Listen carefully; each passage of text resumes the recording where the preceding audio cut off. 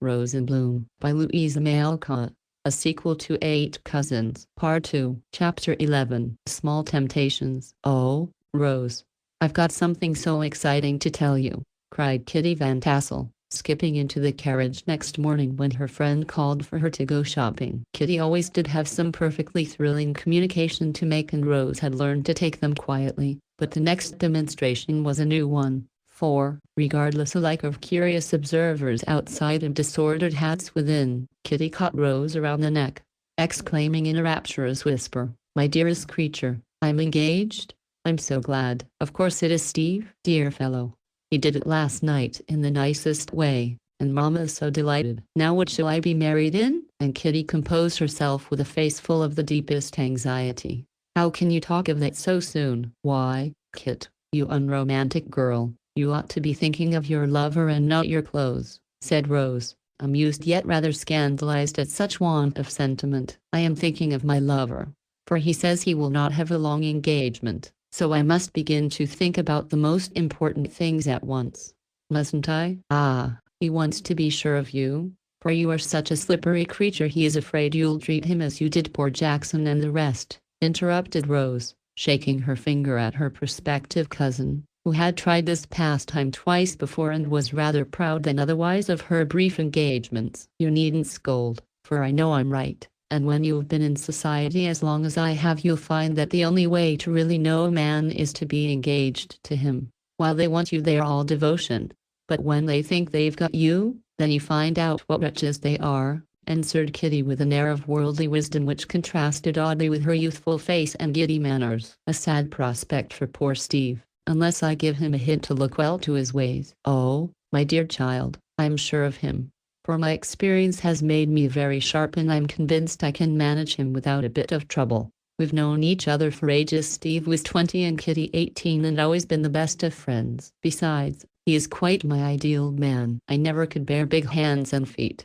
and his are simply adorable. Then he's the best dancer I know and dresses in perfect taste. I really do believe I fell in love with his pocket handkerchiefs first. They were so enchanting I couldn't resist," laughed Kitty, pulling a large one out of her pocket and burying her little nose in the folds, which shed a delicious fragrance upon the air. "Now, that looks promising, and I begin to think you have got a little sentiment after all," said Rose, well pleased, for the merry brown eyes had softened suddenly and a quick color came up in Kitty's cheek as she answered, still half hiding her face in the beloved handkerchief, "Of course I have, lots of it, only I'm ashamed to show it to most people, because it's the style to take everything in the most nonchalant way." "My gracious, Rose, you'd have thought me a romantic goose last night while Steve proposed in the back parlor, for I actually cried.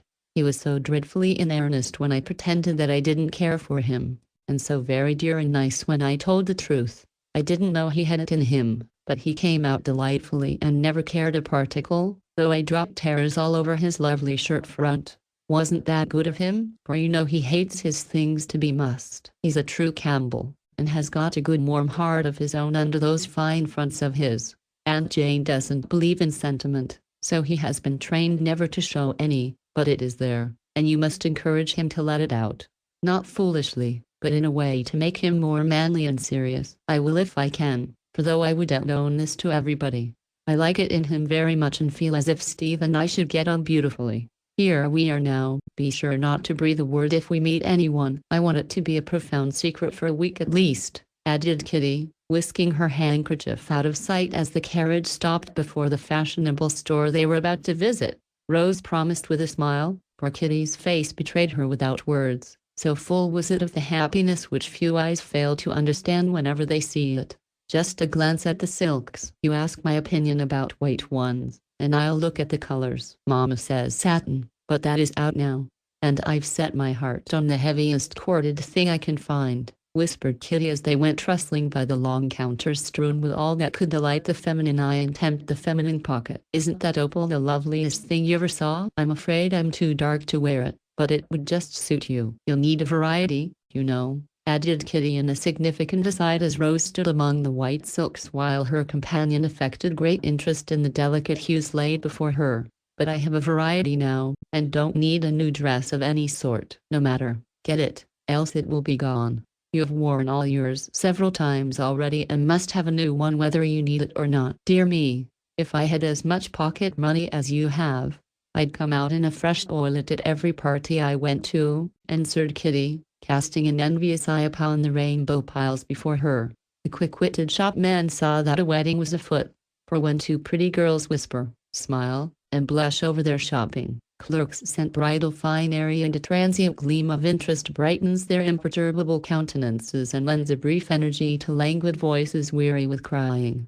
Cash, gathering both silks with a practiced turn of the hand, he held them up for inspection, detecting at a glance which was the bride-elect and which the friend, for Kitty fell back to study the effect of silvery white folds with an absorbing interest impossible to mistake, while Rose sat looking at the opal as if she scarcely heard a bland voice saying, with the rustle of silk so dear to girlish ears, "A superb thing, just opened, all the rage in Paris.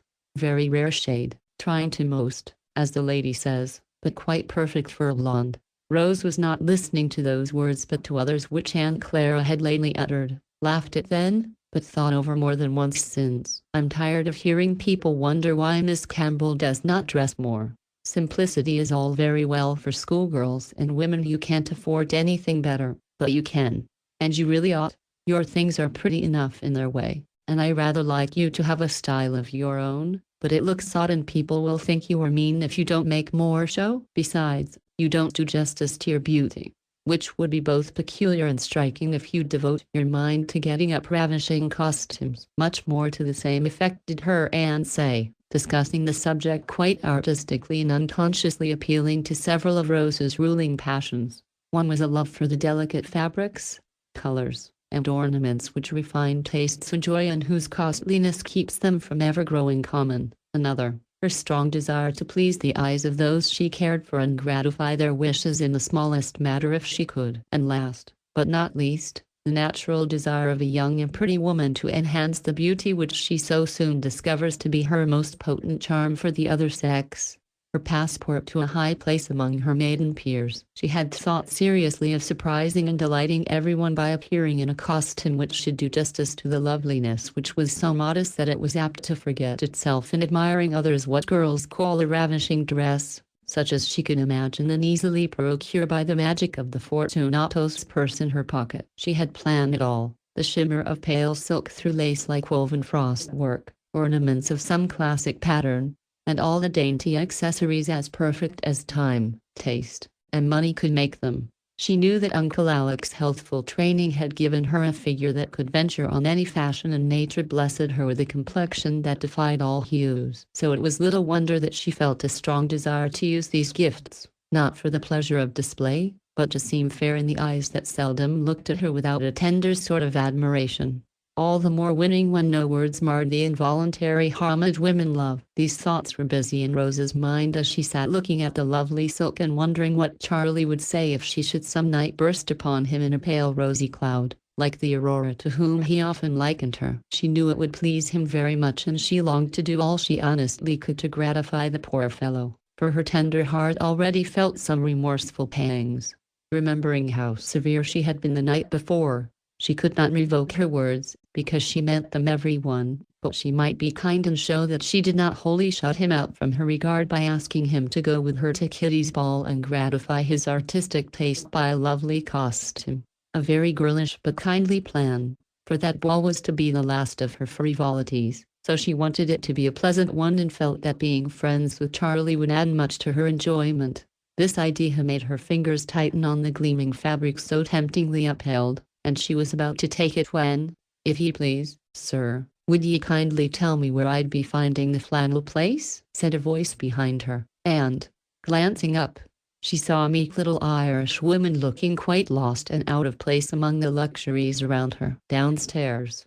Turn to the left," was the clerk's hasty reply, with a vague wave of the hand which left the inquirer more in the dark than ever. Rose saw the woman's perplexity and said kindly, "I'll show you this way. I'm ashamed to be troubling ye, miss, but it's strange I am in it, and wouldn't be coming here at all, barring they told me I'd get the bit I'm wanting cheaper in this big shop than the little ones more becoming the like o' me," explained the little woman humbly. Rose looked again as she led the way through a well-dressed crowd of busy shoppers, and something in the anxious, tired face under the old woolen hood, the bare, purple hands holding fast a meager wallet and a faded scrap of the dotted flannel little children's frocks are so often made of, touched the generous heart that never could see want without an impulse to relieve it. She had meant only to point the way, but, following a new impulse, she went on, listening to the poor soul's motherly prattle about me baby and the trouble it was to find clothes for the growing child, or when me man is out avenue working the bit and sup inconvenient these hard times as they descended to that darksome lower world where necessities take refuge when luxuries crowd them out from the gayer place above. The presence of a lady made Mrs. Sullivan's shopping very easy now, and her one poor bit of flannel grew miraculously into yards of several colors, since the shabby purse was no lighter when she went away, wiping her eyes on the corner of a big, brown bundle, a very little thing, and no one saw it but a wooden-faced clerk, who never told, yet it did Rose good and sent her up into the light again with a sober face, thinking self-reproachfully, what right have I to more gay gowns when some poor babies have none, or to spend time making myself fine while there is so much bitter want in the world? Nevertheless, the pretty things were just as tempting as ever, and she yearned for the opal silk with a renewed yearning when she got back. It is not certain that it would not have been bought in spite of her better self if a good angel in the likeness of a stout lady with silvery curls about the benevolent face, enshrined in a plain bonnet, had not accosted her as she joined Kitty, still brooding over the wedding gowns. I waited a moment for you, my dear, because I'm in haste, and very glad to save myself a journey or a note, began the newcomer in a low tone as Rose shook hands with the most affectionate respect. You know the great box factory was burned a day or two ago and over 100 girls thrown out of work. Some were hurt and are in the hospital, many have no homes to go to, and nearly all need temporary help of some sort. We've had so many calls this winter I hardly know which way to turn, for want is pressing, and I've had my finger in so many purses I'm almost ashamed to ask again. Any little contribution? Thank you. I was sure you wouldn't fail me, my good child. And Mrs. Gardner warmly pressed the hand that went so quickly into the little portmanteau and came out so generously filled. Let me know how else I can help, and thank you very much for allowing me to have a share in your good works, said Rose, forgetting all about gay gowns as she watched the black bonnet go briskly away with an approving smile on the fine old face inside it. You extravagant thing. How could you give so much? Whispered Kitty, whose curious eye had seen 3 figures on the single bill which had so rapidly changed hands. I believe if Mrs. Gardner asked me for my head I should give it to her, answered Rose lightly. Then, turning to the silks, she asked, which have you decided upon? The yellow, white, or the blue, the corded or the striped? I've decided nothing, except that you are to have the pink and wear it at my ball, said Kitty, who had made up her mind, but could not give her orders till Mama had been consulted. No, I can't afford it just yet. I never overstep my allowance, and I shall have to if I get any more finery. Come, we ought not to waste time here if you have all the patterns you want. And Rose walked quickly away, glad that it was out of her power to break through 2 resolutions which hitherto had been faithfully kept, one to dress simply for example's sake, the other not to be extravagant for charity's sake. As Rosamond had her day of misfortunes, so this seemed to be one of small temptations to Rose. After she had set Kitty down at home and been to see her new houses, she drove about doing various errands for the aunts and, while waiting in the carriage for the execution of an order, young Pemberton came by. As Steve said, this gentleman had been hard hit and still hovered moth-like about the forbidden light. Being the most eligible party of the season, his regard was considered a distinction to be proud of, and Rose had been well scolded by Aunt Claire for refusing so honorable a mate. The girl liked him, and he was the suitor of whom she had spoken so respectfully to Dr. Rowlatt because he had no need of the heiress and had sincerely loved Rose. He had been away, and she hoped had gotten over his disappointment as happily as the rest, but now when he saw her, and came hurrying up so hungry for a word, she felt that he had not forgotten and was too kind to chill him with the bow which plainly says don't stop.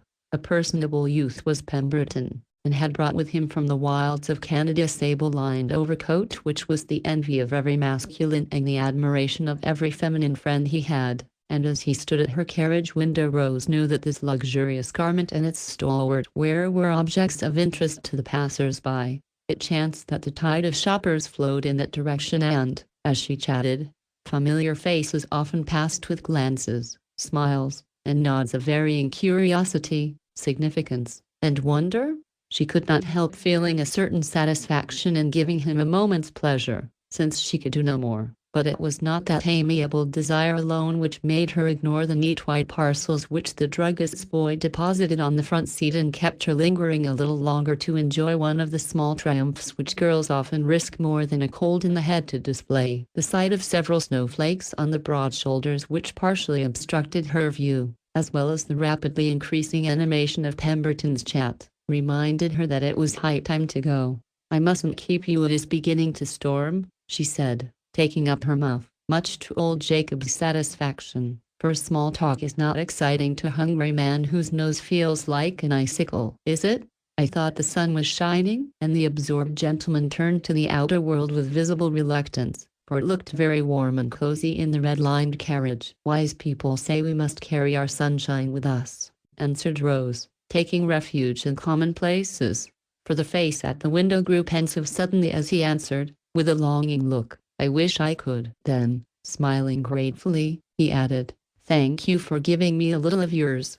You are very welcome." And Rose offered him her hand while her eyes mutely asked pardon for withholding her leave to keep it. He pressed it silently and, shouldering the umbrella which he forgot to open, turned away with an up again and take another expression, which caused the soft eyes to follow him admiringly. "I ought not to have kept him a minute longer than I could help, for it wasn't all pity. It was my foolish wish to show off and do as I liked for a minute, to pay for being good about the gown. Oh, me, how weak and silly I am in spite of all my trying." And Miss Campbell fell into a remorseful reverie, which lasted till she got home. "Now, young man, what brought you out in this driving storm?" asked Rose as Jamie came stamping in that same afternoon. "Mama sent you a new book, thought you'd like it." "I don't mind your old storms," replied the boy, wrestling his way out of his coat and presenting a face as round and red and shiny as a well-polished Baldwin apple. "Much obliged, it is just the day to enjoy it, and I was longing for something nice to read,"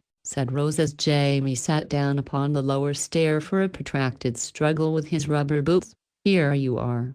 "Then no, yes, I do believe I've forgotten it, after all," cried Jamie, slapping his pockets one after the other with a dismayed expression of countenance. "Never mind, I'll hunt up something else.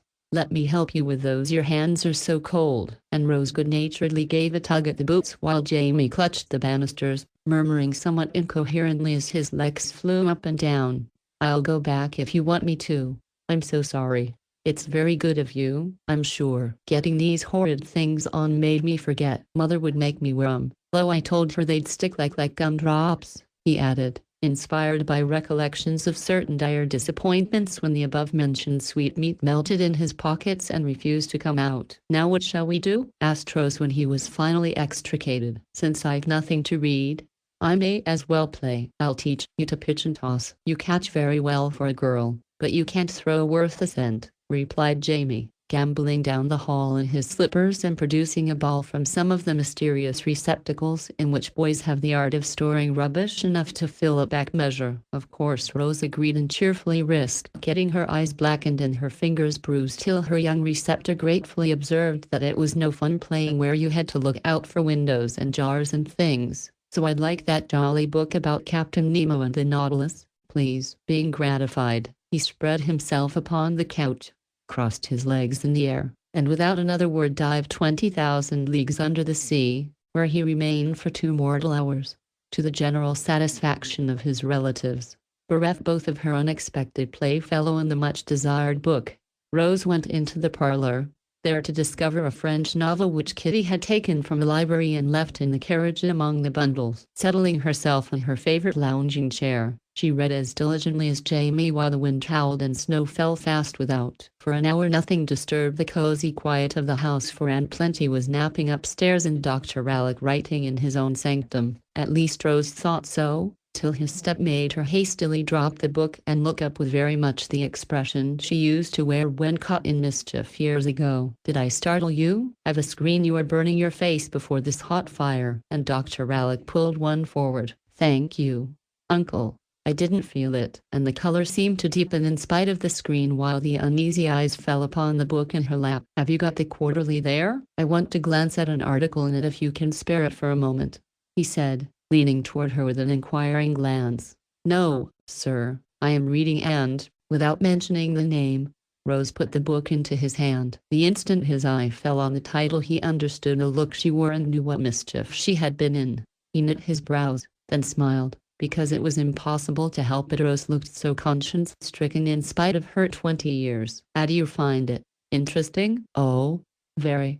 I felt as if I was in another world and forgot all about this. Not a very good world, I fancy, if you were afraid or ashamed to be found in it. Where did this come from? Asked Dr. Alcott, surveying the book with great disfavor. Rose told him, and added slowly, I particularly wanted to read it, and fancied I might, because you did when it was so much talked about the winter we were in Rome. I did read it to see if it was fit for you, and decided that it was not, I suppose, since you never gave it to me? Yes. Then I won't finish it. But, Uncle, I don't see why I should not, added Rose wistfully, for she had reached the heart of the romance and found it wonderfully fascinating. You may not see, but don't you feel why not? Asked Dr. Alcott gravely. Rose leaned her flushed cheek on her hand and thought a minute, then looked up and answered honestly, yes, I do, but can't explain it, except that I know something must be wrong, because I blushed and started when you came in. Exactly. And the doctor gave an emphatic nod, as if the symptoms pleased him. But I really don't see any harm in the book so far. It is by a famous author, wonderfully well written, as you know, and the characters so lifelike that I feel as if I should really meet them somewhere. I hope not, ejaculated the doctor, shutting the book quickly, as if to keep the objectionable beings from escaping. Rose laughed, but persisted in her defense, for she did want to finish the absorbing story, yet would not without leave. I have read French novels before, and you gave them to me. Not many, to be sure, but the best. So I think I know what is good and shouldn't like this if it was harmful. Her uncle's answer was to reopen the volume and turn the leaves an instant as if to find a particular place. Then he put it into her hand, saying quietly, read a page or two aloud, translating as you go. You used to like that, try it again. Rose obeyed and went glibly down a page, doing her best to give the sense in her purest English. Presently she went more slowly, then skipped a sentence here and there, and finally stopped short, looking as if she needed a screen again. What's the matter? Asked her uncle, who had been watching her with a serious eye. Some phrases are untranslatable, and it only spoils them to try. They are not amiss in French, but sound coarse and bad in our blunt English, she said a little pettishly, for she felt annoyed by her failure to prove the contested point. Ah, my dear, if the fine phrases won't bear putting into honest English, the thoughts they express won't bear putting into your innocent mind. That chapter is the key to the whole book. And if you had been led up, or rather down, to it artfully and artistically, you might have read it to yourself without seeing how bad it is. All the worse for the undeniable talent which hides the evil so subtly and makes the danger so delightful. He paused a moment, then added with an anxious glance at the book, over which she was still bending, finish it if you choose, only remember, my girl, that one may read at 40 what is unsafe at 20, and that we never can be too careful what food we give that precious yet perilous thing called imagination. And taking his review, he went away to look over a learned article which interested him much less than the workings of a young mind nearby. Another long silence, broken only by an occasional excited bounce from Jamie when a sociable cuttlefish looked in at the windows or the Nautilus scuttled a ship or two in its terrific course. A bell rang, and the doctor popped his head out to see if he was wanted. It was only a message for Aunt Plenty, and he was about to pop in again when his eye was caught by a square parcel on the slab. What's this? He asked, taking it up. Rose wants me to leave it at Kitty Van's when I go. I forgot to bring her book from Mama, so I shall go and get it as soon as ever I've done this, replied Jamie from his nest. As the volume in his hands was a corpulent one, and Jamie only a third of the way through, Dr. Alcott thought Rose's prospect rather doubtful and, slipping the parcel into his pocket, he walked away, saying with a satisfied air, virtue doesn't always get rewarded, but it shall be this time if I can do it. More than half an hour afterward, Rose woke from a little nap and found the various old favorites with which she had tried to solace herself replaced by the simple, Wholesome story promised by Aunt Jessie. Good boy. I'll go and thank him, she said half aloud, jumping up, wide awake and much pleased. But she did not go, for just then she spied her uncle standing on the rug warming his hands with a generally fresh and breezy look about him which suggested a recent struggle with the elements. How did this come? She asked suspiciously. A man brought it.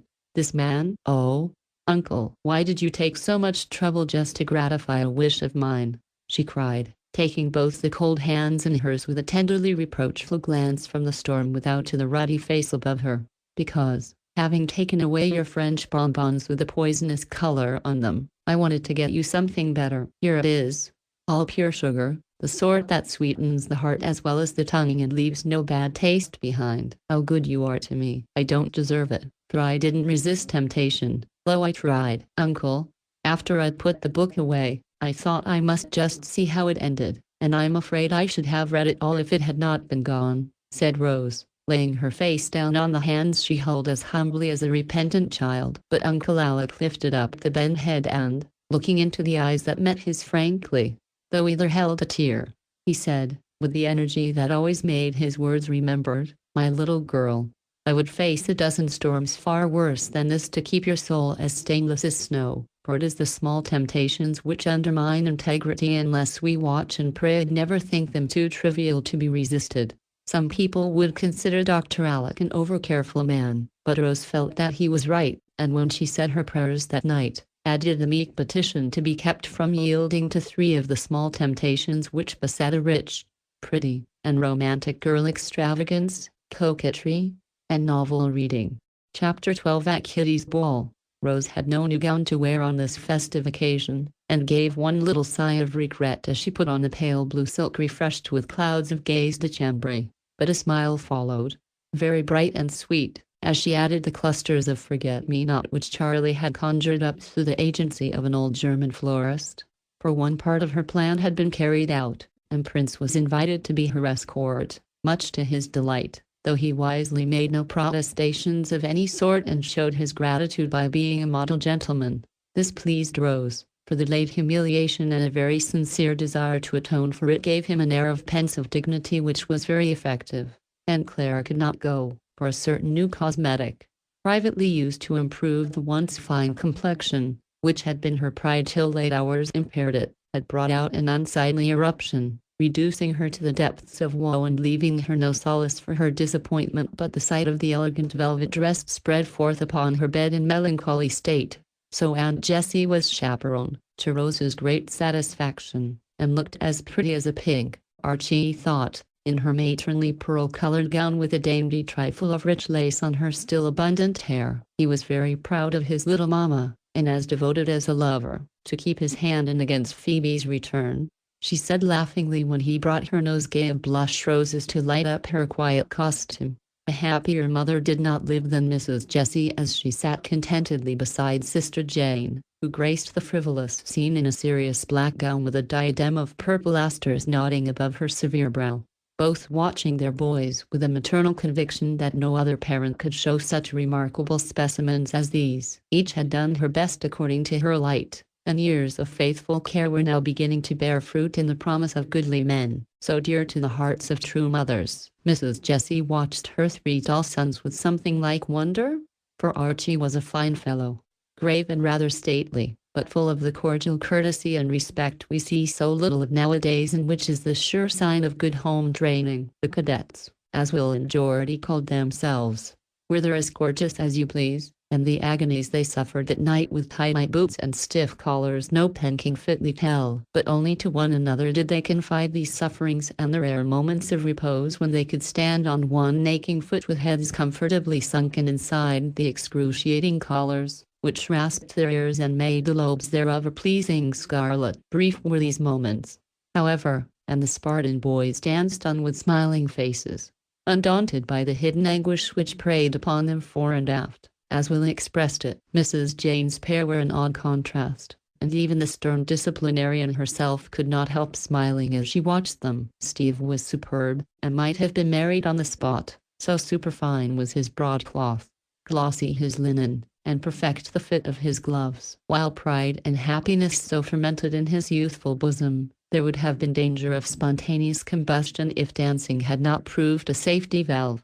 for his strong sense of the proprieties would not permit him to vent his emotions in any other way. Kitty felt no such restraint, and looked like a blissful little gypsy, with her brunette prettiness set off by a dashing costume of cardinal and cream color and every hair on her head curled in a merry Pecksniffian crop, for youth was her strong point, and she much enjoyed the fact that she had been engaged 3 times before she was 19. To see her and Steve spin around the room was a sight to bring a smile to the lips of the crustiest bachelor or saddest spinster, for happy lovers are always a pleasing spectacle, and 2 such merry little grigs as these are seldom seen. Mac, meantime, with glasses astride his nose, surveyed his brother's performances on the light fantastic very much as a benevolent Newfoundland would the gambols of a toy terrier, receiving with thanks the hasty hints for his guidance which Steve breathed into his ear as he passed and forgetting all about them the next minute. When not thus engaged, Mac stood about with his thumbs in his vest pockets,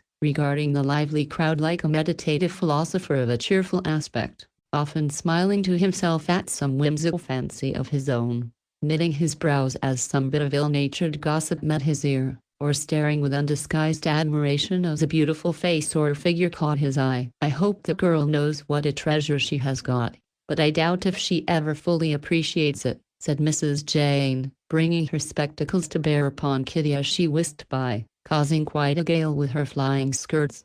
"I think she will, for Steve has been so well brought up, she cannot but see and feel the worth of what she has never had, and being so young she will profit by it," answered Mrs. Jessie softly, thinking of the days when she and her Jem danced together, just betrothed. "I've done my duty by both the boys, and done it thoroughly, or their father would have spoilt them, for he's no more idea of discipline than a child." And Aunt Jane gave her own palm a smart rap with her closed fan, emphasizing the word thoroughly in a most suggestive manner. "I've often wished I had your firmness, Jane, but after all, I'm not sure that I don't like my own way best, at least with my boys, for plenty of love, and plenty of patience, seem to have succeeded pretty well." And Aunt Jessie lifted the nosegay from her lap, feeling as if that unfailing love and patience were already blooming into her life as beautifully as the sweet-breathed roses given by her boy refreshed and brightened these long hours of patient waiting in a corner.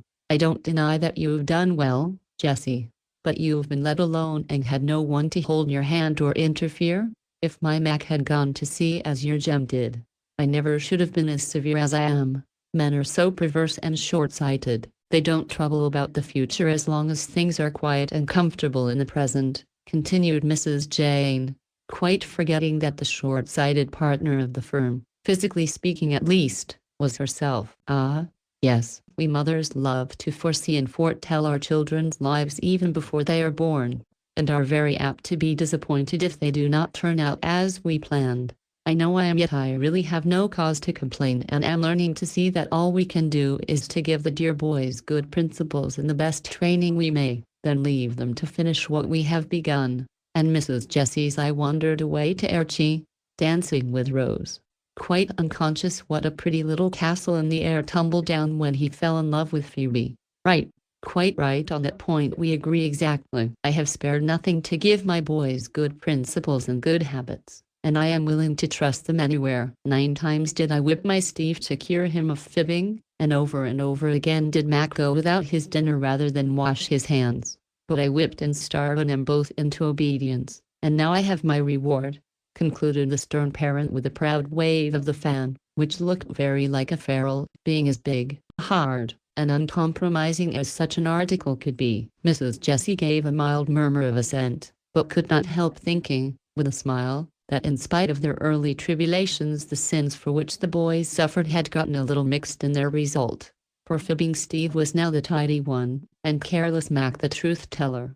But such small contradictions will happen in the best regulated families, and all perplexed parents can do is to keep up a steadfast preaching and practicing in the hope that it will bear fruit sometime, for according to an old proverb, children pick up words as pigeons peas, to utter them again as God shall please. "I hope they won't dance the child to death among them, for each one seems bound to have his turn, even your sober Mac," said Mrs. Jessie a few minutes later as she saw Archie hand Rose over to his cousin, who carried her off with an air of triumph from several other claimants. She's very good to him, and her influence is excellent, for he is of an age now when a young woman's opinion has more weight than an old one's, though he is always good to his mother, and I feel as if I should take great comfort in him. He's one of the sort who will not marry till late, if ever, being fond of books and a quiet life, responded Mrs. Jane, remembering how often her son had expressed his belief that philosophers should not marry, and brought up Plato as an example of the serene wisdom to be attained only by a single man, while her husband sided with Socrates,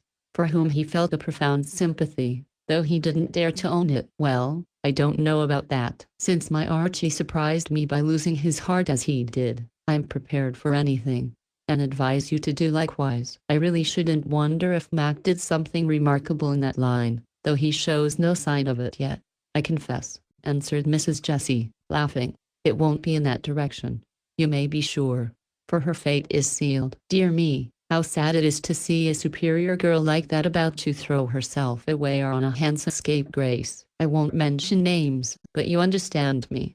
And Mrs. Jane shook her head, as if she could mention the name of one superior girl who had thrown herself away and now saw the folly of it. I'm very anxious, of course, and so is Alec, but it may be the saving of one party and the happiness of the other, for some women love to give more than they receive, said Mrs. Jessie, privately wondering, for the 1000th time, why Brother Mac ever married the learned Miss Humphreys.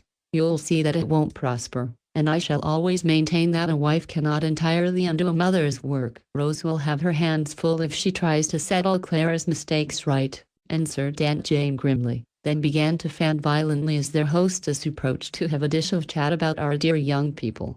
Rose was in a merry mood that night, and found Mac quite ready for fun, which was fortunate, since her first remark set them off on a droll subject. Oh, Mac, Annabelle has just confided to me that she is engaged to Fancy. Think of her going to housekeeping in Canton someday and having to order rats, puppies, and bird's nest soup for dinner, whispered Rose, too much amused to keep the news to herself. By Confucius, isn't that a sweet prospect?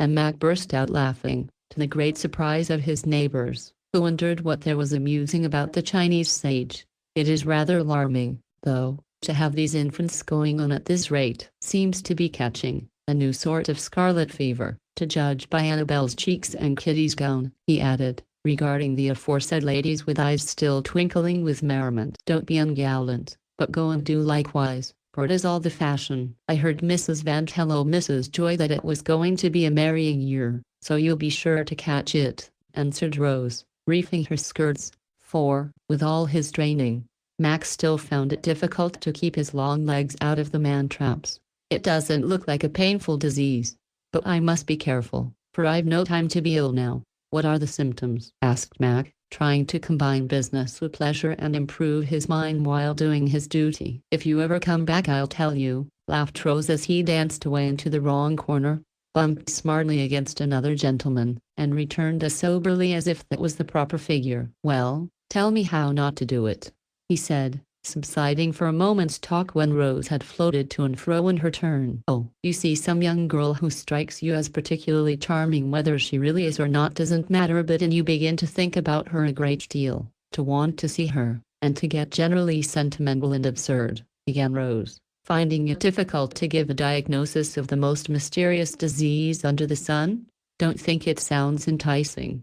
Can't I find an antidote somewhere? For if it is in the air this year I'm sure to get it, and it may be fatal, said Mac, who felt pretty lively and liked to make Rose merry, for he suspected that she had a little trouble from a hint Dr. Alec had given him. I hope you will catch it, because you'll be so funny. Will you take care of me as you did before, or have you got your hands full? I'll help, but really with Archie and Steve and Charlie, I shall have enough to do.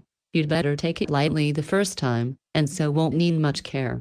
Very well. How shall I begin? Enlighten my ignorance and start me right, I beg. Go about and see people, make yourself agreeable, and not sit in corners observing other people as if they were puppets dancing for your amusement. I heard Mrs. Van once say that propinquity works wonders, and she ought to know, having married off 2 daughters, and just engaged a 3rd to a most charming young man. Good lack, the cure sounds worse than the disease. Propinquity, hey? Why, I may be in danger this identical moment and can't flee for my life, said Mac, gently catching her round the waist for a general waltz. Don't be alarmed, but mind your steps, for Charlie is looking at us, and I want you to do your best. That's perfect. Take me quite round, for I love to waltz and seldom get a good turn except with you boys, said Rose, smiling up at him approvingly as his strong arm guided her among the revolving couples and his feet kept time without a fault. This certainly is a great improvement on the chair business,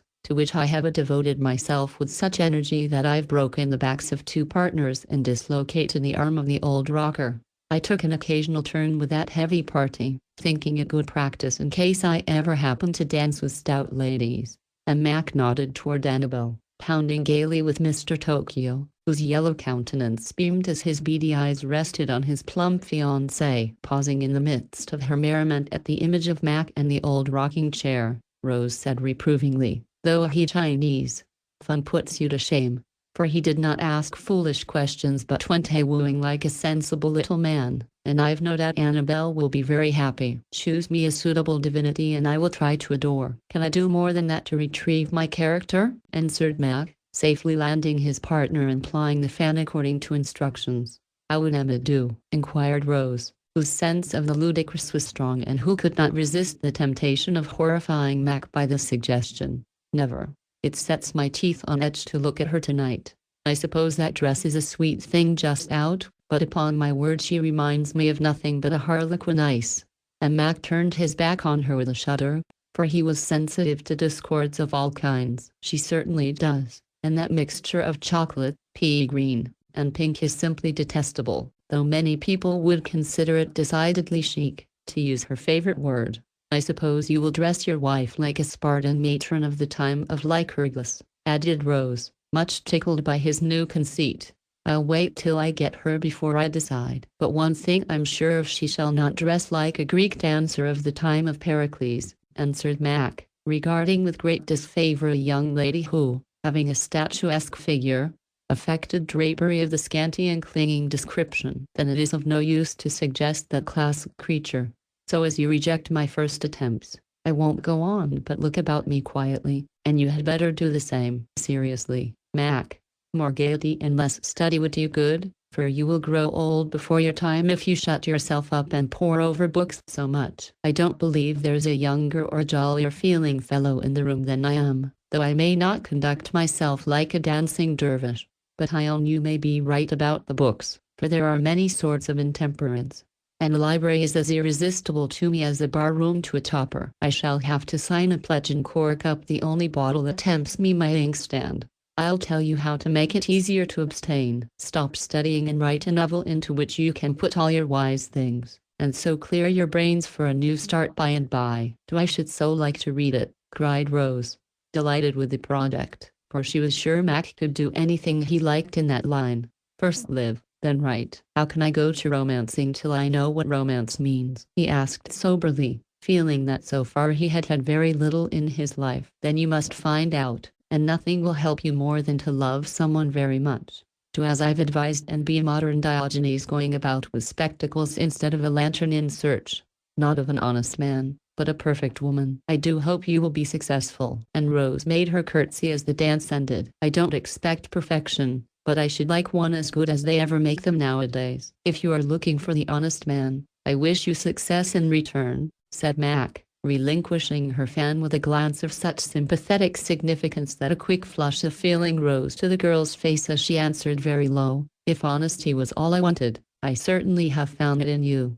Then she went away with Charlie, who was waiting for his turn, and Mac roamed about, wondering if anywhere in all that crowd his future wife was hidden, saying to himself, as he glanced from face to face, quite unresponsive to the various allurements displayed, what care I how fair she be, if she be not fair for me. Just before supper several young ladies met in the dressing room to repair damages and, being friends, they fell into discourse as they smoothed their locks and had their tattered furbelows sewed or pinned up by the neat-handed Phyllis in waiting. When each had asked the other, "How do I look tonight, dear?"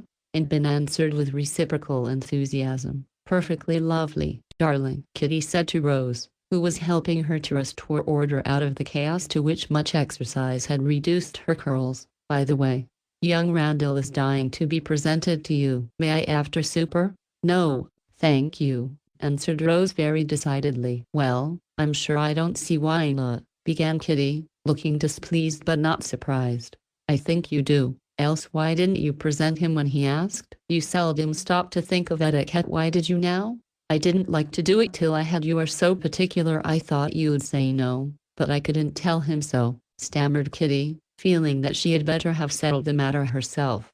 For Rose was very particular and had a special reason to dislike this person because he was not only a dissipated young reprobate himself but seemed possessed of Satan to lead others astray likewise. I don't wish to be rude, dear, but I really must decline, for I cannot know such people, even though I meet them here, said Rose, remembering Charlie's revelations on New Year's night and hardening her heart against the man who had been his undoing on that as well as on other occasions. She had reason to believe. I couldn't help it. Old Mr. Randall and Papa are friends, and though I spoke of it, Brother Alf wouldn't hear of passing that bad boy over, explained Kitty eagerly. Yet Alf forbade you driving or skating with him, for he knows better than we how unfit he is to come among us. I'd drop him tomorrow if I could, but I must be civil in my own house. His mother brought him, and he won't dare to behave here as he does at their bachelor parties. She ought not to have brought him till he had shown some desire to mend his ways. It is none of my business, I know, but I do wish people wouldn't be so inconsistent, letting boys go to destruction and then expecting us girls to receive them like decent people. Rose spoke in an energetic whisper, but Annabel heard her and exclaimed, as she turned round with a powder puff in her hand, my goodness, Rose, what is all that about going to destruction? She is being strong-minded, and I don't very much blame her in this case, but it leaves me in a dreadful scrape, said Kitty, supporting her spirits with a sniff of aromatic vinegar. I appeal to you, since you heard me, and there's no one here but ourselves. Do you consider young Randall a nice person to know? And Rose turned to Annabel and Emma with an anxious eye, for she did not find it easy to abide by her principles when so doing annoyed friends. No, indeed, he's perfectly horrid. Papa says he and Gorham are the wildest young men he knows, and enough to spoil the whole set. I'm so glad I've got no brothers, responded Annabel, placidly powdering her pink arms, quite undeterred by the memory of sundry white streaks left on sundry coat sleeves. I think that sort of scrupulousness is very ill-bred, if you'll excuse my saying so, Rose.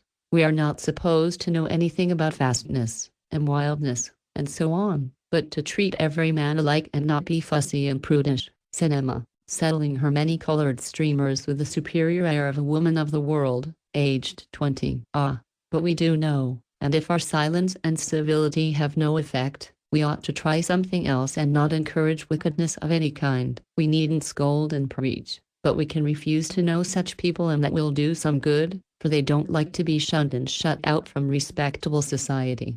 Uncle Alec told me not to know that man, and I won't. Rose spoke with unusual warmth, forgetting that she could not tell the real reason for her strong prejudice against that man. Well, I know him. I think him very jolly, and I'm engaged to dance the German with him after supper. He leads quite as well as your cousin Trilly and is quite as fascinating, some people think, returned Emma, tossing her head disdainfully. For Prince Charming did not worship at her shrine, and it piqued her vanity. In spite of her quandary, Rose could not help smiling as she recalled Mac's comparison, for Emma turned so red with spiteful chagrin. She seemed to have added strawberry ice to the other varieties composing the harlequin. Each must judge for herself. I shall follow Aunt Jessie's advice and try to keep my atmosphere as pure as I can, for she says every woman has her own little circle and in it can use her influence for good, if she will.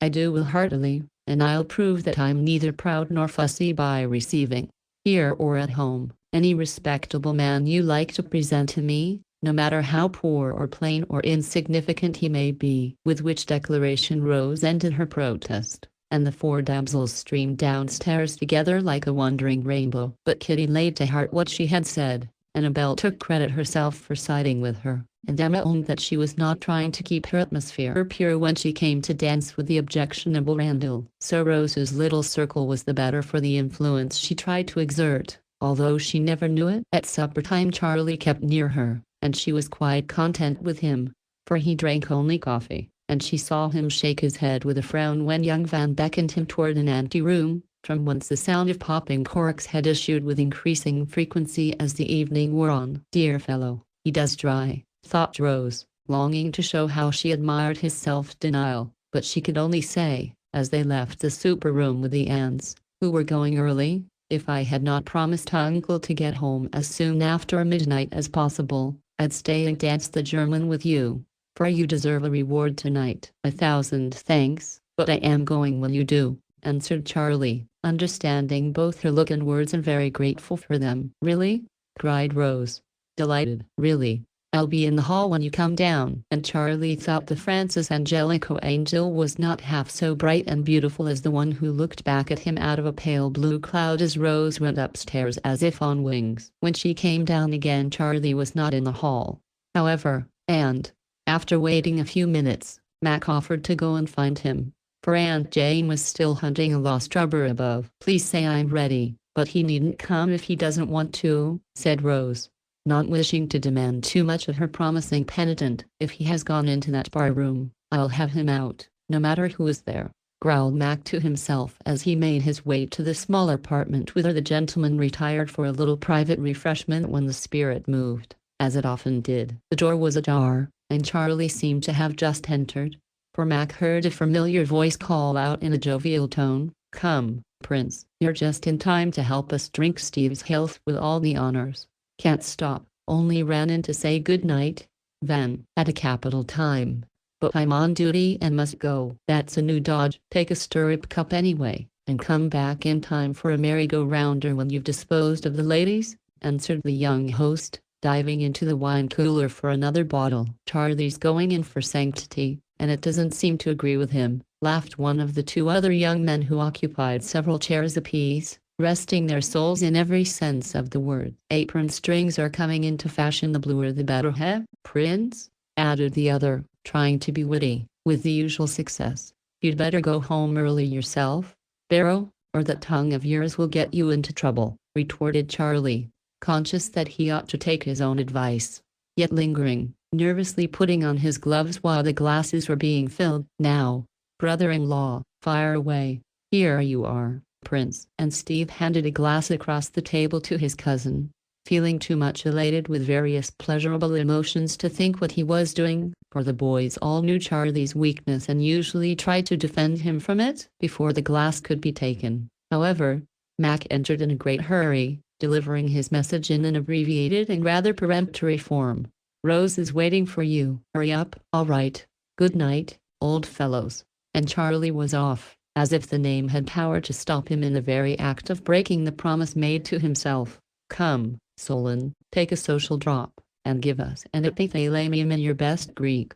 Here's to you." And Steve was lifting the wine to his own lips when Mac knocked the glass out of his hand with a flash of the eye that caused his brother to stare at him with his mouth open in an imbecile sort of way, which seemed to excite Mac still more, for, turning to his young host, he said, in a low voice, and with a look that made the gentlemen on the chairs sit up suddenly, "I beg pardon, Van, for making a mess, but I can't stand by and see my own brother tempt another man beyond his strength or make a brute of himself. That's plain English, but I can't help speaking out, for I know not one of you would willingly hurt Charlie, and you will if you don't let him alone. What do you pitch into me for? I've done nothing." "A fellow must be civil in his own house, mustn't he?" asked Van good-humoredly as he faced about, corkscrew in hand. "Yes, but it is not civil to urge or joke a guest into doing what you know and he knows is bad for him. That's only a glass of wine to you, but it is perdition to Charlie, and if Steve knew what he was about,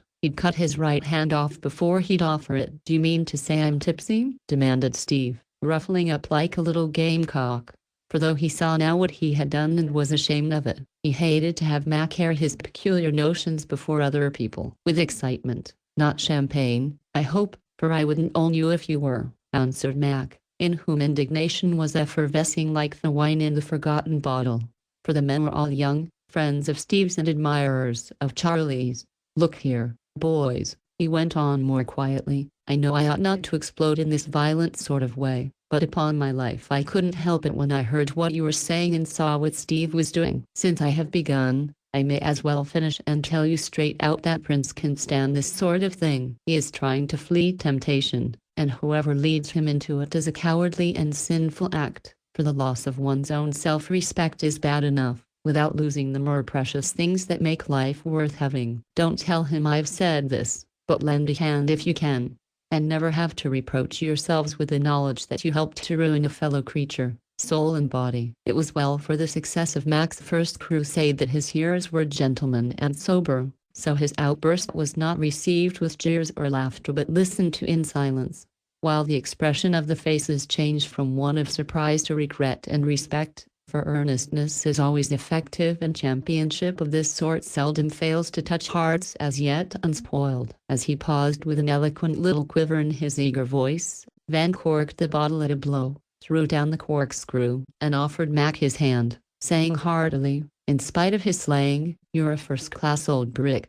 I'll lend a hand for one, and do my best to back up Charlie, for he's the finest fellow I know, and shan't go to the devil like poor Randall if I can help it." Murmurs of applause from the others seemed to express a general assent to this vigorous statement, and, giving the hand a grateful shake, Mac retreated to the door, anxious to be off now that he had freed his mind with such unusual impetuosity. "Count on me for anything I can do in return for this, Van. I'm sorry to be such a marplot, but you can take it out in quizzing me after I'm gone. I'm fair game, and Steve can set you going." With that, Mac departed as abruptly as he had come, feeling that he had made a mess of it, but comforting himself with the thought that perhaps he had secured help for Charlie at his own expense, and thinking with a droll smile as he went back to his mother, "My romance begins by looking after other girls' lovers instead of finding a sweetheart for myself, but I can tell Rose, so she won't laugh at me."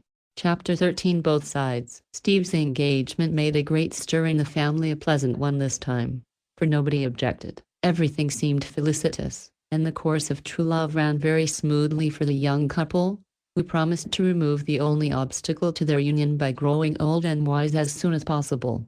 If he had not been so genuinely happy, the little lover's airs would have been unbearable, for he patronized all mankind in general, his brother and elder cousins in particular. "Now, that is the way to manage matters," he declared, standing before the fire in Aunt Clara's billiard room a day or two after the ball, with his hands behind his back. "No nonsense, no delay, no domestic woes or tragic separations. Just choose with taste and judgment. Make yourself agreeable through thick and thin, and when it is perfectly evident that the dear creature adores the ground you walk on, say the word like a man, and there you are." All very easy to do that with a girl like Kitty, who has no confounded notions to spoil her and trip you up every time you don't exactly toe the mark, muttered Charlie, knocking the balls about as if it were a relief to hit something, for he was in a gloriously bad humor that evening, because time hung heavy on his hands since he had forsworn the company he could not keep without danger to himself. "You should humor those little notions, for all women have them, and it needs tact to steer clear of them. Kitty's got dozens, but I treat them with respect, have my own way when I can, give in without growling when I can't, and we get on like a couple of spoons," put in Charlie, who felt that he had not steered clear and so suffered shipwreck in sight of land. Steve meant to have said doves, but his cousin's levity caused him to add with calm dignity, "reasonable beings," and then revenged himself by making a good shot which won him the game. "You always were a lucky little dog, Steve. I don't begrudge you a particle of your happiness, but it does seem as if things weren't quite fair sometimes," said Archie, suppressing an envious sigh, for, though he seldom complained, it was impossible to contrast his own and his cousin's prospects with perfect equanimity. "His worth shines forth the brightest who in hope always confides. The abject soul despairs," observed Mac, quoting Euripides in a conversational tone as he lay upon the divan reposing after a hard day's work. "Thank you," said Archie, brightening a little, for a hopeful word from any source was very comfortable. "That's your favorite trip, isn't it?" He was a wise old boy, but you could find advice as good as the nearer home, put in Steve, who just then felt equal to slapping Plato on the shoulder, so elated was he at being engaged first of all the lot, as he gracefully expressed it. "Don't hello till you are out of the wood. Dandy Mrs. Kidd has jilted 2 men, and me a third, so you'd better not brag of your wisdom too soon, for she may make a fool of you yet," said Charlie, cynically, his views of life being very gloomy about this time. No, she won't, Steve. If you do your part honestly, there's the making of a good little woman in Kitty, and she has proved it by taking you instead of those other fellows. You are not a Solomon, but you're not spoilt yet, and she had the sense to see it, said Mac encouragingly from his corner, for he and his brother were better friends than even since the little scene at the Van Tassels. Here, here, cried Steve, looking more than ever like a cheerful young cockerel trying to crow as he stood upon the hearth-rug with his hands under his coat-tails, rising and falling alternately upon the toes and heels of his neat little boots. Come, you have given them each a pat on the head, haven't you got one for me? I need it enough, for if ever there was a poor devil born under an evil star, it is C.C. Campbell, exclaimed Charlie, leaning his chin on his cue with a discontented expression of countenance, for trying to be good is often very hard work till one gets used to it. Oh, yes, I can accommodate you. And, as if his words suggested the selection, Mac, still lying flat upon his back, repeated one of his favorite bits from Beaumont and Fletcher, for he had a wonderful memory and could reel off poetry by the hour together. Man is his own star, and the soul that can render an honest and a perfect man commands all light, all influence, all fate. Nothing to him falls early or too late. Our acts our angels are, or good or ill, are fatal shadows that walk by us still. Confoundedly bad angels they were too, muttered Charlie ruefully, remembering the one that undid him. His cousins never knew exactly what occurred on New Year's night, but suspected that something was amiss, for Charlie had the blues, and Rose, though as kind as ever, expressed no surprise at his long absences. They had all observed and wondered at this state of things, yet discreetly made no remark till Steve, who was as inquisitive as a magpie, seized this opportunity to say in a friendly tone, which showed that he bore no malice for the dark prophecy regarding his Kitty's faithfulness, "What's the trouble, Prince? You are so seldom in a bad humor that we don't know what to make of it and all feel out of spirits when you have the blues." Had a tiff with Rose? Never you mind, little boy, but this I will say: the better women are, the more unreasonable they are. They don't require us to be saints like themselves, which is lucky, but they do expect us to render an honest and a perfect man sometimes, and that is asking rather too much in a fallen world like this, said Charlie, glad to get a little sympathy, though he had no intention of confessing his transgressions. No, it isn't, said Mac, decidedly. Much you know about it, began Charlie, ill-pleased to be so flatly contradicted. Well, I know this much, added Mac, suddenly sitting up with his hair in a highly disheveled condition. It is very unreasonable in us to ask women to be saints and then expect them to feel honored when we offer them our damaged hearts or, at best, one not half as good as theirs. If they weren't blinded by love, they'd see what a mean advantage we take of them and not make such bad bargains. Upon my word, the philosopher is coming out strong upon the subject. We shall have him preaching women's rights directly, said Steve, much amazed at this outburst. I've begun, you see, and much good may it do you, answered Mac, laying himself placidly down again. Well, but look here, man, you are arguing on the wrong side, put in Archie, quite agreeing with him, but feeling that he must stand by his order at all costs. Never mind sides. Uphold the right wherever you find it. You needn't stare, Steve. I told you I was going to look into this matter. And I am. You think I'm wrapped up in books, but I see a great deal more of what is going on around me than you imagine, and I'm getting on in this new branch, let me tell you, quite as fast as is good for me, I dare say. Going in for perfection, are you? Asked Charlie, both amused and interested, for he respected Mac more than he owned even to himself. And though he had never alluded to the timely warning, neither forgot. Yes, I think of it.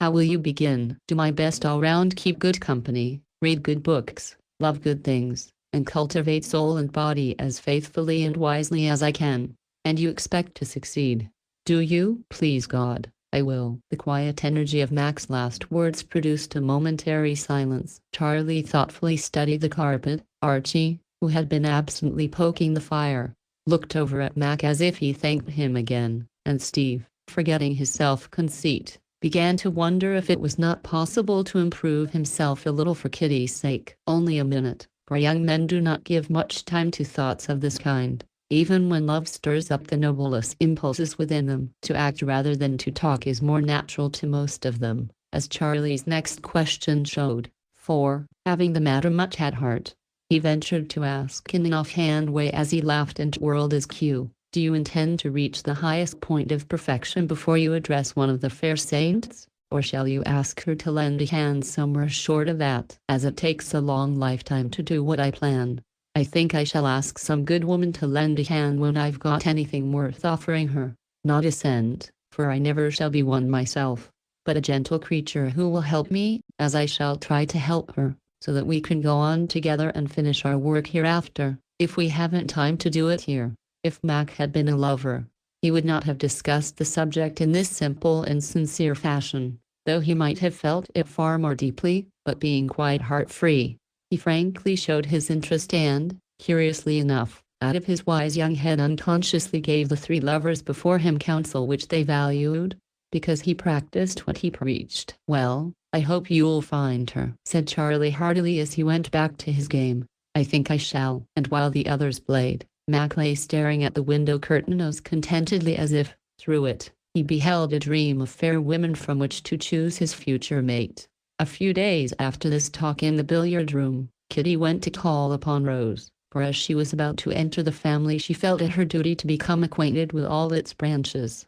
This branch, however, she cultivated more assiduously than any other and was continually running in to confer with Cousin Rose, whom she considered the wisest, dearest, kindest girl ever created. And Rose, finding that, in spite of her flighty head, Kitty had a good heart of her own, did her best to encourage all the new hopes and aspirations springing up in it under the warmth of the first genuine affection she had ever known. "My dear, I want to have some serious conversation with you upon a subject in which I take an interest for the first time in my life," began Miss Kitty, seating herself and pulling off her gloves as if the subject was one which needed a firm grasp. "Tell away, and don't mind if I go on working, as I want to finish this job today," answered Rose, with a long-handled paintbrush in her hand and a great pair of shears at her side. "You are always so busy. What is it now? Let me help. I can talk faster when I'm doing something," which seemed hardly possible, for Kitty's tongue went like a milk clapper at all hours. "Making picture books for my sick babies at the hospital. Pretty work, isn't it? You cut out, and I'll paste them on these squares of gay cambric. Then we just tie up a few pages with ribbon and there's a nice, light, durable book for the poor dears to look at as they lie in their little beds. A capital idea. Do you go there often? However do you find the time for such things?" asked Kitty, busily cutting from a big sheet the touching picture of a parent bird with a red head and a blue tail offering what looked like a small boa constrictor to one of its nestlings, a fat young squab with a green head, yellow body, and no tail at all. "I have plenty of time now. I don't go out so much. For a party uses up 2 days generally, one to prepare for it and one to get over it. You know, people think it is so odd of you to give up society all of a sudden. They say you have turned pious and it is owing to your peculiar bringing up. I always take your part and say it is a pity other girls haven't as sensible an education, for I don't know one who is as satisfactory on the whole as you are." "Much obliged. You may also tell people I gave up gaiety because I value health more. But I haven't forsworn everything of the kind, Kit. I go to concerts and lectures, and all sorts of early things, and have nice times at home, as you know. I like fun as well as ever, but I'm getting on, you see. I must be preparing a little for the serious part of life. One never knows when it may come," said Rose, thoughtfully as she pasted a squirrel upside down on the pink cotton page before her. "That reminds me of what I wanted to say. If you'll believe me, my dear, Steve has got that very idea into his head." "Did your Mac put it there?" asked Kitty, industriously clashing her shears. "No. I've given up lecturing the boys lately. They are so big now they don't like it, and I fancy I'd got into a way that was rather tiresome." "Well, then, he is turning pious too. And what is very singular, I like it. Now don't smile, I really do, and I want to be getting ready for the serious part of life, as you call it. That is, I want to grow better as fast as I can, for Steve says he isn't half good enough for me. Just think of that." Kitty looked so surprised and pleased and proud that Rose felt no desire to laugh at her sudden fancy for sobriety, but said in her most sympathetic tone, "I'm very glad to hear it. for it shows that he loves you in the right way. Is there more than one way? Yes, I fancy so. Because some people improve so much after they fall in love, and others do not at all. Have you never observed that? I never learned how to observe. Of course, I know that some matches turn out well and some don't. But I never thought much about it. Well, I have, for I was rather interested in the subject lately and had a talk with Aunt Jessie and Uncle about it. Gracious, you don't talk to them about such things, do you? Yes, indeed. I ask any questions I like, and always get a good answer. It is such a nice way to learn, Kitty, for you don't have to pore over books, but as things come along you talk about them and remember, and when they are spoken of afterwards you understand and are interested, though you don't say a word. Explained Rose. It must be nice, but I haven't anyone to do so for me. Papa's too busy, and Mom always says when I ask a question, don't trouble your head with such things, child, so I don't. What did you learn about matches turning out well? I'm interested in that, because I want mine to be quite perfect in all respects. After thinking it over, I came to the conclusion that Uncle was right, and it is not always safe to marry a person just because you love him, began Rose, trying to enlighten Kitty without betraying herself. Of course not if they haven't money or are bad, but otherwise I don't see what more is needed, said Kitty wonderingly. One should stop and see if it is a wise love, likely to help both parties and wear well, for you know it ought to last all one's lifetime, and it is very sad if it doesn't. I declare it quite scares me to think of it, for I don't usually go beyond my wedding day in making plans. I remember, though, that when I was engaged the first time you don't know the man. It was just after you went away, and I was only 16. Someone very ill-naturedly said I should marry in haste and repent at leisure, and that made me try to imagine how it would seem to go on year after year with Gustavus, who had a dreadful temper. By the way, and it worried me so to think of it that I broke the engagement, and what was so glad ever afterward. You were a wise girl, and I hope you'll do it again if you find, after a time, that you and Steve do not truly trust and respect as well as love one another. If you don't, you'll be miserable when it is too late, as so many people are who do marry in haste and have a lifetime to repent of it. Aunt Jessie says so, and she knows. Don't be solemn, Rose. It fidgets me to think about lifetimes, and respecting, and all those responsible things. I'm not used to it, and I don't know how to do it. But you must think, and you must learn how before you take the responsibility upon yourself. That is what your life is for, and you mustn't spoil it by doing a very solemn thing without seeing if you are ready for it. Do you think about all this? Asked Kitty, shrugging up her shoulders as if responsibility of any sort did not sit comfortably on them. One has to sometimes, you know. But is that all you wanted to tell me? Added Rose, anxious to turn the conversation from herself. Oh, dear, no. The most serious thing of all is this. Steve is putting himself in order generally, and so I want to do my part. And I must begin right away before my thoughts get distracted with clothes and all sorts of dear, delightful, frivolous things that I can't help liking. Now I wish you'd tell me where to begin. Shouldn't I improve my mind by reading something solid? And Kitty looked over at the well-filled bookcase as if to see if it contained anything large and dry enough to be considered solid. It would be an excellent plan, and we'll look up something. What do you feel as if you needed most? A little of everything, I should say. For when I look into my mind there really doesn't seem to be much there but odds and ends, and yet I'm sure I've read a great deal more than some girls do. I suppose novels don't count, though, and are of no use, for, goodness knows, the people and things they describe aren't a bit like the real ones. Some novels are very useful and do as much good as sermons, I've heard Uncle say, because they not only describe truly, but teach so pleasantly that people like to learn in that way, said Rose, who knew the sort of books Kitty had read and did not wonder that she felt rather astray when she tried to guide herself by their teaching. You pick me out some of the right kind, and I'll apply my mind to them. Then I ought to have some serious views and methods and principles.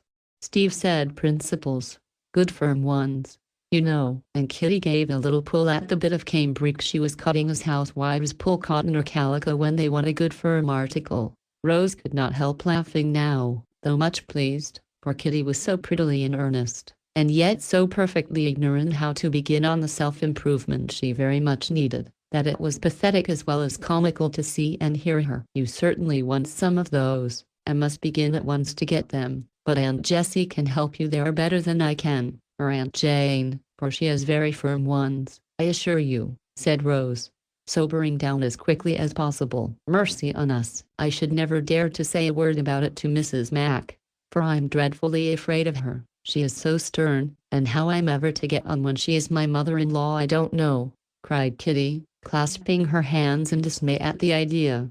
"She isn't half as stern as she looks, and if you go to her without fear, you have no idea how sensible and helpful she is. I used to be frightened out of my wits with her, but now I'm not a bit, and we get on nicely. Indeed, I'm fond of her. She is so reliable and upright in all things.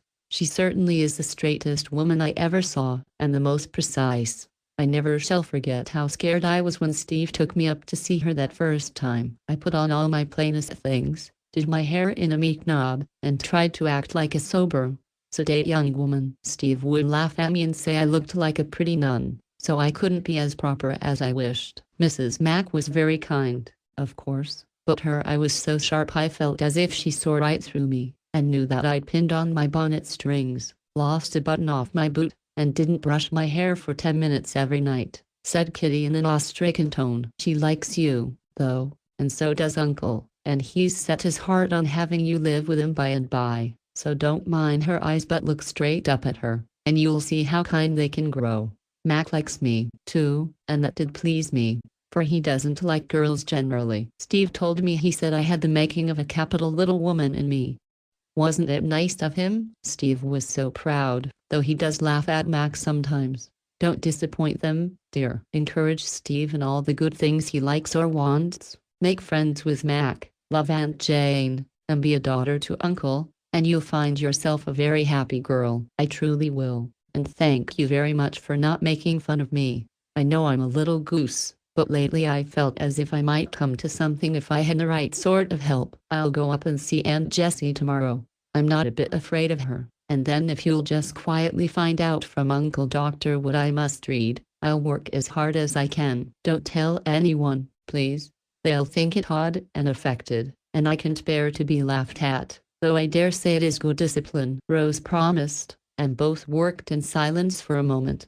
Then Kitty asked rather timidly, "Are you and Charlie trying this plan too? Since you've left off going out so much, he keeps away also, and we don't know what to make of it. He has had what he calls an artistic fit lately, set up a studio, and is doing some crayon sketches of us all. If he'd only finish his things, they would be excellent, but he likes to try a great variety at once. I'll take you in sometime, and perhaps he will do a portrait of you for Steve. He likes girls' faces and gets the likenesses wonderfully well. People say you are engaged, but I contradict it, because, of course, I should know if you were. We are not. I'm glad of it. For really, Rose, I'm afraid Charlie hasn't got firm principles, though he is a fascinating fellow and one can't scold him. You don't mind my saying so, do you, dear?" added Kitty, for Rose did not answer at once. "Not in the least, for you are one of us now, and I can speak frankly and I will, for I think in one way you can help Steve very much. You are right about Charlie, both as to the principles and the fascination. Steve admires him exceedingly, and always from a boy liked to imitate his pleasant ways. Some of them are very harmless and do Steve good, but some are not. I needn't talk about it. Only you must show your boy that you depend on him to keep out of harm and help him do it." I will. And then perhaps, when he is a perfect model, Charlie will imitate him. I really begin to feel as if I had a great deal to do." And Kitty looked as if she was beginning to like it also. "We all have, and the sooner we go to work the better for us and those we love. You wouldn't think now that Phoebe was doing anything for Archie, but she is, and writes such splendid letters. They stir him up wonderfully and make us all love and admire her more than ever." "How is she getting on?" asked Kitty, who, though she called herself a little goose, had tact enough to see that Rose did not care to talk about Charlie. "Nicely, for you know she used to sing in our choir, so that was a good recommendation for another. She got a fine place in the new church at L, and that gives her a comfortable salary, though she has something put away. She was always a saving creature and kept her wages carefully. Uncle invested them, and she begins to feel quite independent already. No fear but my Phoebe will get on. She has such energy and manages so well. I sometimes wish I could run away and work with her." "Ah, my dear. We rich girls have our trials as well as poor ones, though we don't get as much pity as they do," sighed Kitty. "Nobody knows what I suffer sometimes from worries that I can talk about, and I shouldn't get much sympathy if I did. Just because I live in a big house, wear good gowns, and have lots of lovers. Annabelle used to say she envied me above all created beings, but she doesn't now, and is perfectly absorbed in her dear little Chinaman. Do you see how she ever could like him?" So they began to gossip, and the sober talk was over for that time. But when Kitty departed, after criticizing all her dear friends and their respective sweethearts, she had a helpful little book in her mouth, a resolute expression on her bright face, and so many excellent plans for self-improvement in her busy brain that she and Steve bid fair to turn out the model couple of the century. Chapter 14. Aunt Claire's Plan. Being seriously alarmed by the fear of losing the desire of his heart, Charlie had gone resolutely to work and, like many another young reformer, he rather overdid the matter, for in trying to keep out of the way of temptation, he denied himself much innocent enjoyment. The artistic fit was a good excuse for the seclusion which he fancied would be a proper penance, and he sat listlessly plying crayon or paintbrush, with daily wild rides on Black Brutus, which seemed to do him good, for danger of that sort was his delight. People were used to his whims and made light of what they considered a new one, but when it lasted week after week and all attempts to draw him out were vain, his jolly comrades gave him up and the family began to say approvingly, "Now he really is going to settle down and do something." Fortunately, his mother let him alone, for though Dr. Rallick had not thundered in her ear as he threatened, he had talked with her in a way which first made her very angry, then anxious, and, lastly, quite submissive, for her heart was set on the boy's winning Rose and she would have had him put on sackcloth and ashes if that would have secured the prize. She made light of the cause of Rose's displeasure, considering her extremely foolish and stultifious. For all young men of any spirit had their little vices, and came out well enough when the wild oats were sowed. So she indulged Charlie in his new vagary, as she had in all his others, and treated him like an ill-used being, which was neither an inspiring nor helpful course on her part. Poor soul, she saw her mistake by and by, and when too late repented of it bitterly. Rose wanted to be kind, and tried in various ways to help her cousin, feeling very sure she should succeed as many another hopeful woman has done, quite unconscious how much stronger and undisciplined will is than the truest love, and what a difficult task the wisest find it to undo the mistakes of a bad education. But it was a hard thing to do, for at the least hint of commendation or encouragement, he looked so hopeful that she was afraid of seeming to promise too much, and, of all things, she desired to escape the accusation of having trifled with him. So life was not very comfortable to either just then, and while Charlie was mortifying soul and body to please her, she was studying how to serve him best.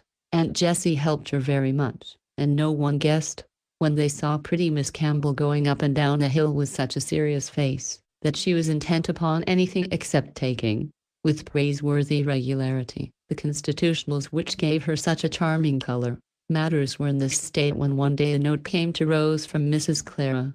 "My sweet child, do take pity on my poor boy and cheer him up with a sight of you, for he is so triste it breaks my heart to see him. He has a new plan in his head, which strikes me as an excellent one. If you will only favor it, let him come and take you for a drive this fine afternoon and talk things over. It will do him a world of good and deeply oblige your ever-loving Aunt Clara." Rose read the note twice and stood a moment pondering, with her eyes absently fixed on the little bay before her window. The sight of several black figures moving briskly to and fro across its frozen surface seemed to suggest a mode of escape from the drive she dreaded in more ways than one. "That will be safer and pleasanter," she said, and going to her desk wrote her answer. "Dear Auntie, I'm afraid of Brutus, but if Charlie will go skating with me, I should enjoy it very much and it would do us both good. I can listen to the new plan with an undivided mind there. So give him my love, please, and say I shall expect him at 3. Affectionately, Rose."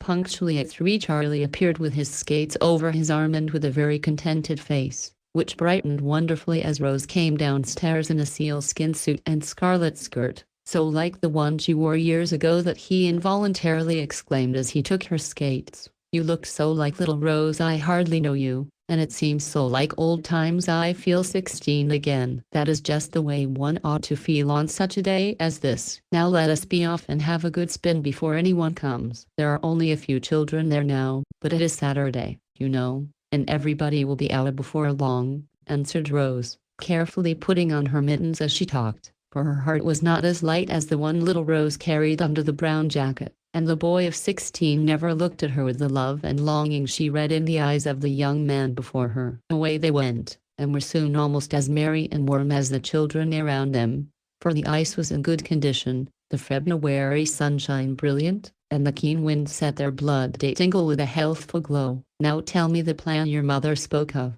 began Rose as they went gliding across the wide expanse before them, for Charlie seemed to have forgotten everything but the bliss of having her all to himself for a little while. "Plan? Oh, yes, it is simply this. I'm going out to father next month." "Really?" And Rose looked both surprised and incredulous, for this plan was not a new one. "Really? You don't believe it? But I am.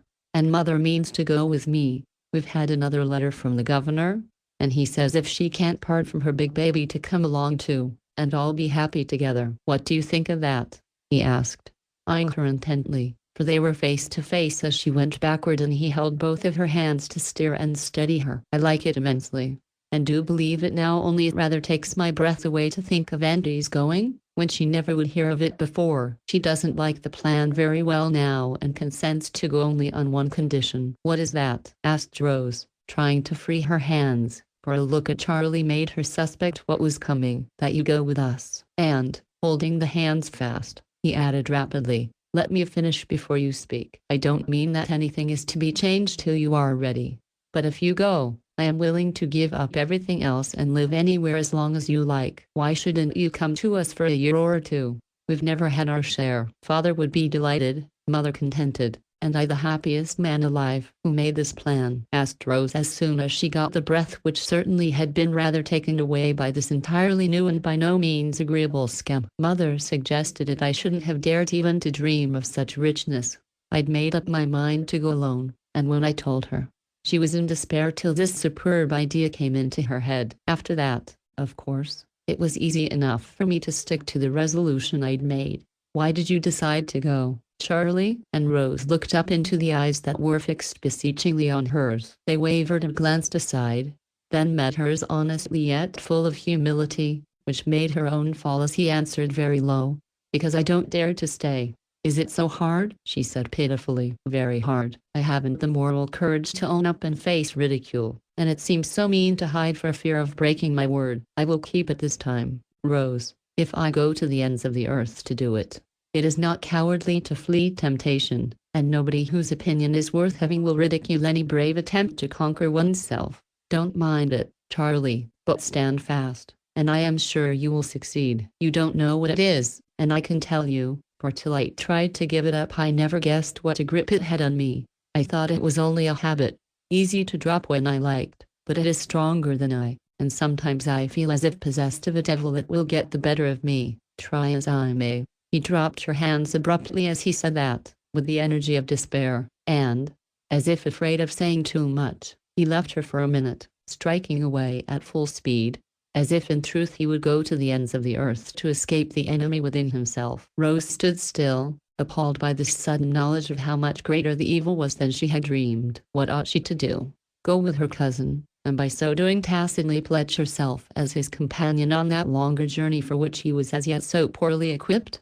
Both heart and conscience protested against this so strongly that she put the thought away. But compassion pleaded for him tenderly, and the spirit of self-sacrifice, which makes women love to give more than they receive, caused her to feel as if in a measure this man's fate lay in her hands, to be decided for good or ill through her. How should she be true both to him and to herself? Before this question could be answered, he was back again, looking as if he had left his care behind him, for his moods varied like the wind. Her attitude, as she stood motionless and alone with downcast face, was so unlike the cheerful creature who came to meet him an hour ago. It filled him with self-reproach, and, coming up, he drew one hand through his arm, saying, as she involuntarily followed him, "You must not stand still. Forget my heroics and answer my question. Will you go with us, Rose?" "Not now, that is asking too much, Charlie," and I will promise nothing, because I cannot do it honestly," she answered, so firmly that he knew appeal was useless. "Am I to go alone, then, leaving all I care for behind me?" "No, take your mother with you, and do your best to reunite your parents. You cannot give yourself to a better task. She won't go without you." "I think she will if you hold fast to your resolution. You won't give that up." "I hope." "No, I must go somewhere, for I can't stay here, and it may as well be India, since that pleases father," answered Charlie doggedly. "It will more than you can imagine. Tell him all the truth, and see how glad he will be to help you, and how sincerely he will respect you for what you've done." "If you respect me, I don't care much about the opinion of anyone else," answered Charlie, clinging with a lover's pertinacity to the hope that was dearest. "I shall, if you go manfully away and do the duty you owe your father and yourself. And when I've done it, may I come back to be rewarded, Rose?" he asked, taking possession of the hand on his arm as if it was already his. "I wish I could say what you want me to, but how can I promise when I am not sure of anything? I don't love you as I ought, and perhaps I never shall, so why persist in making me bind myself in this way?" "Be generous, Charlie, and don't ask it," implored Rose, much afflicted by his persistence. "I thought you did love me. It looked very like it a month ago, unless you have turned coquette, and I can quite believe that," he answered bitterly.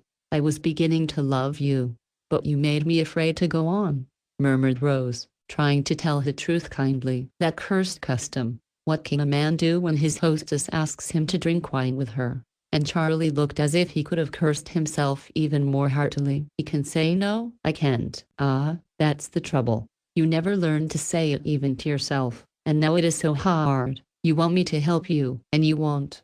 "Yes, I will, by showing you that I can say it to myself, for your sake." And Rose looked up with a face so full of tender sorrow he could not doubt the words which both reproached and comforted him. "My little saint, I don't deserve one half your goodness to me, but I will, and go away without one complaint to do my best, for your sake," he cried, touched by her grief and stirred to emulation by the example of courage and integrity she tried to set him. Here Kitty and Steve bore down upon them, and, obeying the impulse to put care behind them, which makes it possible for young hearts to ache one minute and dance the next, Rose and Charlie banished their troubles, joined in the sport that soon turned the lonely little bay into a ballroom, and enjoyed the splendors of a winter sunset forgetful of separation and Calcutta. Chapter 15. Alas for Charlie. In spite of much internal rebellion, Charlie held fast to his resolution, and Aunt Clara, finding all persuasions vain, gave in a state of chronic indignation against the world in general and Rose in particular, prepared to accompany him. The poor girl had a hard time of it and, but for her uncle, would have fared still worse.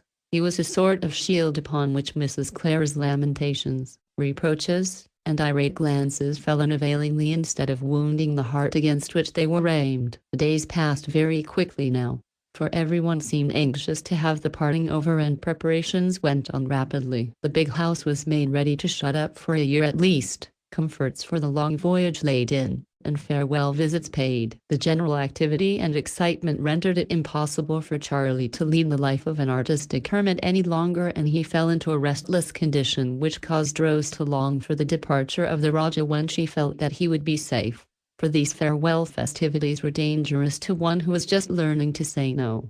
Half the month safely gone. If we can only get well over these last weeks, a great weight will be off my mind, thought Rose as she went down one wild, wet morning toward the end of February. Opening the study door to greet her uncle, she exclaimed, "Why, Archie!" then paused upon the threshold, transfixed by fear, for in her cousin's white face she read the tidings of some great affliction. "Hush, don't be frightened. Come in and I'll tell you," he whispered, putting down the bottle he had just taken from the doctor's medicine closet.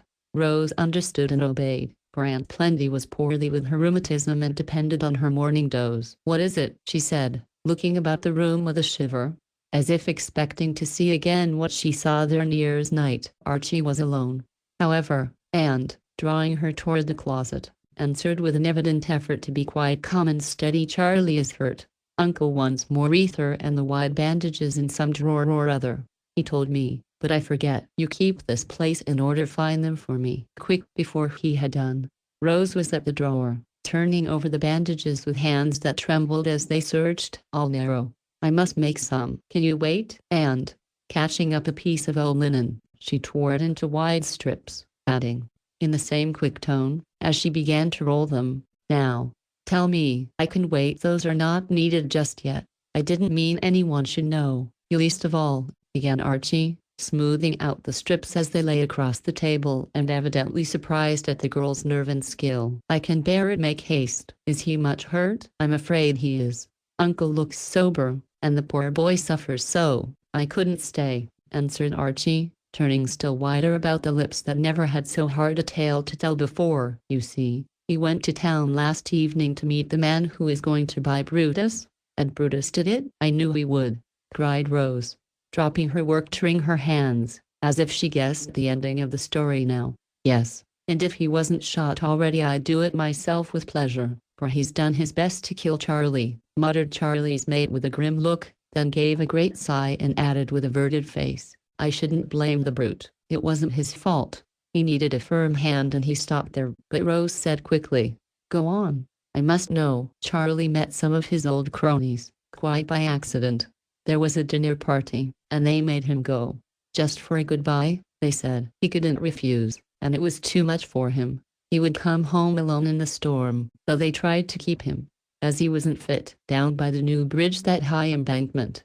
You know, the wind had put the lantern out. He forgot or something scared Brutus, and all went down together. Archie had spoken fast and brokenly, but Rose understood and at the last word hid her face with a little moan, as if she saw it all. Drink this and never mind the rest, he said, dashing into the next room and coming back with a glass of water, longing to be done and away, for this sort of pain seemed almost as bad as that he had left.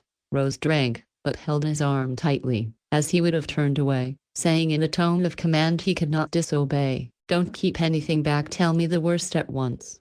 We knew nothing of it, he went on obediently, and Clara thought he was with me, and no one found him till early this morning. The workman recognized him and he was brought home. Dead, they thought. I came for Uncle an hour ago. Charlie is conscious now, but awfully hurt, and I'm afraid from the way Mac and Uncle looked at one another that think of it, Rose, crushed and helpless, alone in the rain all night, and I never knew.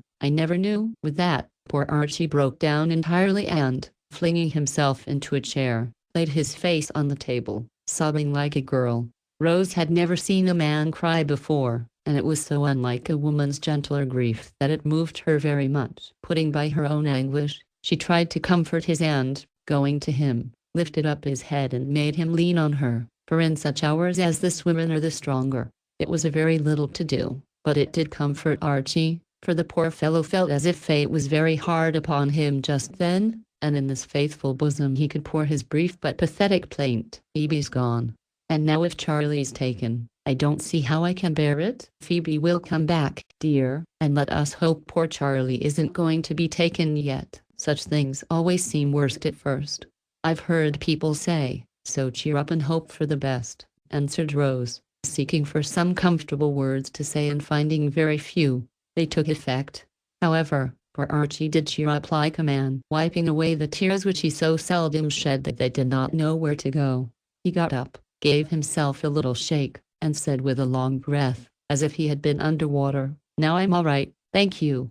I couldn't help it. The shock of being waked suddenly to find the dear old fellow in such a pitiful state upset me. I ought to go. Are these ready? In a minute. Tell Uncle to send for me if I can be of any use. Oh, poor Aunt Clara. How does she bear it? Almost distracted. I took Mother to her, and she will do all that anybody can. Heaven only knows what Aunt will do if, and only Heaven can help her, added Rose as Archie stopped at the words he could not utter. Now take them, and let me know often. You brave little soul. I will. And Archie went away through the rain with his sad burden, wondering how Rose could be so calm when the beloved prince might be drying. A long dark day followed, with nothing to break its melancholy monotony except the bulletins that came from hour to hour reporting little change either for better or for worse. Rose broke the news gently to Aunt Plenty and set herself to the task of keeping up the old lady's spirits, for, being helpless, the good soul felt as if everything would go wrong without her. At dusk she fell asleep, and Rose went down to order lights and fire in the parlor, with tea ready to serve at any moment, for she felt sure some of the men would come and that a cheerful greeting and creature comforts would suit them better than tears. Darkness, and desolation. Presently Mac arrived, saying the instant he entered the room, "More comfortable, cousin, thank heaven," cried Rose, unclasping her hands. Then seeing how worn out, wet, and weary Mac looked as he came into the light, she added in a tone that was a cordial in itself, "Poor boy, how tired you are. Come here, and let me make you comfortable.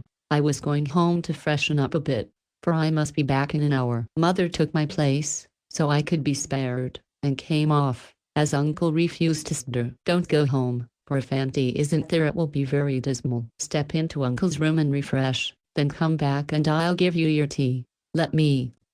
I can't help in any other way, and I must do something. This waiting is so dreadful." Her last words betrayed how much suspense was trying her, and Mac yielded at once, glad to comfort and be comforted. When he came back, looking much revived, a tempting little tea table stood before the fire and Rose went to meet him, saying with a faint smile, as she liberally bedewed him with the contents of a cologne flask, "I can't bear the smell of ether, it suggests such dreadful things." "What curious creatures women are! Archie told us you bore the news like a hero, and now you turn pale at a whiff of bad air." "I can't explain it," mused Mac as he meekly endured the fragrant shower bath. "Neither can I, but I've been imagining horrors all day and made myself nervous." "Don't let us talk about it, but come and have some tea." "That's another queer thing. Tea is your panacea for all human ills, yet there isn't any nourishment in it." "I'd rather have a glass of milk." "Thank you," said Mac, taking an easy chair and stretching his feet to the fire. She brought it to him and made him eat something. Then, as he shut his eyes wearily, she went away to the piano and, having no heart to sing, played softly till he seemed asleep. But at the stroke of 6 he was up and ready to be off again. "He gave me that. Take it with you and put some on his hair. He likes it, and I do so want to help a little," she said, slipping the pretty flagon into his pocket with such a wistful look Mac never thought of smiling at this very feminine request. "I'll tell him." "Is there anything else I can do for you, cousin?" he asked, holding the cold hand that had been serving him so helpfully. "Only this: if there is any sudden change, promise to send for me, no matter at what hour it is. I must say goodbye. I will come for you. But, Rose, I am sure you may sleep in peace tonight, and I hope to have good news for you in the morning." "Bless you for that. Come early, and let me see him soon." "I will be very good, and I know it will not do him any harm." "No fear of that." The first thing he said when he could speak was, "Tell Rose carefully," and as I came away he guessed where I was going and tried to kiss his hand in the old way. You know, Mac thought it would cheer her to hear that Charlie remembered her, but the sudden thought that she might never see the familiar little gesture anymore was the last drop that made her full heart overflow, and Mac saw the hero of the morning sink down at his feet in a passion of tears that frightened him. He took her to the sofa and tried to comfort her, but as soon as the bitter sobbing quieted she looked up and said quite steadily, great drops rolling down her cheeks the while, "Let me cry, it is what I need, and I shall be all the better for it by and by. Go to Charlie now and tell him I said with all my heart, 'Good night.'" "I will." And Mac trudged away, marveling in his turn at the curiously blended strength and weakness of womankind. That was the longest night Rose ever spent, but joy came in the morning with the early message, "He is better. You are to come by and by." Then Aunt Plenty forgot her lumbago and Rose. Aunt Myra, who had come to have a social croak, took off her black bonnet as if it would not be needed at present, and the girl made ready to go and say welcome back, not the hard goodbye. It seemed very long to wait, for no summons came till afternoon. Then her uncle arrived, and at the first sight of his face Rose began to tremble. "I came for my little girl myself, because we must go back at once," he said as she hurried toward him hat in hand. "I'm ready, sir." But her hands shook as she tried to tie the ribbons, and her eyes never left the face that was full of tender pity for her. He took her quickly into the carriage and, as they rolled away, said with a quiet directness which soothes such agitation better than any sympathetic demonstration, "Charlie is worse. I feared it when the pain went so suddenly this morning, but the chief injuries are internal and one can never tell what the chances are. He insists that he is better, but he will soon begin to fail, I fear, become unconscious, and slip away without more suffering. This is the time for you to see him, for he has set his heart on it, and nothing can hurt him now, my child. It is very hard, but we must help each other bear it." Rose tried to say, "Yes, uncle," bravely, But the words would not come, and she could only slip her hand into his with a look of mute submission. He laid her head on his shoulder and went on talking so quietly that anyone who did not see how worn and haggard his face had grown with 2 days and a night of sharp anxiety might have thought him cold. Jessie has gone home to rest, and Jane is with poor Clara, who has dropped asleep at last. I've sent for Steve and the other boys. There will be time for them later. But he so begged to see you now, I thought it best to come while this temporary strength keeps him up. I have told him how it is, but he will not believe me. If he asks you, answer honestly and try to fit him a little for this sudden ending of so many hopes. How soon, Uncle? A few hours. Probably. This tranquil moment is yours, make the most of it, and, when we can do no more for him, we'll comfort one another. Mac met them in the hall, but Rose hardly saw him.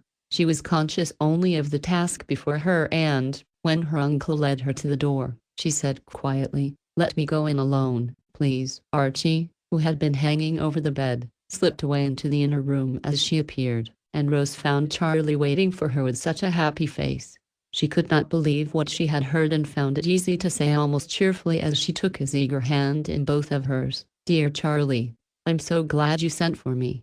I longed to come, but waited till you were better." "You surely are," she added, as a second glance showed to her the indescribable change which had come upon the face which at first seemed to have both light and color in it. "Uncle says not, but I think he is mistaken, because the agony is all gone, and except for this odd sinking now and then, I don't feel so much amiss," he answered feebly but with something of the old lightness in his voice. "You will hardly be able to sail in the Rajah, I fear. But you won't mind waiting a little while we nurse you," said poor Rose, trying to talk on quietly, with her heart growing heavier every minute. "I shall go if I'm carried. I'll keep the promise, though it costs me my life." "Oh, Rose, you know, they've told you?" And, with a sudden memory of what brought him there, he hid his face in the pillow. "You broke no promise, for I would not let you make one, you remember." "Forget all that, and let us talk about the better time that may be coming for you." "Always so generous, so kind," he murmured, with her hand against his feverish cheek. Then, looking up, he went on in a tone so humbly contrite it made her eyes fill with slow, hot tears. "I tried to flee temptation, I tried to say no, but I am so pitiably weak. I couldn't. You must despise me, but don't give me up entirely, for if I live, I'll do better. I'll go away to father and begin again." Rose tried to keep back the bitter drops, but they would fall, to hear him still speak hopefully when there was no hope. Something in the mute anguish of her face seemed to tell him what she could not speak, and a quick change came over him as he grasped her hand tighter, saying in a sharp whisper, "Have I really got to die, Rose?" Her only answer was to kneel down and put her arms about him, as if she tried to keep death away a little longer. He believed it then, and lay so still. She looked up in a moment, fearing she knew not what, but Charlie bore manfully, for he had the courage which can face a great danger bravely, though not the strength to fight a sin and conquer it. His eyes were fixed, as if trying to look into the unseen world whither he was going, and his lips firmly set that no word of complaint should spoil the proof he meant to give that, though he had not known how to live, he did know how to die. It seemed to Rose as if for one brief instant she saw the man that might have been if early training had taught him how to rule himself, and the first words he uttered with a long sigh, as his eye came back to her, showed that he felt the failure and owned it with pathetic candor. "Better so, perhaps. Better go before I bring any more sorrow to you and shame to myself. I'd like to stay a little longer and try to redeem the past. It seems so wasted now, but if I can't, don't grieve, Rose. I'm no loss to anyone, and perhaps it is too late to mend." "Oh, don't say that. No one will find your place among us. We never can forget how much we loved you, and you must believe how freely we forgive as we would be forgiven," cried Rose, steadied by the pale despair that had fallen on Charlie's face with those bitter words. "Forgive us our trespasses." "Yes, I should say that, Rose. I'm not ready. It is so sudden. What can I do?" he whispered, clinging to her as if he had no anchor except the creature whom he loved so much. "Uncle will tell you I am not good enough. I can only pray for you." And she moved as if to call in the help so sorely needed. "No, no, not yet. Stay by me, darling. Read something there, in grandfather's old book. Some prayer for such as I." It will do me more good from you than any minister alive." She got the venerable book given to Charlie because he bore the good man's name and, turning to the prayer for the drying, read it brokenly while the voice beside her echoed now and then some word that reproved or comforted. "The testimony of a good conscience. By the sadness of his countenance may his heart be made better. Christian patience and fortitude. Leave the world in peace. Amen." There was silence for a little, then Rose, seeing how wan he looked, said softly, "Shall I call Uncle now?" "If you will. But first don't smile at my foolishness, dear. I won my little heart."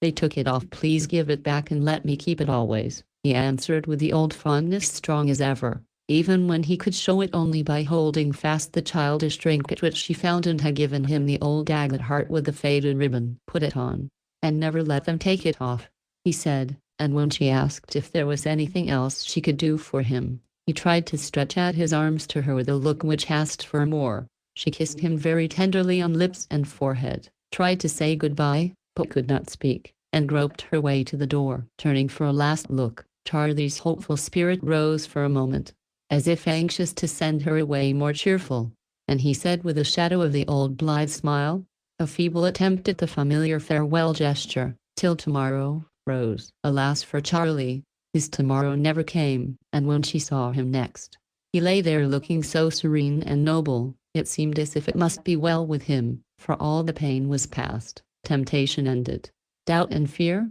hope and love, could no more stir his quiet heart. And in solemn truth he had gone to meet his father, and begin again.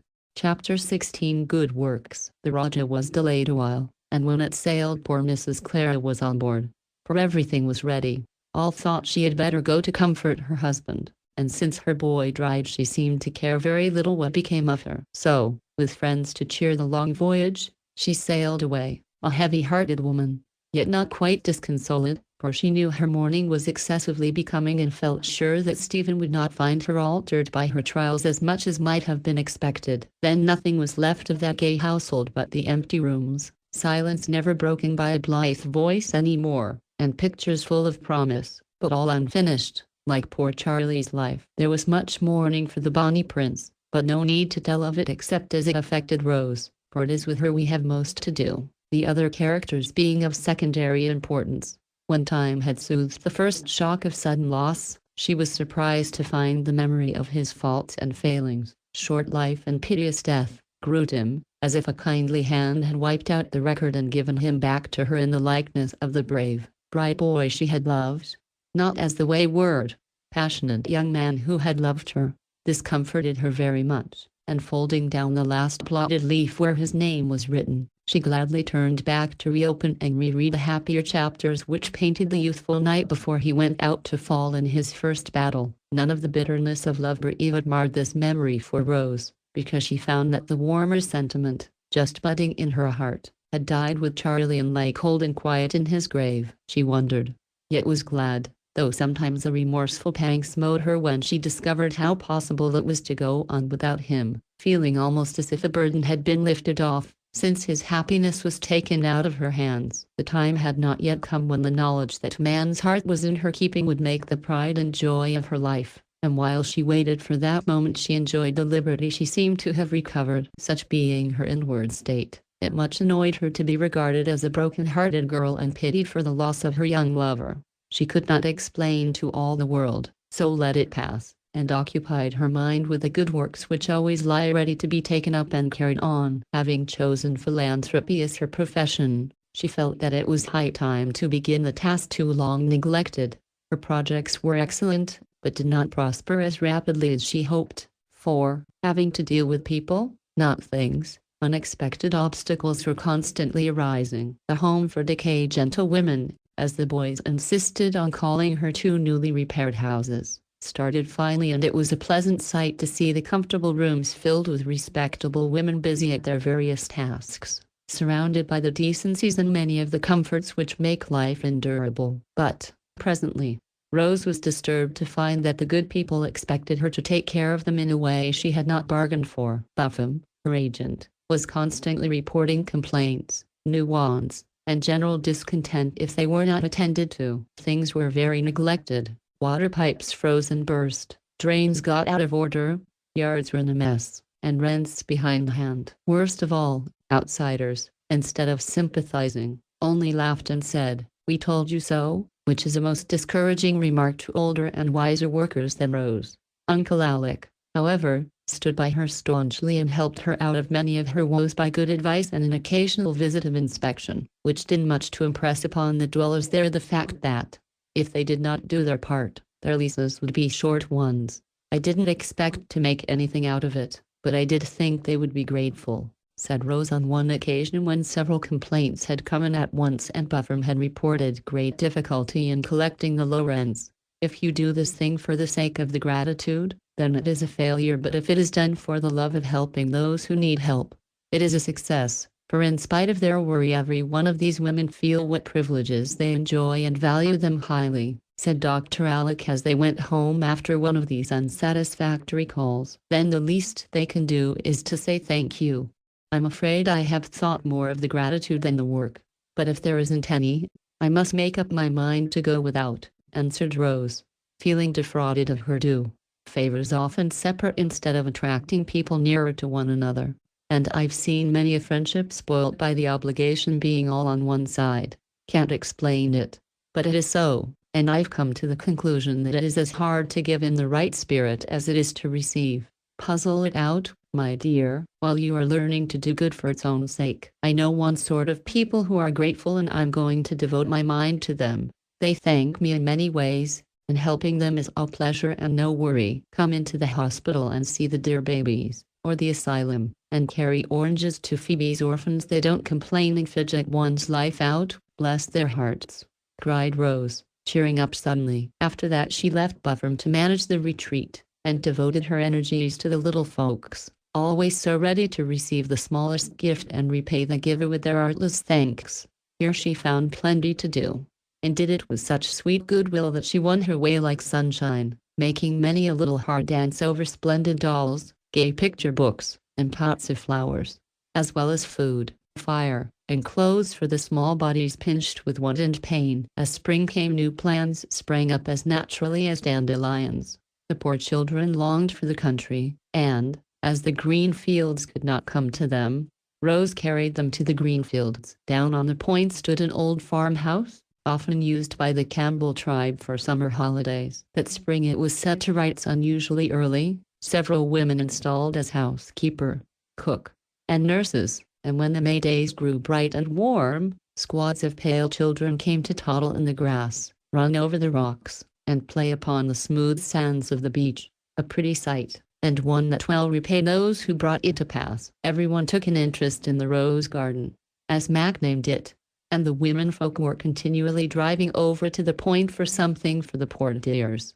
Aunt Plenty sewed gingerbread broadcast, and Jessie made pinafores by the dozen while Aunt Jane kept her eye on the nurses, and Aunt Myra supplied medicines so liberally that the mortality would have been awful if Dr. Alec had not taken them in charge. To him this was the most delightful spot in the world, and well it might be, for he suggested the idea and gave Rose all the credit of it. He was often there, and his appearance was always greeted with shrieks of rapture, as the children gathered from all quarters, creeping, running, hopping on crutches, or carried in arms which they gladly left to sit on Uncle Doctor's knee, for that was the title by which he went among them. He seemed as young as any of his comrades, though the curly head was getting gray, and the frolics that went on when he arrived were better than any medicine to children who had never learned to play. It was a standing joke among the friends that the bachelor brother had the largest family and was the most domestic man of the remaining four, though Uncle Mac did his part manfully and kept Aunt Jane in a constant fidget by his rash propositions to adopt the heartiest boys and prettiest girls to amuse him and employ her. On one occasion Aunt Jane had a very narrow escape, and the culprit being her son, not her husband. She felt free to repay herself for many scares of this sort by a good scolding, which, unlike many, produced excellent results. One bright June day, as Rose came cantering home from the point on her pretty bay pony, she saw a man sitting on a fallen tree beside the road, and something in his despondent attitude arrested her attention. As she drew nearer he turned his head, and she stopped short, exclaiming in great surprise, "Why, Mac, what are you doing here?" "Trying to solve a problem," he answered, looking up with a whimsical expression of perplexity and amusement in his face which made Rose smile till his next words turned her sober in a twinkling. "I've eloped with a young lady, and don't know what to do with her. I took her home, of course, but mother turned her out of the house, and I'm in a quandary." "Is that her baggage?" asked Rose, pointing with her whip to the large bundle which he held, while the wild idea flashed through her head that perhaps he really had done some rash deed of this sort. "No, this is the young lady herself." And, opening a corner of the brown shawl, he displayed a child of 3, so pale, so thin and tiny that she looked like a small scared bird just fallen from the nest as she shrank away from the light with great frightened eyes, and a hand like a little claw tightly clutched the button of Mac's coat. "Poor baby, where did it come from?" cried Rose, leaning down to look. "I'll tell you the story, and then you shall advise me what to do.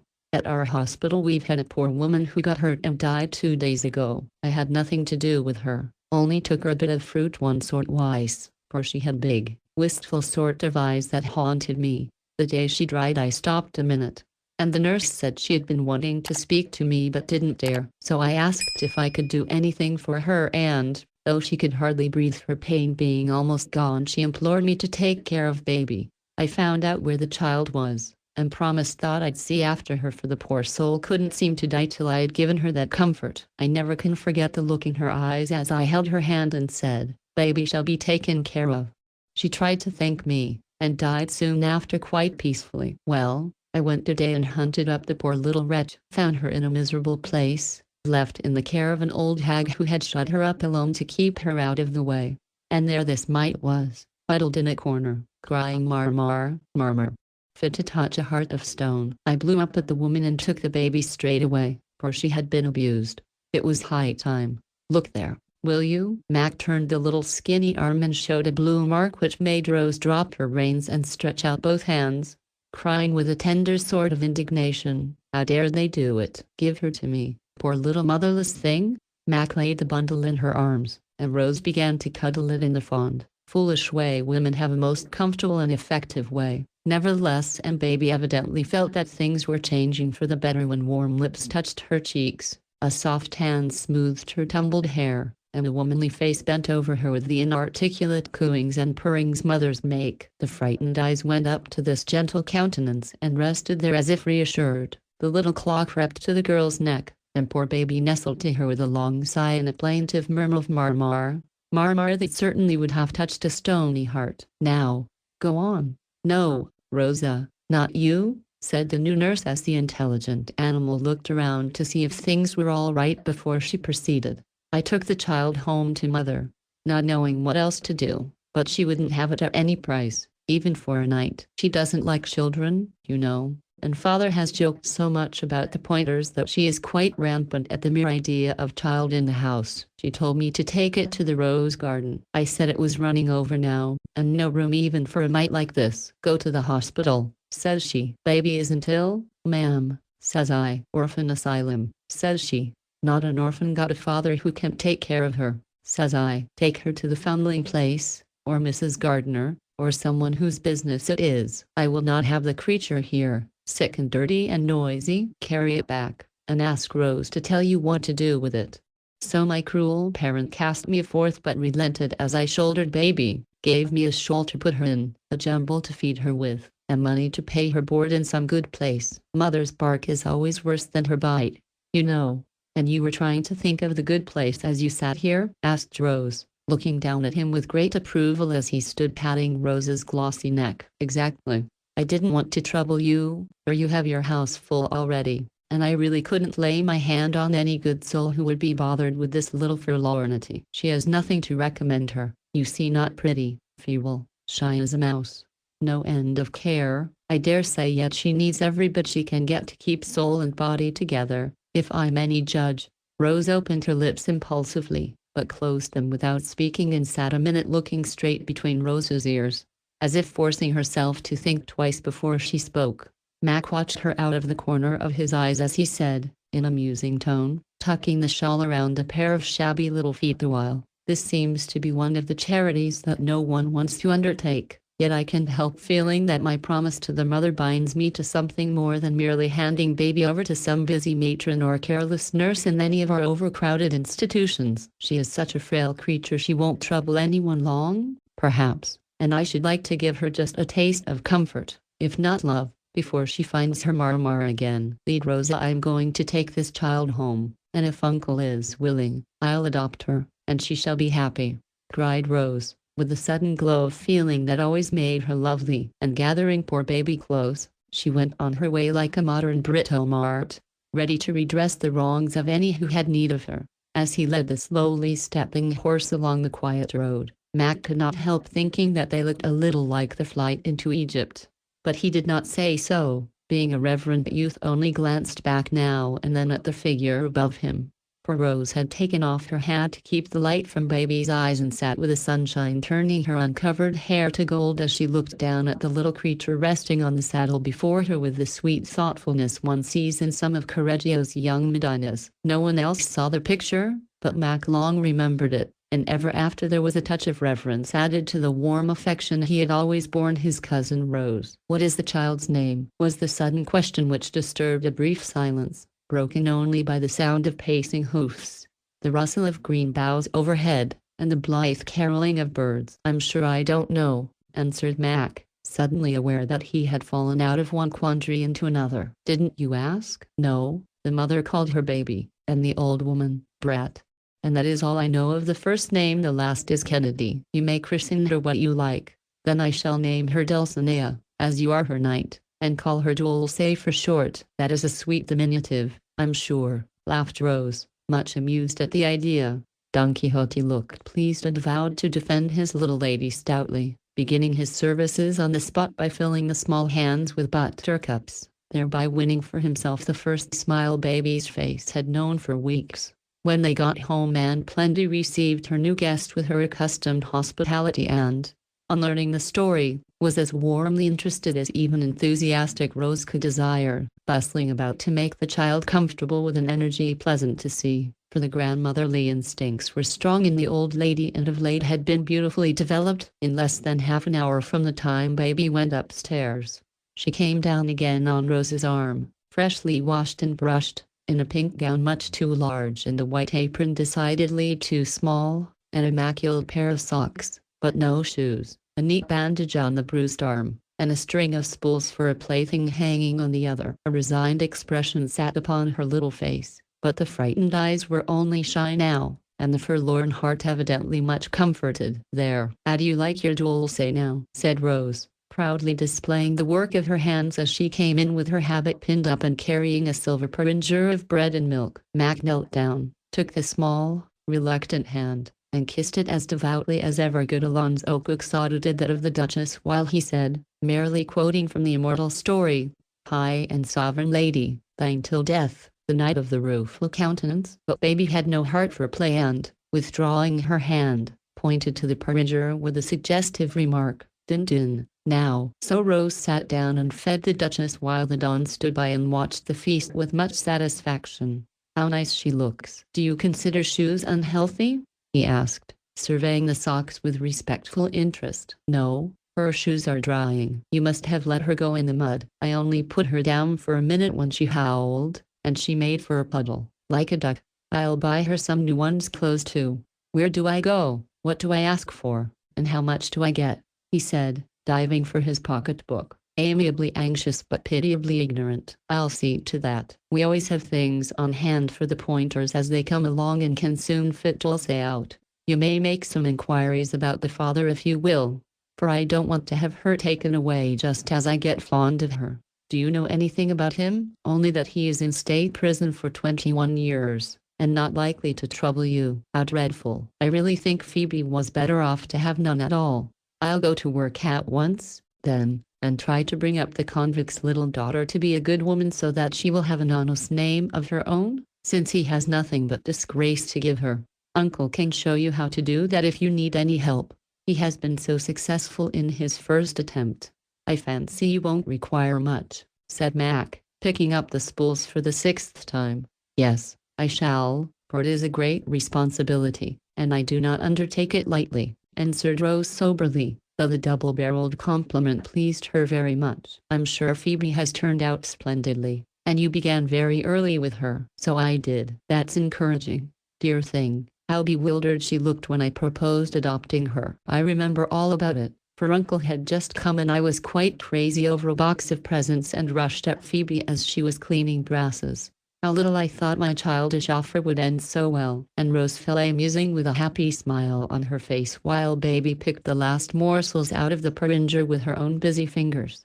It certainly had ended well, for Phoebe at the end of 6 months not only had a good place as choir singer but several young pupils and excellent prospects for the next winter. "Accept the blessing of a poor young man, whose lucky steps have led him to your door, and let me help as much as I can. Goodbye, my Dulcinea." And, with a farewell stroke of the smooth head, Mac went away to report his success to his mother, who, in spite of her seeming harshness, was already planning how she could best befriend this inconvenient baby.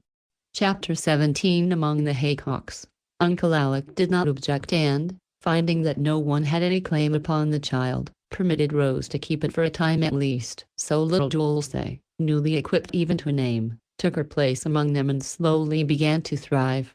But she did not grow pretty and never was a gay, attractive child, for she seemed to have been born in sorrow and brought up in misery. A pale, pensive little creature, always creeping into corners and looking timidly out, as if asking leave to live, and, when offered playthings, taking them with a meek surprise that was very touching. Rose soon won her heart, and then almost wished she had not, for Baby clung to her with inconvenient fondness, changing her former wail of murmur into a lament for Auntie Woes if separated long. Nevertheless, there was great satisfaction in cherishing the little waif, for she learned more than she could teach and felt a sense of responsibility which was excellent ballast for her enthusiastic nature. Kitty Van, who made Rose her model in all things, was immediately inspired to go and do likewise, to the great amusement as well as annoyance of her family. Selecting the prettiest, liveliest child in the asylum, she took it home on trial for a week. A perfect cherub, she pronounced it the first day,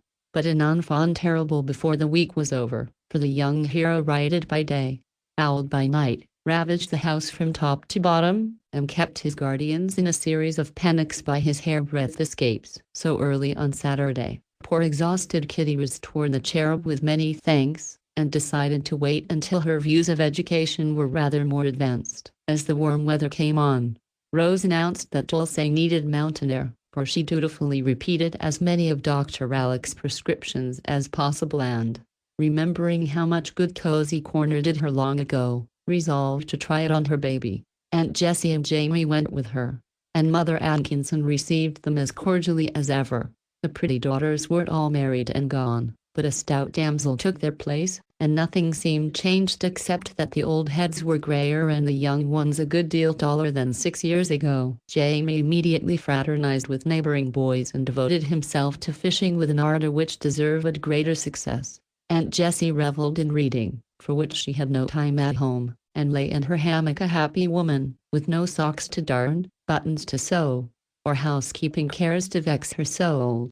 Rose went about with Dulce like a very devoted hen with one rather feeble chicken, for she was anxious to have this treatment work well and tended her little patient with daily increasing satisfaction. Dr. Alec came up to pass a few days and pronounced the child in a most promising condition. But the grand event of the season was the unexpected arrival of Phoebe. 2 of her pupils had invited her to join them in a trip to the mountains, and she ran away from the great hotel to surprise her little mistress with a sight of her. So well and happy that Rose had no anxiety left on her account. 3 delightful days they spent, roaming about together, talking as only girls can talk after a long separation, and enjoying one another like a pair of lovers. As if to make it quite perfect, by one of those remarkable coincidences which sometimes occur, Archie happened to run up for the Sunday, so Phoebe had her surprise, and Aunt Jessie and the telegraph kept their secret so well, no one ever knew what maternal machinations brought the happy accident to pass. Then Rose saw a very pretty, pastoral bit of love-making, and long after it was over, and Phoebe gone one way, Archie another, the echo of sweet words seemed to linger in the air, tender ghosts to haunt the pine grove, and even the big coffee pot had a halo of romance about it. for its burnished sides reflected the soft glances the lovers interchanged as one filled the other's cup at that last breakfast. Rose found these reminiscences more interesting than any novel she had read, and often beguiled her long leisure by planning a splendid future for her Phoebe as she trotted about after her baby in the lovely July weather. On one of the most perfect days she sat under an old apple tree on the slope behind the house where they used to play. Before her opened the wide interval, dotted with haymakers at their picturesque work. On the left flowed the swift river fringed with graceful elms in their bravest greenery. On the right rose the purple hills serene and grand, and overhead glowed a midsummer sky, which glorified it all. Little Dulce, tired of play, lay fast asleep in the nest she had made in one of the haycocks close by, and Rose leaned against the gnarled old tree, dreaming daydreams with her work at her feet. Happy and absorbing fancies they seemed to be, for her face was beautifully tranquil, and she took no heed of the train which suddenly went speeding down the valley, leaving a white cloud behind. Its rumble concealed the sound of approaching steps, and her eyes never turned from the distant hills till the abrupt appearance of a very sunburned but smiling young man made her jump up, exclaiming joyfully, "Why, Mac, where did you drop from?" "The top of Mount Washington." "How do you do?" "Never better." "Won't you go in? You must be tired after such a fall." "No, thank you. I've seen the old lady. She told me Aunt Jessie and the boy had gone to town and that you were setting round in the old place. I came on at once and will take a lounge here if you don't mind," answered Mac, unstrapping his knapsack and taking the haycock as if it were a chair. Rose subsided into her former seat, surveying her cousin with much satisfaction as she said, "This is the third surprise I've had since I came. Uncle popped in upon us first, then Phoebe, and now you. Have you had a pleasant tramp?" "Uncle said you were off." "Delightful.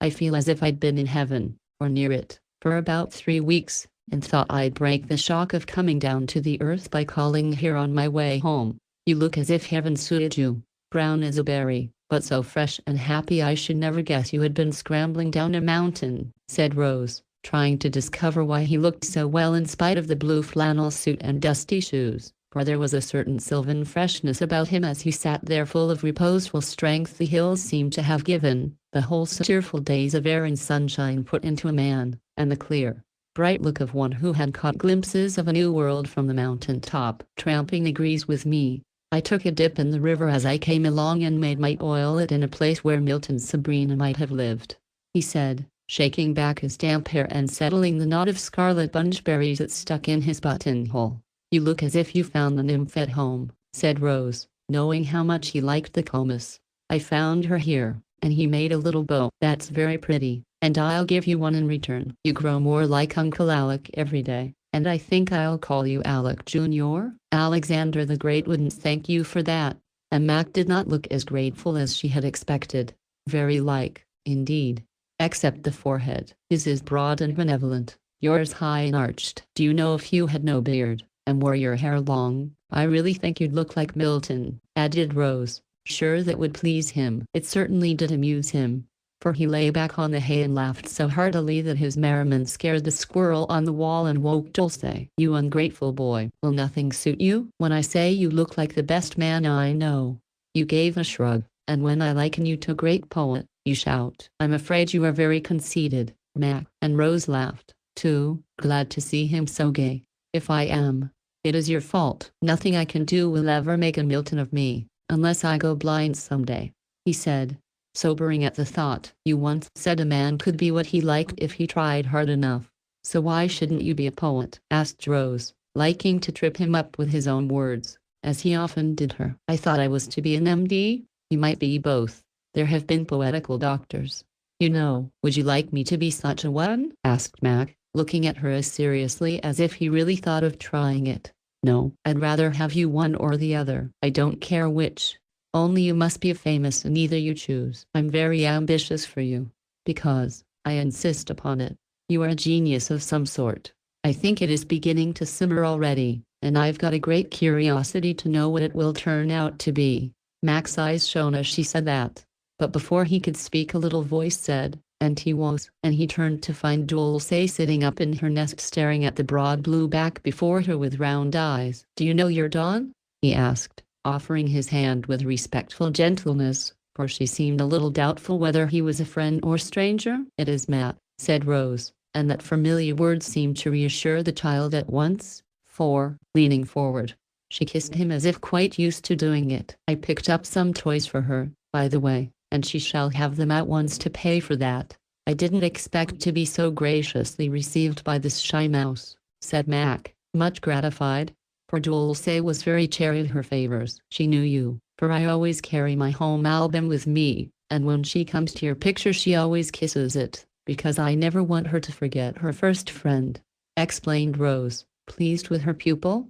"First, but not best," answered Mac, rummaging in his knapsack for the promised toys, which he set forth upon the hay before delighted Dulce. "Neither picture books nor sweeties, but berries strung on long stems of grass, acorns, and pretty cones, bits of rock shining with mica, several bluebirds' feathers, and a nest of moss with white pebbles for eggs.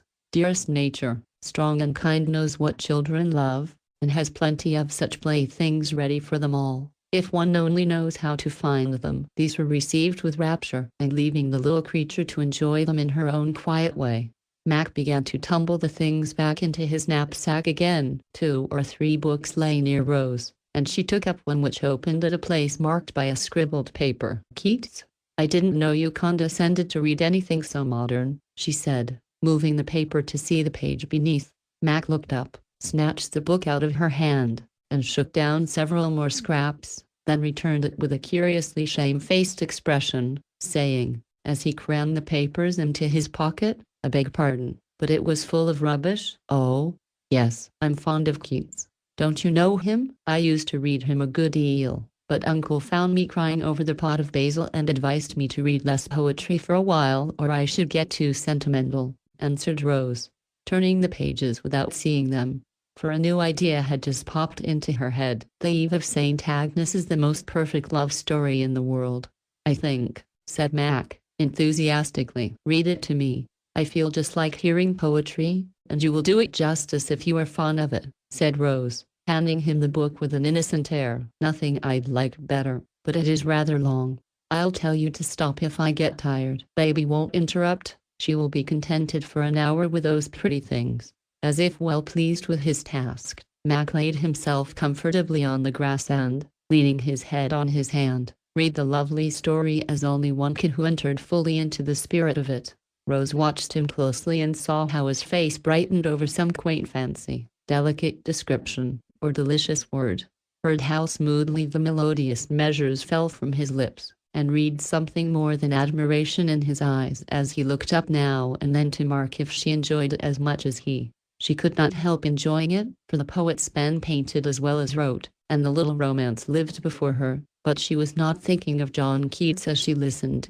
She was wondering if this cousin was a kindred spirit, born to make such music and leave as sweet an echo behind him. It seemed as if it might be, and, after going through the rough caterpillar and the pent-up chrysalis changes, the beautiful butterfly would appear to astonish and delight them all. So full of this fancy was she that she never thanked him when the story ended but, leaning forward, asked in a tone that made him start and look as if he had fallen from the clouds, "Mac, do you ever write poetry?" "Never." "What do you call the song Phoebe sang with her bird chorus?" "That was nothing till she put the music to it, but she promised not to tell." "She didn't." "I suspected, and now I know," laughed Rose, delighted to have caught him. Much discomfited, Mac gave poor Keats a fling and, leaning on both elbows, tried to hide his face, for it had reddened like that of a modest girl when teased about her lover.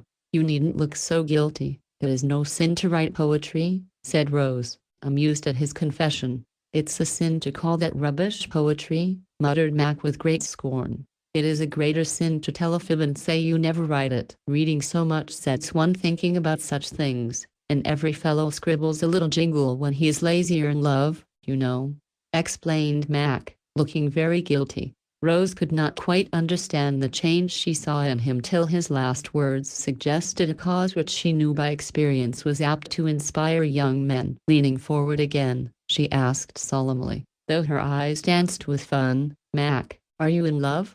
Do I look like it?" And he sat up with such an injured and indignant face that she apologized at once, for he certainly did not look lover-like with hayseed in his hair, several lively crickets playing leapfrog over his back, and a pair of long legs stretching from tree to haycock. No, you don't, and I humbly beg your pardon for making such an unwarrantable insinuation. It merely occurred to me that the general upliftedness I observe in you might be owing to that, since it wasn't poetry. It is the good company I've been keeping, if anything. A fellow can't spend a week with Thoreau and not be the better for it. I'm glad I show it, because in the scramble life is to most of us, even an hour with such a simple and sagacious soul as his must help one, said Mac, taking a much-worn book out of his pocket with the air of introducing a dear and honored friend. I've read bits, and like them they are so original and fresh and sometimes droll, said Rose, smiling to see what natural and appropriate marks of approbation the elements seemed to set upon the pages. Mac was turning eagerly, for one had evidently been rained on, a crushed berry stained another. Some appreciative field mouse or squirrel had nibbled one corner, and the cover was faded with the sunshine, which seemed to have filtered through to the thoughts within. Here's a characteristic bit for you. I would rather sit on a pumpkin, and have it all to myself, than be crowded on a velvet cushion. I would rather ride on earth in an ox cart, with free circulation, than go to heaven in the fancy car of an excursion train, and breathe malaria all the way. I've tried both and quite agree with him, laughed Mac, and skimming down another page, gave her a paragraph here and there. Read the best books first, or you may not have a chance to read them at all.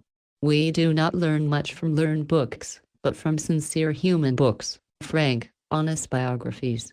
At least let us have healthy books. Let the poet be as vigorous as the sugar maple, with sap enough to maintain his own verdure, besides what runs into the trough, and not like a vine which, being cut in the spring, bears no fruit, but bleeds to death in the endeavor to heal its wounds.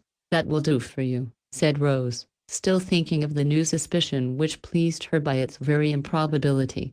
Mac flashed a quick look at her and shut the book, saying quietly, although his eyes shone, and a conscious smile lurked about his mouth, we shall see, and no one need meddle, for, as my Thoreau says, whatever we leave to God, God does and blesses us. The work we choose should be our own God. Let's alone. Rose sat silent, as if conscious that she deserved his poetical reproof. Come, you have catechized me pretty well. Now I'll take my turn and ask you why you look uplifted, as you call it. What have you been doing to make yourself more like your namesake than ever? Asked Mac, carrying war into the enemy's camp with a sudden question. Nothing but live, and enjoy doing it. I actually sit here, day after day, as happy and contented with little things as Dulce's and feel as if I wasn't much older than she, answered the girl, feeling as if some change was going on in that pleasant sort of pause but unable to describe it. As if a rose should shut and be a bud again? Murmured Mac, borrowing from his beloved Keats. Ah, but I can do that. I must go on blooming whether I like it or not, and the only trouble I have is to know what leaf I ought to unfold next, said Rose, playfully smoothing out the white gown, in which she looked very like a daisy among the green. How far have you got? Asked Mac, continuing his catechism as if the fancy suited him. Let me see. Since I came home last year, I've been gay, then sad, then busy, and now I am simply happy. I don't know why, but seem to be waiting for what is to come next and getting ready for it, perhaps unconsciously, she said, looking dreamily away to the hills again, as if the new experience was coming to her from afar. Mac watched her thoughtfully for a minute, wondering how many more leaves must unfold before the golden heart of this human flower would lie open to the sun. He felt a curious desire to help in some way, and could think of none better than to offer her what he had found most helpful to himself. Picking up another book, he opened it at a place where an oak leaf lay and, handing it to her, he said, as if presenting something very excellent and precious, if you want to be ready to take whatever comes in a brave and noble way, read that, and the one where the page is turned down. Rose took it, saw the word self-reliance, and turning the leaves, read here and there a passage which was marked, my life is for itself, and not for a spectacle. Insist on yourself, never imitate that which each can do best. None but his Maker can teach him. Do that which is assigned to you, and you cannot hope or dare too much. Then, coming to the folded page, whose title was Heroism, she read, and brightened as she read. Let the maiden, with erect soul, walk serenely on her way, accept the hint of each new experience, search in turn all the objects that solicit her eye, that she may learn the power and the charm of her newborn being. The fair girl who repels interference by a decided and proud choice of influences inspires every beholder with something of her own nobleness, and the silent heart encourages her. O friend, never strike sail to a fear, come into port greatly, or sail with God the seas. You understand that, don't you? Asked Mac as she glanced up with the look of one who had found something suited to her taste and need. Yes, but I never dared to read these essays, because I thought they were too wise for me. The wisest things are sometimes the simplest, I think. Everyone welcomes light and air, and cannot do without them, yet very few could explain them truly. I don't ask you to read or understand all of that, don't myself, but I do recommend the 2 essays I've marked, as well as Love and Friendship. Try them, and let me know how they suit. I'll leave you the book, thanks. I wanted something fine to read up here and, judging by what I see, I fancy this will suit. Only Aunt Jessie may think I'm putting on airs if I try Emerson. Why should she? He has done more to set young men and women thinking than any man in this century at least. Don't you be afraid if it is what you want, take it, and go ahead as he tells you without halting, without rest, lifting better up to best. I'll try, said Rose meekly, feeling that Mac had been going ahead himself much faster than she had any suspicion. Here a voice exclaimed hello, and, looking around, Jamie was discovered surveying them critically as he stood in an independent attitude, like a small colossus of robes and brown linen, with a bundle of molasses candy in one hand, several new fish hooks cherished carefully in the other, and his hat well on the back of his head, displaying as many freckles as one somewhat limited nose could reasonably accommodate. "How are you, young one?" said Mac, nodding. "Tip-top. Glad it's you." Thought Archie might have turned up again, and he's no fun. "Where did you come from? What did you come for? How long are you going to stay?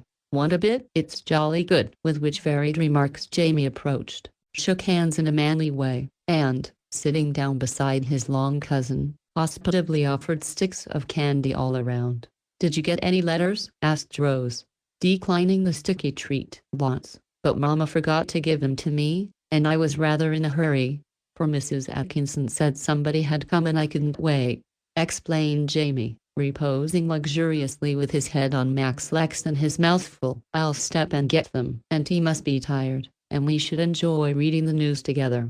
She is the most convenient girl that ever was," observed Jamie as Rose departed, thinking Mac might like some more substantial refreshment than sweetmeats. "I should think so, if you let her run your errands. You lazy little scamp," answered Mac, looking after her as she went up the green slope, for there was something very attractive to him about the slender figure in a plain white gown with a black sash about the waist and all the wavy hair gathered to the top of the head with a little black bow, sort of pre-Raphaelite, and quite refreshing after the furbelow creatures at the hotels, he said to himself as she vanished under the arch of scarlet runners over the garden gate. "Oh, well, she likes it. Rose is fond of me, and I'm very good to her when I have time," continued Jamie, calmly explaining. "I let her cut out a fish hook, when it caught in my leg, with a sharp penknife, and you'd better believe it hurt, but I never squirmed a bit. And she said I was a brave boy. And then, one day I got left on my desert island out in the pond. You know, the boat floated off, and there I was for as much as an hour before I could make anyone hear. But Rose thought I might be there, and down she came, and told me to swim ashore. It wasn't far, but the water was horrid cold, and I didn't like it. I started though, just as she said, and got on all right, till about halfway. Then cramp or something made me shut up and howl, and she came after me slapdash, and pulled me ashore. Yes, sir, as wet as a turtle, and looked so funny, I laughed, and that cured the cramp. Wasn't I good to mine when she said, 'Come on'? She was, to dive after such a scapegrace. I guess you lead her a life of it.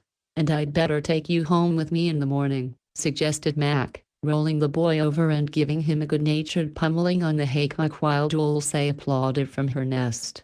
When Rose returned with ice-cold milk, gingerbread, and letters, she found the reader of Emerson up in the tree, belting and being pelted with green apples as Jamie vainly endeavored to get at him. The siege ended when Aunt Jessie appeared, and the rest of the afternoon was spent in chat about home affairs. Early the next morning Mac was off, and Rose went as far as the old church with him.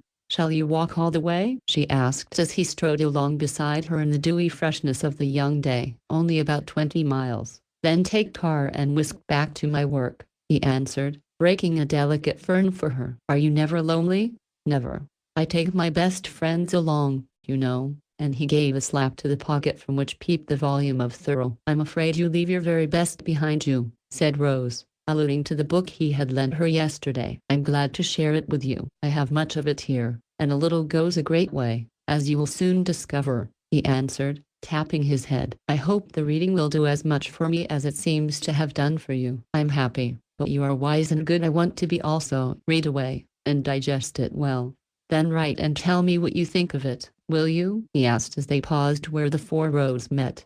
"If you will answer. Shall you have time with all your other work?" "Poetry, I beg pardon. Medicine is very absorbing, you know," answered Rose mischievously, for just then, as he stood bareheaded in the shadows of the leaves playing over his fine forehead, she remembered the chat among the haycocks, and he did not look at all like an MD. "I'll make time. Goodbye, Milton." "Goodbye, Sabrina." Chapter 18, which was it. Rose did read and digest, and found her days much richer for the good company she kept, for an introduction to so much that was wise, beautiful, and true could not but make that month a memorable one. It is not strange that while the young man most admired heroism and self-reliance, the girl preferred love and friendship, reading them over and over like prose poems, as they are, to the fitting accompaniment of sunshine, solitude, and sympathy, for letters went to and fro with praiseworthy regularity. Rose much enjoyed this correspondence, and found herself regretting that it was at an end when she went home in September, for Mac wrote better than he talked, though he could do that remarkably well when he chose, but she had no chance to express either pleasure or regret. For the first time she saw him after her return. The great change in his appearance made her forget everything else. Some whim had seized him to be shaven and shorn, and when he presented himself to welcome Rose, she hardly knew him. The shaggy hair was nicely trimmed and brushed, the cherished brown beard entirely gone, showing a well-cut mouth and handsome chin and giving a new expression to the whole face.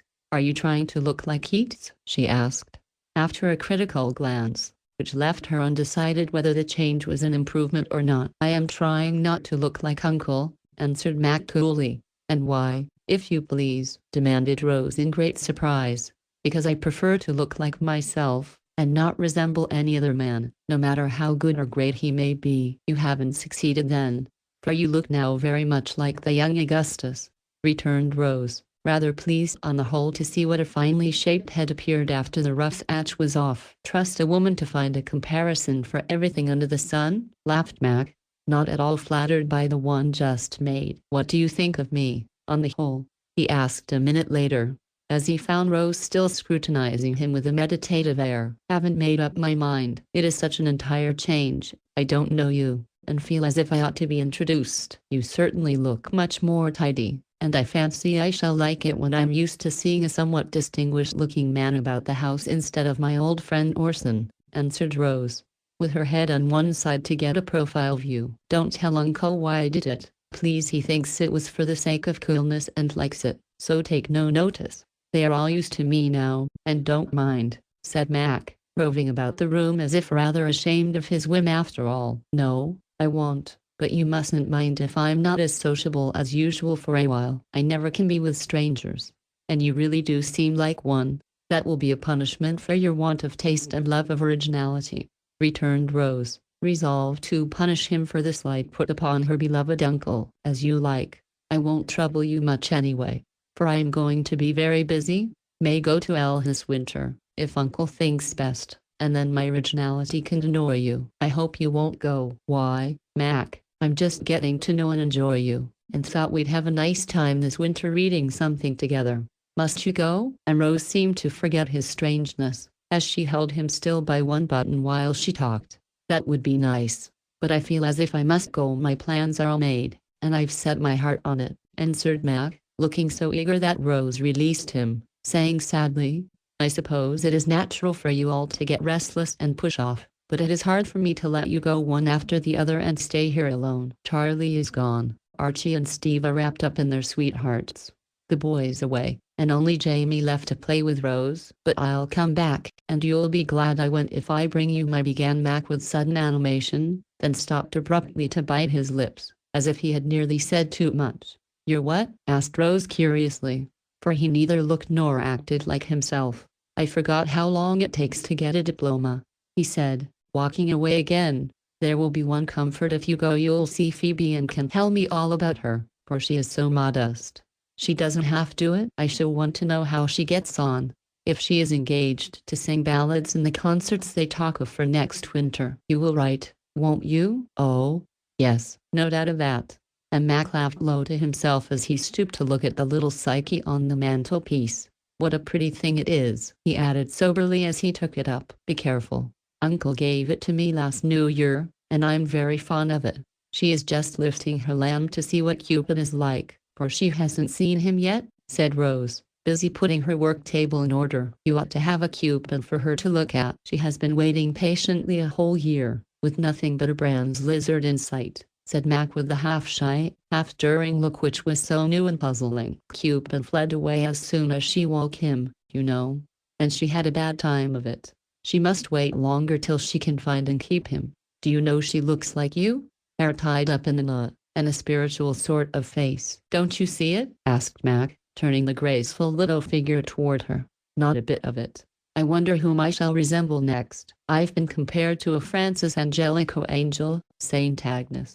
And now sick, as Annabella once called her. You would see what I mean, if you'd ever watched your own face when you were listening to music, talking earnestly, or much moved. Then your soul gets into your eyes and you are like Psyche. Tell me the next time you see me in a soulful state, and I'll look in the glass, for I'd like to see if it is becoming, said Rose merrily as she sorted her gay worsted. Your feet in the full-grown grasses, moved soft as a soft wind blows. You passed me as April passes, with a face made out of a rose, murmured Mac under his breath, thinking of the white figure going up a green slope one summer day. Then, as if chiding himself for sentimentality, he set Psyche down with great care and began to talk about a course of solid reading for the winter. After that, Rose saw very little of him for several weeks, as he seemed to be making up for lost time and was more odd and absent than ever when he did appear. As she became accustomed to the change in his external appearance, she discovered that he was altering fast in other ways and watched the distinguished-looking gentleman with much interest, saying to herself, when she saw a new sort of dignity about him alternating with an unusual restlessness of manner, and now and then a touch of sentiment, genius is simmering, just as I predicted. As the family were in mourning, there were no festivities on Rose's 21st birthday, though the boys had planned all sorts of rejoicings. Everyone felt particularly tender toward their girl on that day, remembering how poor Charlie had loved her, and they tried to show it in the gifts and good wishes they sent her. She found her sanctum all aglow with autumn leaves, and on her table so many rare and pretty things. She quite forgot she was an heiress and only felt how rich she was in loving friends. One gift greatly pleased her, though she could not help smiling at the source from whence it came, for Mac sent her a Cupid, not the chubby child with a face of naughty merriment, but a slender, winged youth leaning on his unstrung bow, with a broken arrow at his feet. A poem, to Psyche, came with it, and Rose was much surprised at the beauty of the lines, for, instead of being witty, complimentary, or gay, there was something nobler than mere sentiment in them, and the sweet old fable lived again in language which fitly painted the maiden soul looking for a love worthy to possess it. Rose read them over and over as she sat among the gold and scarlet leaves which glorified her little room, and each time found new depth and beauty in them, looking from the words that made music in her ear to the lovely shapes that spoke with their mute grace to her eye. The whole thing suited her exactly. It was so delicate and perfect in its way, for she was tired of costly gifts and valued very much this proof of her cousin's taste and talent, seeing nothing in it but an affectionate desire to please her. All the rest dropped in at intervals through the day to say a loving word, and last of all came Mac. Rose happened to be alone with Dulce, enjoying a splendid sunset from her western window, for October gave her child a beautiful good night. Rose turned around as he entered and, putting down the little girl, went to him with the evening red shining on her happy face as she said gratefully, "Dear Mac, it was so lovely. I don't know how to thank you for it in any way but this." And, drawing down his tall head, She gave him the birthday kiss she had given all the others, but this time it produced a singular effect, for Mac turned scarlet, then grew pale, and when Rose added playfully, thinking to relieve the shyness of so young a poet, "Never again say you don't write poetry, or call your verses rubbish. I knew you were a genius, and now I'm sure of it," he broke out, as if against his will. "No, it isn't genius, it is love." Then, as she shrank a little, startled at his energy, he added, with an effort at self-control which made his voice sound strange, "I didn't mean to speak, but I can't suffer you to deceive yourself so. I must tell the truth, and not let you kiss me like a cousin when I love you with all my heart and soul." "Oh, Mac, don't joke," cried Rose, bewildered by this sudden glimpse into heart she thought she knew so well. "I'm in solemn earnest," he answered steadily, in such a quiet tone that, but for the pale excitement of his face, she might have doubted his words. "Be angry, if you will. I expect it, for I know it is too soon to speak. I ought to wait for years, perhaps, but you seemed so happy I dared to hope you had forgotten." "Forgotten what?" asked Rose sharply. "Charlie? Ah, you all will insist on believing that I loved him better than I did," she cried, with both pain and impatience in her voice, for the family delusion tried her very much at times.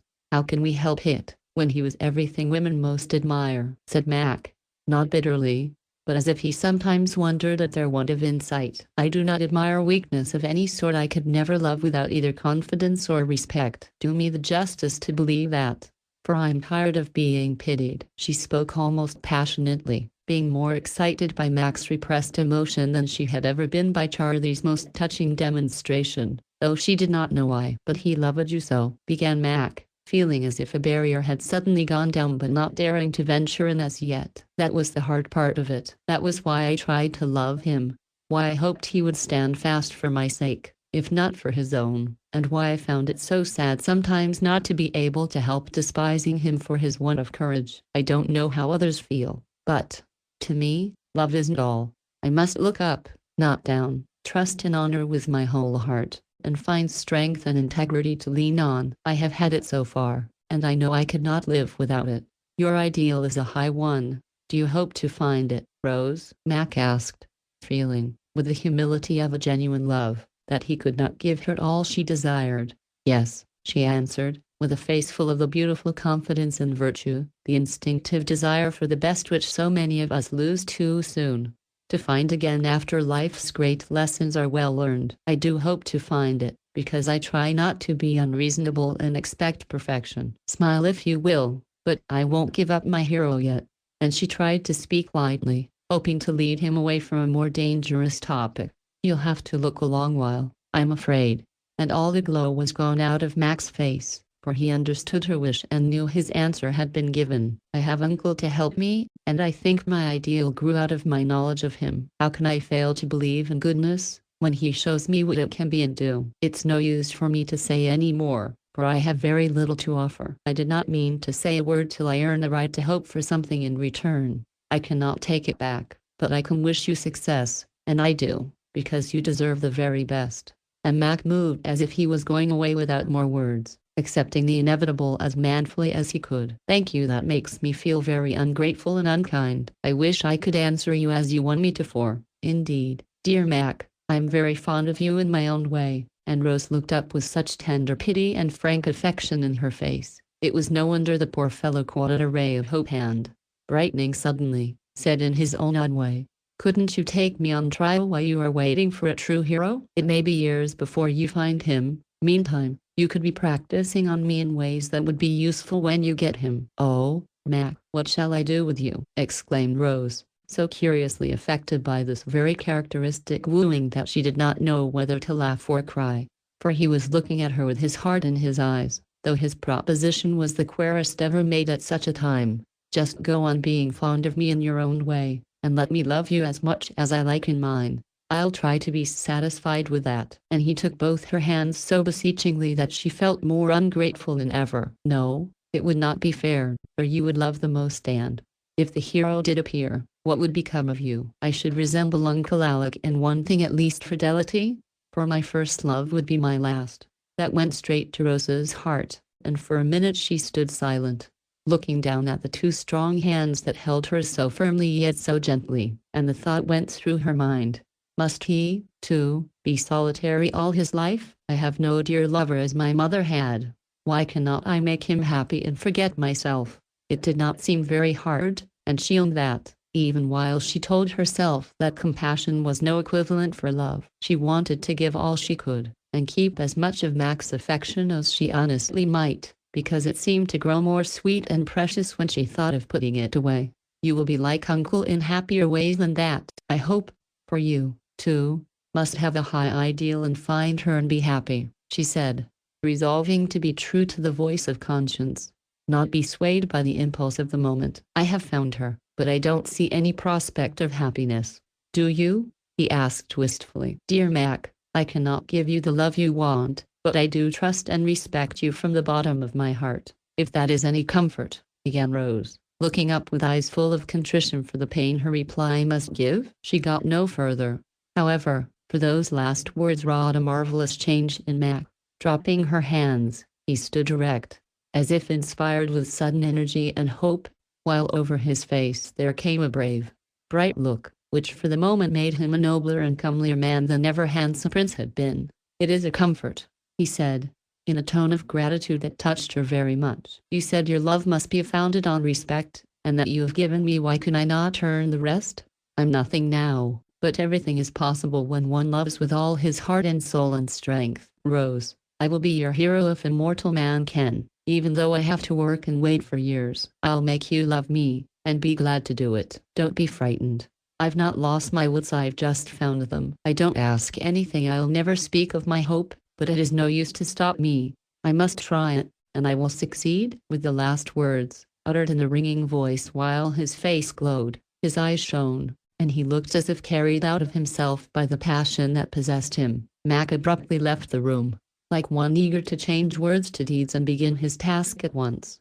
Rose was so amazed by all this that she sat down trembling a little, not with fear or anger, but a feeling half pleasure, half pain, and a sense of some new power subtle, strong, and sweet that had come into her life. It seemed as if another Mac had taken the place of the one she had known so long, an ardent, ambitious man, ready for any work now that the magical moment had come when everything seems possible to love. If hope could work such a marvelous change for a moment, could not happiness do it for a lifetime? It would be an exciting experiment to try, she thought, remembering the sudden illumination which made that familiar face both beautiful and strange. She could not help wondering how long this unsuspected sentiment had been growing in his heart, and felt perplexed by its peculiar demonstration, for she had never had a lover like this before. It touched and flattered her, nevertheless, and she could not but feel honored by a love so genuine and generous, for it seemed to make a man of Mac all at once, and a manly man, too, who was not daunted by disappointment but could hope against hope and resolve to make her love him if it took years to do it.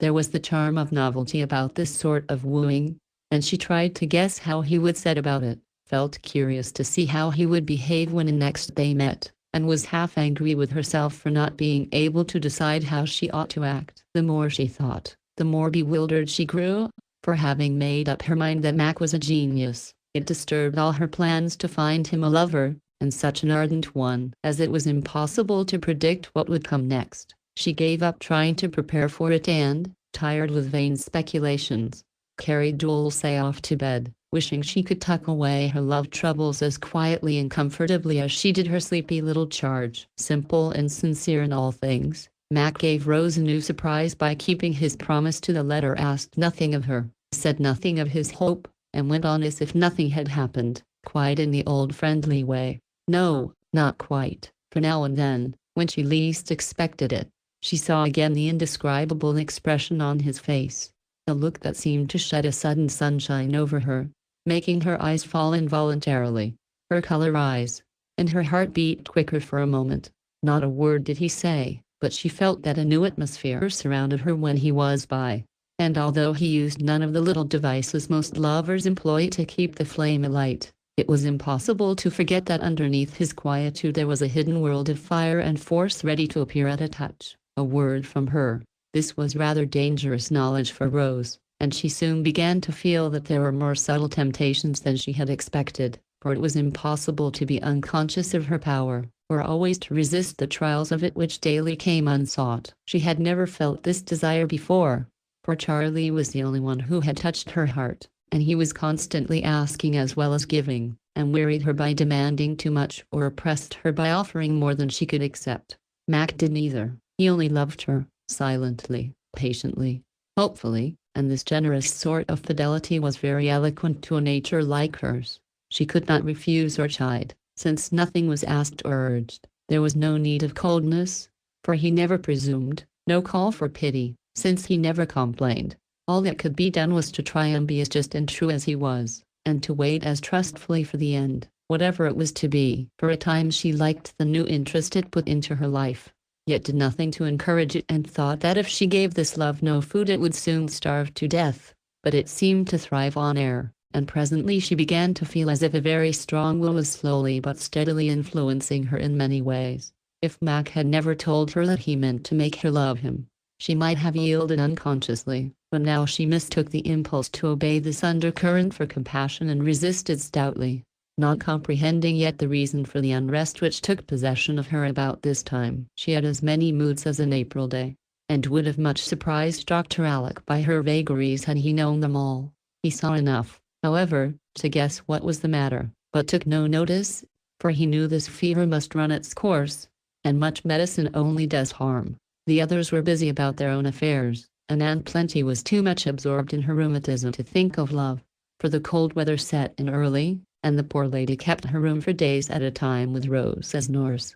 Mac had spoken of going away in November, and Rose began to hope he would, for she decided that the silent sort of adoration was bad for her, as it prevented her from steadily pursuing the employments she had marked out for that year. What was the use of trying to read useful books when her thoughts continually wandered to those charming essays on love and friendship, to copy antique casts, when all the masculine heads looked like Cupid and the feminine ones like the Psyche on her mantelpiece, to practice the best music if it ended in singing over and over the pretty spring song without Phoebe's bird chorus? Dulce's company was pleasantest now, for Dulce seldom talked. So much meditation was possible. Even Aunt Plenty's red flannel, camphor, and Pound's extract were preferable to general society, and long solitary rides on Rosa seemed the only thing to put her in tune after one of her attempts to find out what she ought to do or leave undone. She made up her mind at last, and arming herself with an unmade pen, like Fanny Squeers,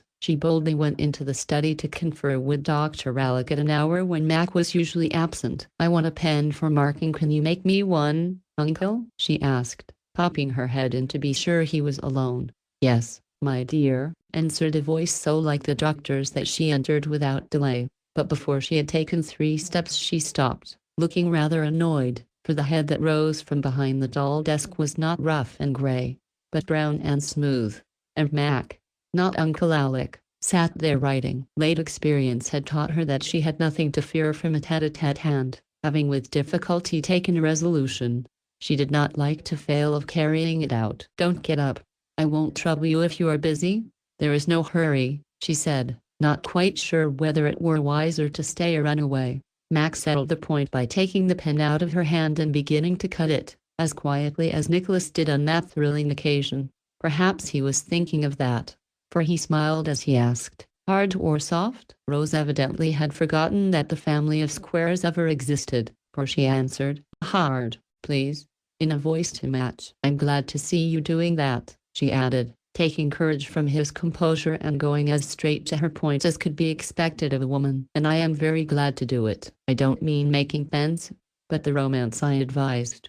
And she touched the closely written page before him, looking as if she would like to read it. "That is my abstract on a lecture on the circulation of the blood," he answered, kindly turning it so that she could see. "I don't write romances, I'm living one," and he glanced up with the happy, hopeful expression which always made her feel as if he was heaping coals of fire on her head. "I wish you wouldn't look at me in that way, it fidgets me," she said a little petulantly, for she had been out riding, and knew that she did not present a spiritual appearance after the frosty air had reddened nose as well as cheeks. "I'll try to remember. It does itself before I know it. Perhaps this may mend matters." And, taking out the blue glasses he sometimes wore in the wind, he gravely put them on. Rose could not help laughing, But his obedience only aggravated her, for she knew he could observe her all the better behind his ugly screen. "No, it won't. They are not becoming, and I don't want to look blue when I do not feel so," she said, finding it impossible to guess what he would do next or to help enjoying his peculiarities. "But you don't to me, for in spite of the goggles everything is rose-colored now," and he pocketed the glasses without a murmur at the charming inconsistency of his idol. "Really, Mac, I'm tired of this nonsense. It worries me and wastes your time. Never work harder." "But does it really trouble you to know I love you?" he asked anxiously. "Don't you see how cross it makes me?" And she walked away, feeling that things were not going as she intended to have them at all. "I don't mind the thorns if I get the rose at last, and I still hope I may, some 10 years hence," said this persistent suitor, quite undaunted by the prospect of a long wait. "I think it is rather hard to be loved whether I like it or not," objected Rose, at a loss how to make any headway against such indomitable hopefulness. "But you can't help it, nor can I, so I must go on doing it with all my heart till you marry, and then, well, then I'm afraid I may hate somebody instead."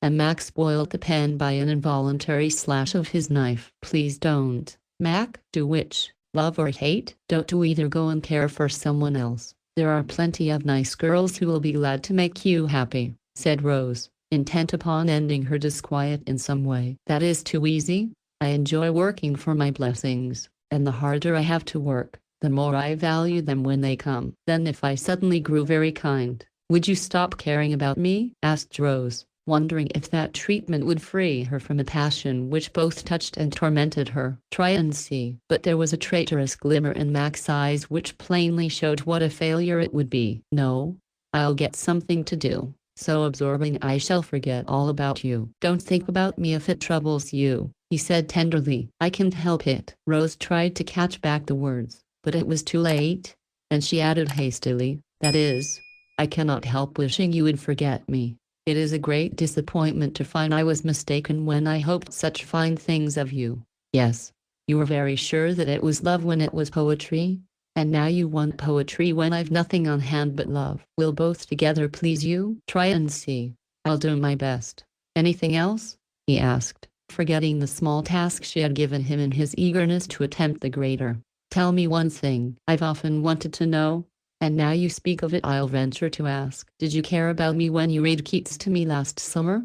"No." "When did you begin?" asked Rose, smiling in spite of herself at his unflattering honesty. "How can I tell? Perhaps it did begin up there, though, for that talk set us writing, and the letters showed me what a beautiful soul you had. I loved that first it was so quick to recognize good things, to use them when they came, and give them out again as unconsciously as a flower does its breath. I longed for you to come home, and wanted you to find me altered for the better in some way as I had found you. And when you came it was very easy to see why I needed you to love you entirely, and to tell you so. That's all, Rose." A short story, but it was enough. The voice that told it with such simple truth made the few words so eloquent. Rose felt strongly tempted to add the sequel Mac desired, but her eyes had fallen as he spoke, for she knew his were fixed upon her, dark and dry-lidded, with the same repressed emotion that put such fervor into his quiet tones, and just as she was about to look up, they fell on a shabby little footstool. Trifles affect women curiously, and often most irresistibly when some agitation sways them. The sight of the old hassock vividly recalled Charlie,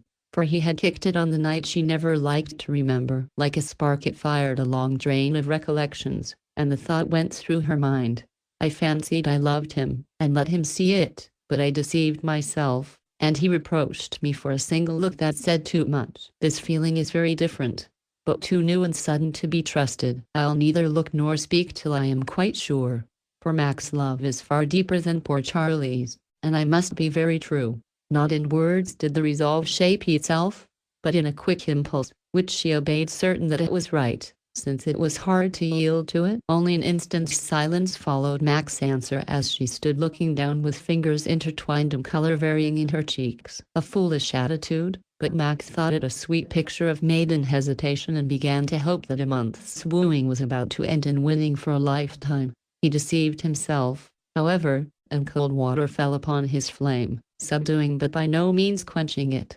when Rose looked up with an air of determination which could not escape eyes that were growing wonderfully far-sighted lately. "I came in here to beg Uncle to advise you to go away soon. You are very patient and forbearing, and I feel it more than I can tell, but it is not good for you to depend on anyone so much for your happiness.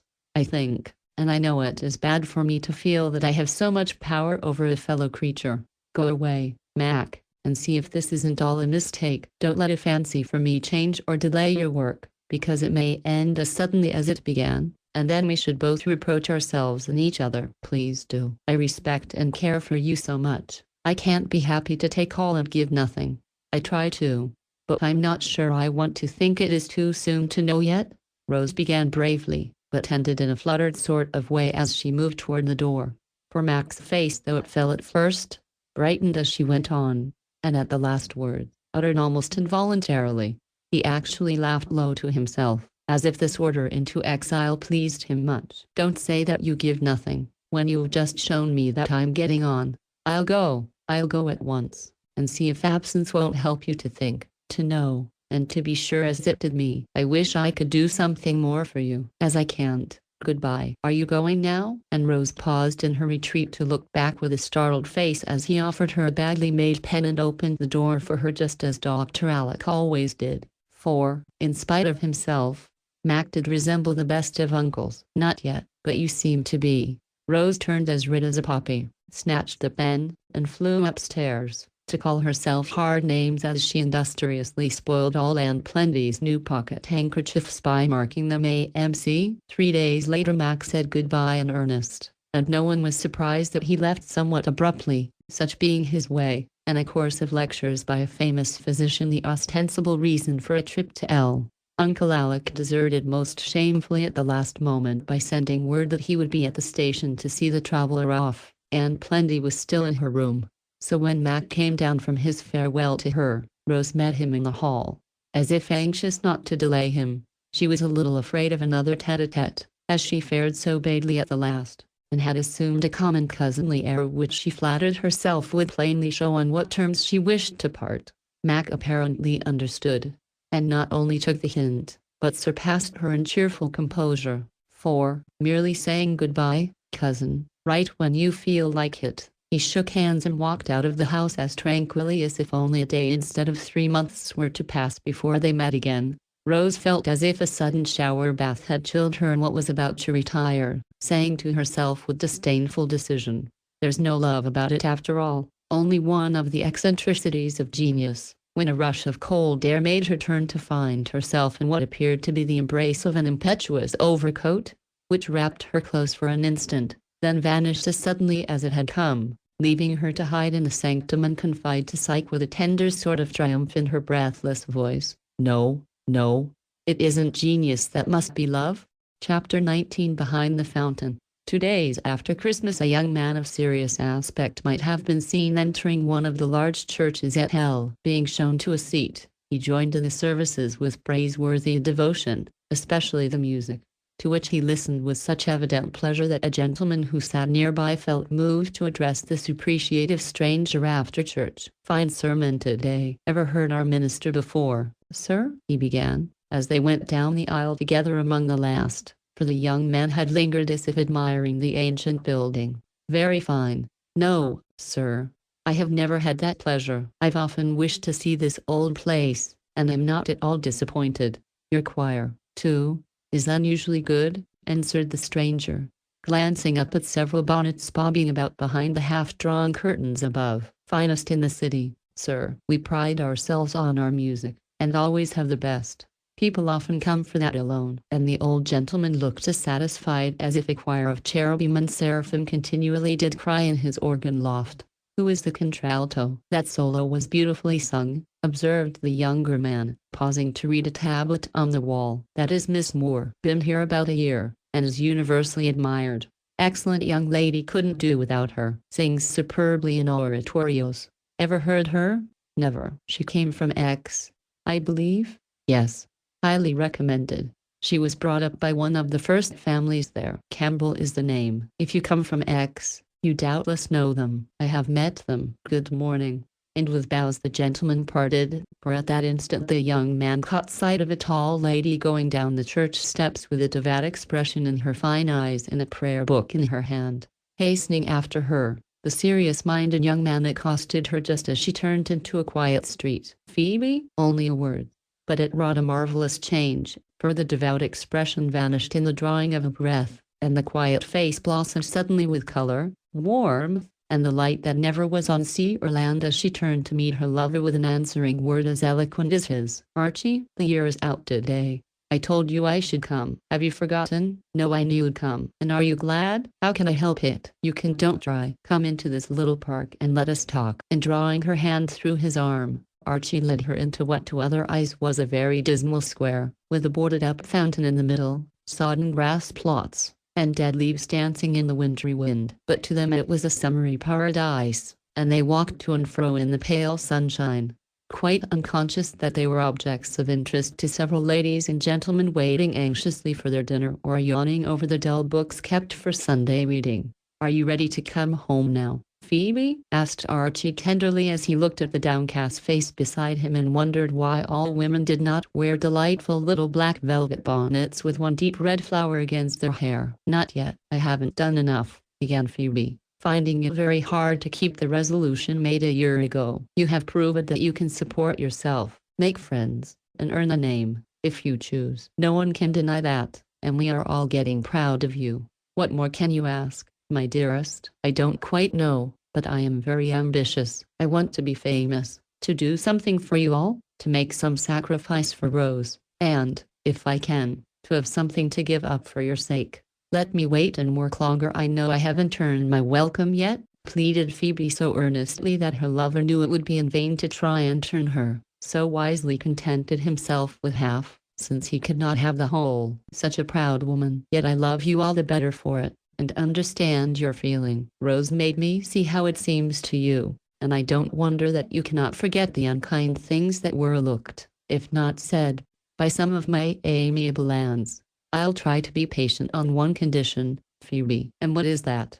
"You are to let me come sometimes while I wait, and wear this lest you should forget me," he said, pulling a ring from his pocket and gently drawing a warm, bare hand out of the muff where it lay hidden. "Yes, Archie, but not here, not now," cried Phoebe, glancing about her as if suddenly aware that they were not alone. "No one can see us here. I thought of that. Give me one happy minute, after this long, long year of waiting," answered Archie, pausing just where the fountain hid them from all eyes, for there were houses only on one side. Phoebe submitted, and never did a plain gold ring slip more easily to its place than the one he put on in such a hurry that cold December day. Then one hand went back into the muff red with a grasp he gave it, and the other to its old place on his arm with a confiding gesture, as if it had a right there. "Now I feel sure of you," said Archie as they went on again, and no one the wiser for that tender transaction behind the ugly pyramid of boards.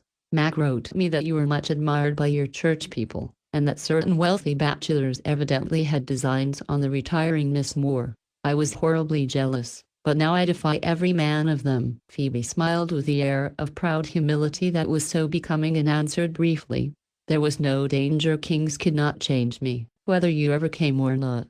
But Mac should not have told you. You shall be revenged on him, then, for, as he told secrets about you, I'll tell you one about him, Phoebe. He loves Rose."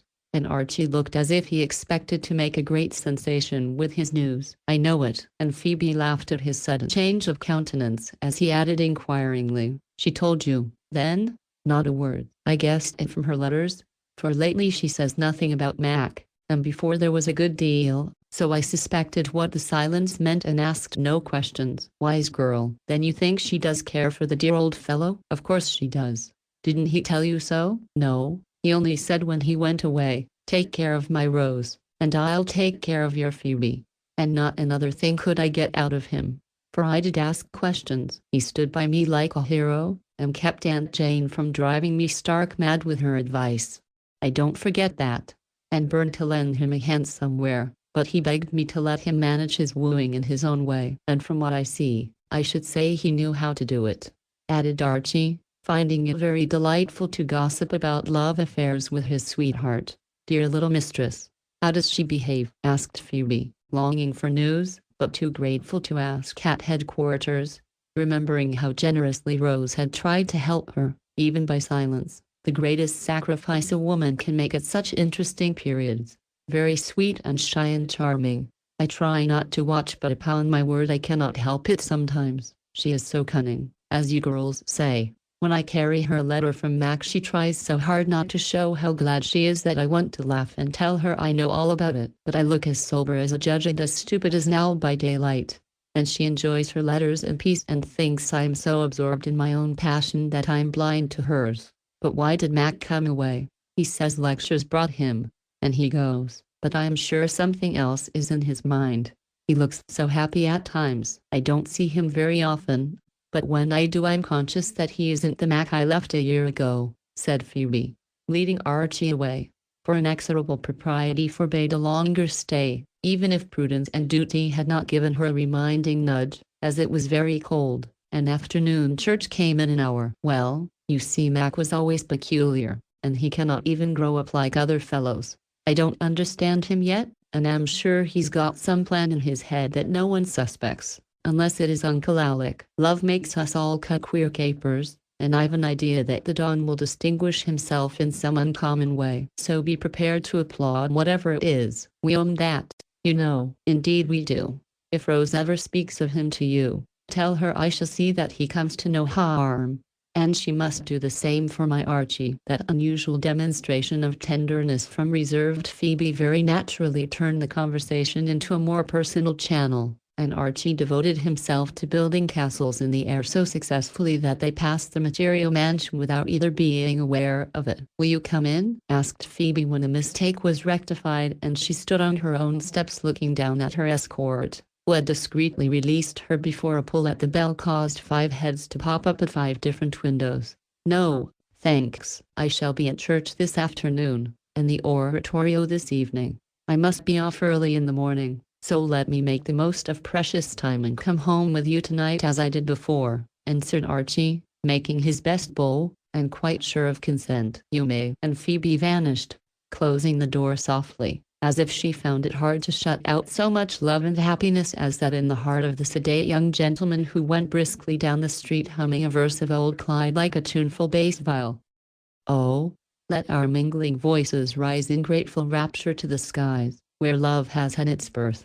Let songs of joy this day declare that spirits come their bliss to share with all the sons of earth. That afternoon Miss Moore sang remarkably well, and that evening quite electrified even her best friends by the skill and power with which she rendered inflammatus in the oratorio. If that is not genius, I should like to know what it is, said one young man to another as they went out just before the general crush at the end. Some genius and a great deal of love. Very grand steam, and, when well driven, astonish the world by the time they make in the great race, answered the second young man with the look of one inclined to try his hand at driving that immortal span. Dare say you are right. Can't stop now, she's waiting for me. Don't sit up, Mac.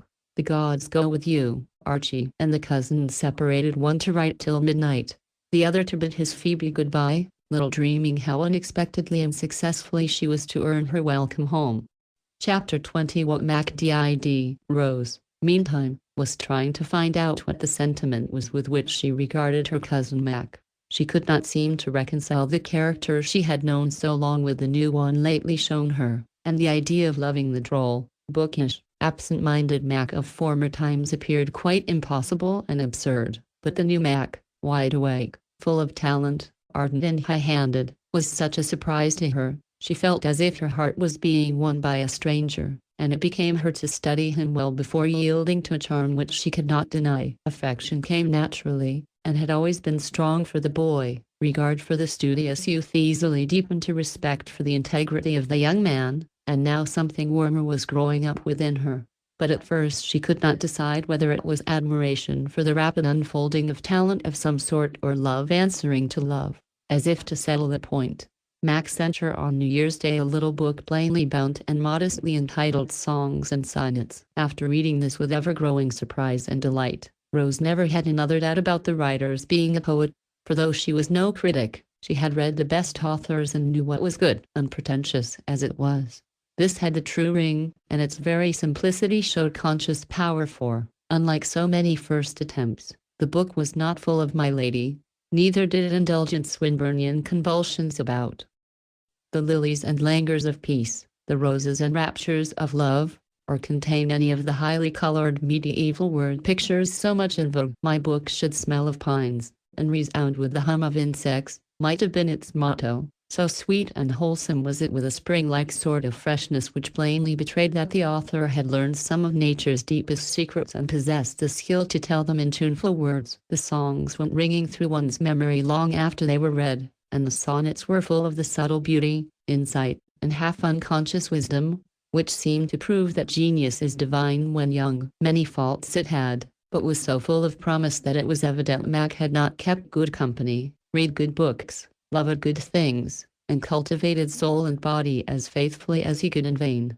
It all told now, for truth and virtue had blossomed into character and had a language of their own more eloquent than the poetry to which they were what the fragrance is to the flower. Wiser critics than Rose felt and admired this. Less partial ones could not deny their praise to a first effort, which seemed as spontaneous and aspiring as a lark's song, and, when one or two of these Jupiters had given a nod of approval, Mac found himself, not exactly famous, but much talked about. One set abused, the other set praised, and the little book was sadly mauled among them, for it was too original to be ignored, and too robust to be killed by hard usage, so it came out of the fray none the worse but rather brighter, if anything, for the friction which proved the gold genuine. This took time, however, and Rose could only sit at home reading all the notices she could get, as well as the literary gossip Phoebe sent her, for Mac seldom wrote, and never a word about himself. So Phoebe skillfully extracted from him in their occasional meetings all the personal news her feminine wit could collect and faithfully reported it. It was a little singular that without a word of inquiry on either side, the letters of the girls were principally filled with tidings of their respective lovers. Phoebe wrote about Mac, Rose answered with minute particulars about Archie,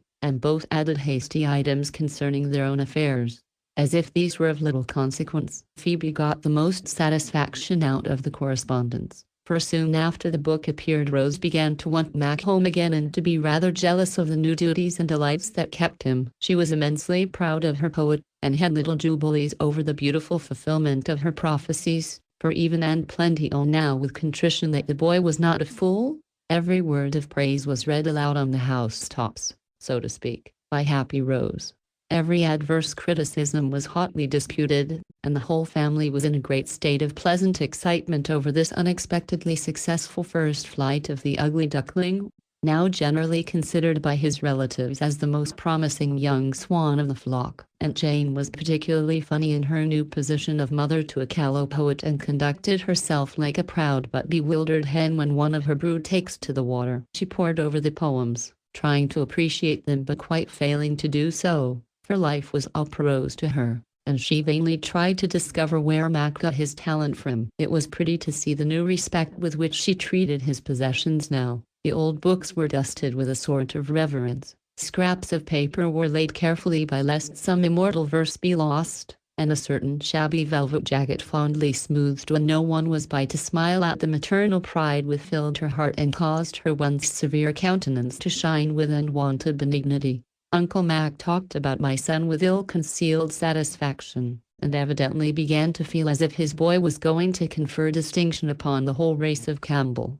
which had already possessed one poet. Steve exulted with irrepressible delight and went about quoting songs and sonnets till he bored his friends dreadfully by his fraternal raptures. Archie took it more quietly, and even suggested that it was too soon to crow yet, for the dear old fellow's first burst might be his last, since it was impossible to predict what he would do next. Having proved that he could write poetry, he might drop it for some new world to conquer, quoting his favorite Thoreau, who, having made a perfect pencil, gave up the business and took to writing books with a sort of indelible ink which grows clearer with time. The aunts of course had their views, and enjoyed much prophetic gossip as they wagged their caps over many social cups of tea. The younger boys thought it very jolly, and hoped the dawn would go ahead and come to glory as soon as possible, which was all that could be expected of young America, with whom poetry is not usually a passion. But Dr. Alcott was a sight for serene, so full of concentrated contentment was he. No one but Rose, perhaps, knew how proud and pleased the good man felt at this first small success of his godson, for he had always had high hopes of the boy, because in spite of his oddities he had such an upright nature, and promising little, did much, with a quiet persistence which foretells a manly character. All the romance of the doctor's heart was stirred by this poetic bud of promise and the love that made it bloom so early, for Mac had confided his hopes to Uncle, finding great consolation and support in his sympathy and advice.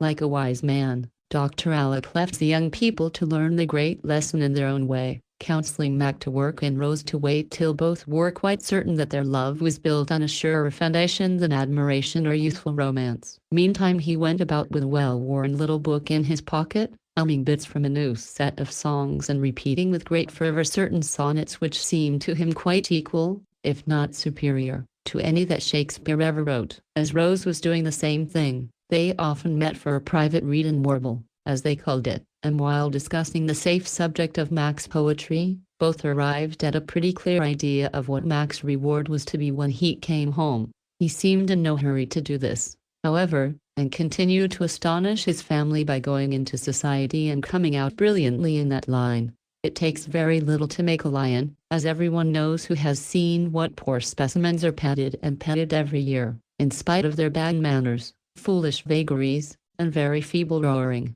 Mac did not want to be lionized and took it rather scornfully, which only added to the charm that people suddenly discovered about the 19th cousin of Thomas Campbell, the poet.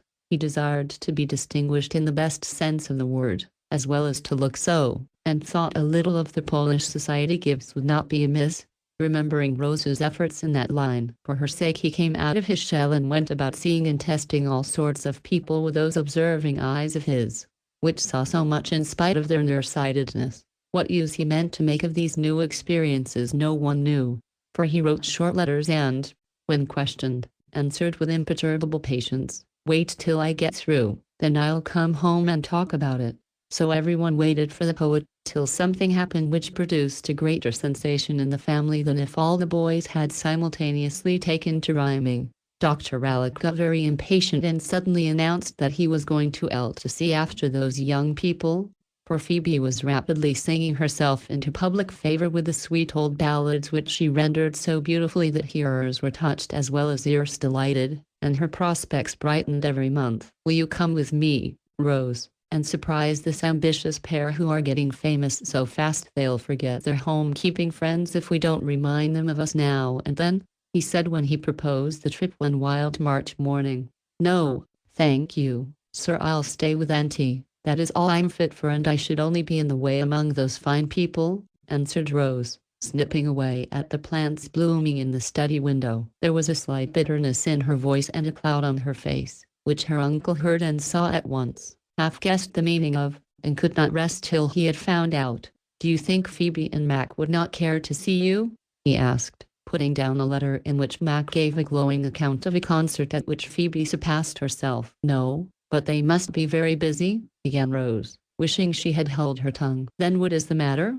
persisted Dr. Alec. Rose did not speak for a moment, and decapitated 2 fine geraniums with a reckless slash of her scissors, as if pent-up vexation of some kind must find a vent. It did in words also, for, as if quite against her will, she exclaimed impetuously, "The truth is, I'm jealous of them both. Bless my soul!" "What now?" ejaculated the doctor in great surprise. Rose put down her water pot and shears, came and stood before him with her hands nervously twisted together, and said, just as she used to do when she was a little girl confessing some misdeed, "Uncle, I must tell you, for I've been getting very envious, discontented, and bad lately. No, don't be good to me yet, for you don't know how little I deserve it. Scold me well, and make me see how wicked I am. I will as soon as I know what I am to scold about. Unburden yourself, child, and let me see all your iniquity, for if you begin by being jealous of Mac and Phoebe, I'm prepared for anything," said Dr. Alec, leaning back as if nothing could surprise him now. "But I am not jealous in that way, sir. I mean I want to be or do something splendid as well as they. I can't write poetry or sing like a bird, but I should think I might have my share of glory in some way. I thought perhaps I could paint, and I've tried, but I can only copy. I've no power to invent lovely things, and I'm so discouraged. for that is my one accomplishment. Do you think I have any gift that could be cultivated and do me credit like theirs? She asked so wistfully that her uncle felt for a moment as if he never could forgive the fairies who endow babies in their cradles for being so niggardly to his girl. But one look into the sweet, open face before him reminded him that the good elves had been very generous, and he answered cheerfully, "Yes, I do, for you have one of the best and noblest gifts a woman can possess. Music and poetry are fine things, and I don't wonder you want them, or that you envy the pleasant fame they bring. I've felt just so, and been ready to ask why it didn't please heaven to be more generous to some people. So you needn't be ashamed to tell me all about it. I know I ought to be contented, but I'm not. My life is very comfortable, but so quiet and uneventful. I get tired of it and want to launch out as the others have, and do something, or at least try." "I'm glad you think it isn't very bad of me, and I'd like to know what my gift is," said Rose, looking less despondent already. "The art of living for others so patiently and sweetly that we enjoy it as we do the sunshine, and are not half grateful enough for the great blessing. It is very kind of you to say so, but I think I'd like a little fun and fame nevertheless." And Rose did not look as thankful as she ought. "Very natural, dear, but the fun and the fame do not last, while the memory of a real helper is kept green long after poetry is forgotten and music silent. Can't you believe that, and be happy? But I do so little, nobody sees or cares, and I don't feel as if I was really of any use," sighed Rose, thinking of the long, dull winter, full of efforts that seemed fruitless. "Sit here, and let us see if you really do very little and if no one cares." And, drawing her to his knee, Dr. Rallock went on, telling off each item on one of the fingers of the soft hand he held. "First, an infirm old aunt is kept very happy by the patient, cheerful care of this good-for-nothing niece. Secondly, a crotchety uncle, for whom she reads, runs, writes, and so willingly that he cannot get on without her. Thirdly, various relations who are helped in various ways. Fourthly, one dear friend never forgotten, and a certain cousin cheered by praise which is more to him than the loudest blast fame could blow. Fifthly, several young girls find her an example of many good works and ways. Sixthly, a motherless baby is cared for as tenderly as if she were a little sister. Seventhly, half a dozen poor ladies made comfortable. And, lastly, some struggling boys and girls with artistic longings are put into a pleasant room furnished with casts, studies, easels, and all manner of helpful things, not to mention free lessons given by this same idle girl, who now sits upon my knee owning to herself that her gift is worth having after all. Indeed, I am, uncle. I'd no idea I had done so many things to please you, or that anyone guessed how hard I try to fill my place usefully. I've learned to do without gratitude. Now I'll learn not to care for praise, but to be contented to do my best, and have only God know. He knows, and he rewards in his own good time. I think a quiet life like this often makes itself felt in better ways than one that the world sees and applauds, and some of the noblest are never known till they end, leaving a void in many hearts. Yours may be one of these if you choose to make it so, and no one will be prouder of this success than I, unless it be Mac." The clouds were quite gone now, and Rose was looking straight into her uncle's face with a much happier expression when that last word made it color brightly and the eyes glance away for a second. Then they came back full of a tender sort of resolution as she said, "That will be the reward I work for," and rose, as if ready to be up and doing with renewed courage. But her uncle held her long enough to ask quite soberly, though his eyes laughed, "Shall I tell him that?" "No, sir, please don't. When he is tired of other people's praise, he will come home, and then I'll see what I can do for him," answered Rose, slipping away to her work with the shy, happy look that sometimes came to give to her face the charm it needed. "He is such a thorough fellow. He never is in a hurry to go from one thing to another. An excellent habit, but a trifle trying to impatient people like me," said the doctor, and, picking up Dulce, who sat upon the rug with her dolly, he composed his feelings by tossing her till she crowed with delight. Rose heartily echoed that last remark, but said nothing aloud, only helped her uncle off with dutiful alacrity and, when he was gone, began to count the days till his return, wishing she had decided to go too. He wrote often, giving excellent accounts of the great creatures, as Steve called Phoebe and Mac, and seemed to find so much to do in various ways that the second week of absence was nearly over before he set a day for his return, promising to astonish them with the account of his adventures. Rose felt as if something splendid was going to happen and set her affairs in order so that the approaching crisis might find her fully prepared. She'd found out now, was quite sure, and put away all doubts and fears to be ready to welcome home the cousin whom she was sure Uncle would bring as her reward. She was thinking of this one day as she got out her paper to write a long letter to poor Aunt Clara, who pined for news far away there in Calcutta. Something in the task reminded her of that other lover whose wooing ended so tragically, and opening a little drawer of keepsakes, she took out the blue bracelet, feeling that she owed Charlie a tender thought in the midst of her new happiness.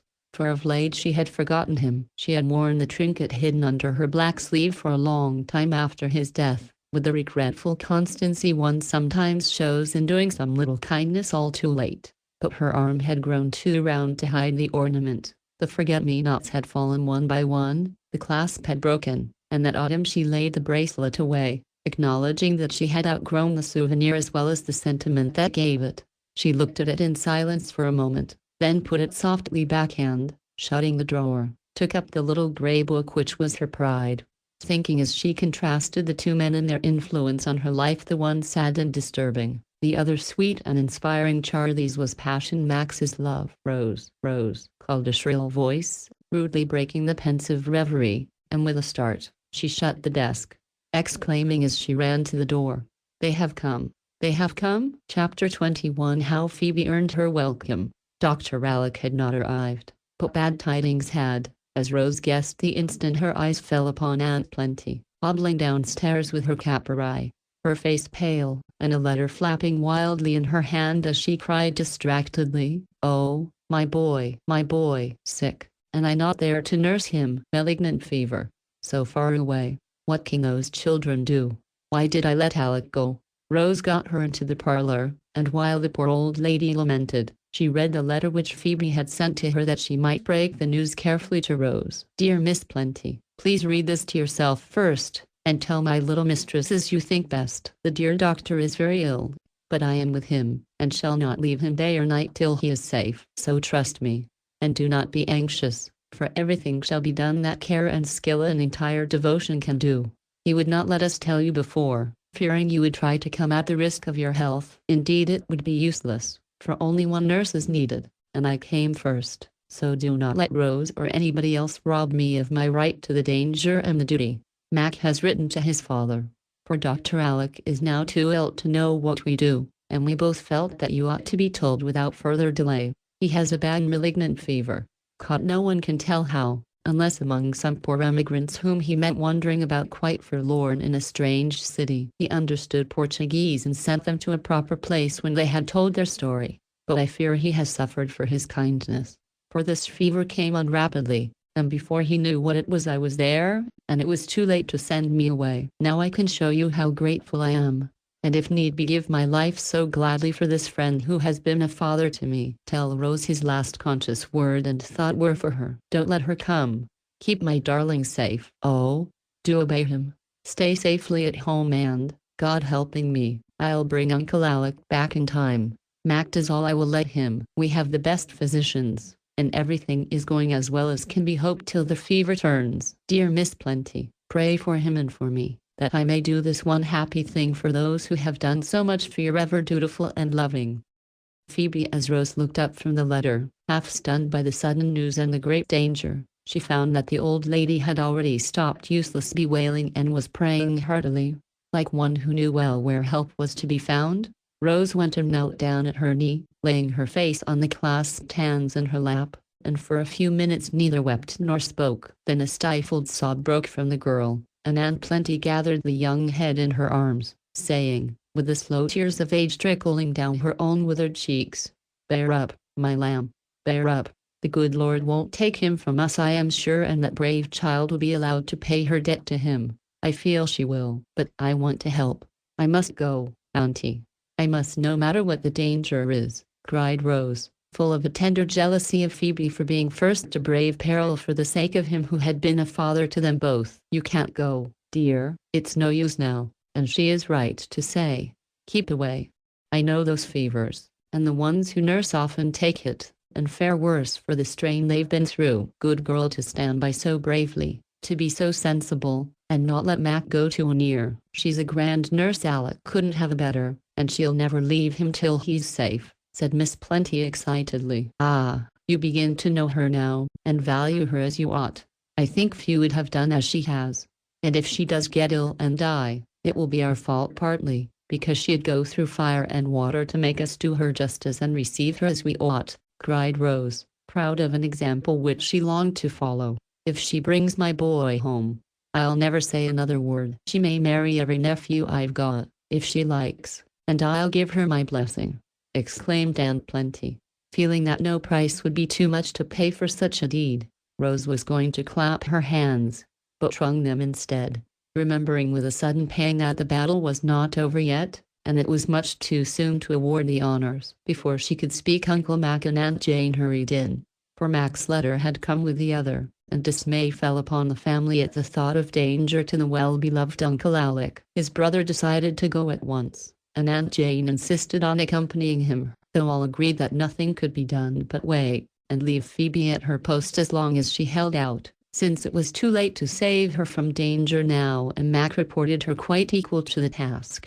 Great was the hurry and confusion till the relief party was off. Aunt Plenty was heartbroken that she could not go with them, but felt that she was too infirm to be useful and, like a sensible old soul, tried to content herself with preparing all sorts of comforts for the invalid. Rose was less patient, and at first had wild ideas of setting off alone and forcing her way to the spot where all her thoughts now centered. But before she could carry out any rash project, Aunt Myra's palpitations set in so alarmingly that they did good service for once and kept Rose busy taking her last directions and trying to soothe her drying bed, for each attack was declared fatal till the patient demanded toast and tea, when hope was again allowable and the rally began. The news flew fast, as such tidings always do, and Aunt Plenty was constantly employed in answering inquiries. For her knocker kept up a steady tattoo for several days. All sorts of people came, gentlefolk and paupers, children with anxious little faces, old people full of sympathy, pretty girls sobbing as they went away, and young men who relieved their feelings by swearing at all emigrants in general and Portuguese in particular. It was touching and comforting to see how many loved the good man who was known only by his benefactions and now lay suffering far away. Quite unconscious how many unsuspected charities were brought to light by this grateful solicitude as hidden flowers spring up when warm rains fall. If Rose had ever felt that the gift of living for others was a poor one, she saw now how beautiful and blessed it was, how rich the returns, how wide the influence, how much more precious the tender tie which knit so many hearts together than any breath of fame or brilliant talent that dazzled but did not win and warm. In after years she found how true her uncle's words had been and, listening to eulogies of great men, felt less moved and inspired by praises of their splendid gifts than by the sight of some good man's patient labor for the poorest of his kind. Her heroes ceased to be the world's favorites and became such as Garrison fighting for his chosen people, how restoring lost senses to the deaf, the dumb, and blind, Sumner and Bribable, when other men were bought and sold, and many a large-hearted woman working as quietly as Abby Gibbons, who for 30 years had made Christmas merry for 200 little paupers in a city almshouse, besides saving magazines and teaching convicts. The lesson came to Rose when she was ready for it, and showed her what a noble profession philanthropy is, made her glad of her choice, and helped fit her for a long life full of the loving labor and sweet satisfaction unostentatious charity brings to those who ask no reward and are content if only God knows. Several anxious weeks went by with wearing fluctuations of hope and fear, for life and death fought over the prize each wanted, and more than once death seemed to have won. But Phoebe stood at her post, defying both danger and death with the courage and devotion women often show. All her soul and strength were in her work, and when it seemed most hopeless, she cried out with a passionate energy which seems to send such appeals straight up to heaven, "Grant me this one boon, dear Lord, and I will never ask another for myself." Such prayers avail much, and such entire devotion often seems to work miracles when other aids are in vain. Phoebe's cry was answered, her self-forgetful task accomplished, and her long vigil rewarded with a happy dawn. Dr. Alec always said that she kept him alive by the force of her will, and that, During the hours when he seemed to lie unconscious, he felt a strong, warm hand holding his, as if keeping him away from the swift current trying to sweep him away. The happiest hour of all her life was that in which he knew her, looked up with the shadow of a smile in his hollow eyes, and tried to say in his old cheery way, "Tell Rose I've turned the corner, thanks to you, my child." She answered very quietly, smoothed the pillow, and saw him drop asleep again before she stole away into the other room, meaning to write the good news, but could only throw herself down and find relief for a full heart in the first tears she had shed for weeks. Mac found her there, and took such care of her that she was ready to go back to her place, now indeed a post of honor, while he ran off to send home a telegram which made many hearts sing for joy and caused Jamie, in his first burst of delight, to propose to ring all the city bells and order out the cannon, saved thanks to God and Phoebe. That was all, but everyone was satisfied, and everyone fell a crying, as if hope needed much salty water to strengthen it. That was soon over, however, and then people went about smiling and saying to one another, with handshakes or embraces, "He is better, no doubt of it now." A general desire to rush away and assure themselves of the truth pervaded the family for some days, and nothing but awful threats from Mac, stern mandates from the doctor, and entreaties from Phoebe not to undo her work kept Miss Plenty, Rose, and Aunt Jessie at home. As the only way in which they could ease their minds and bear the delay, they set about spring cleaning with an energy which scared the spiders and drove charwomen distracted. If the old house had been infected with smallpox, it could not have been more vigorously scrubbed, aired, and refreshed. Early as it was, every carpet was routed up, curtains pulled down, cushions banged, and glory holes turned out till not a speck of dust, a last year's fly, or stray straw could be found.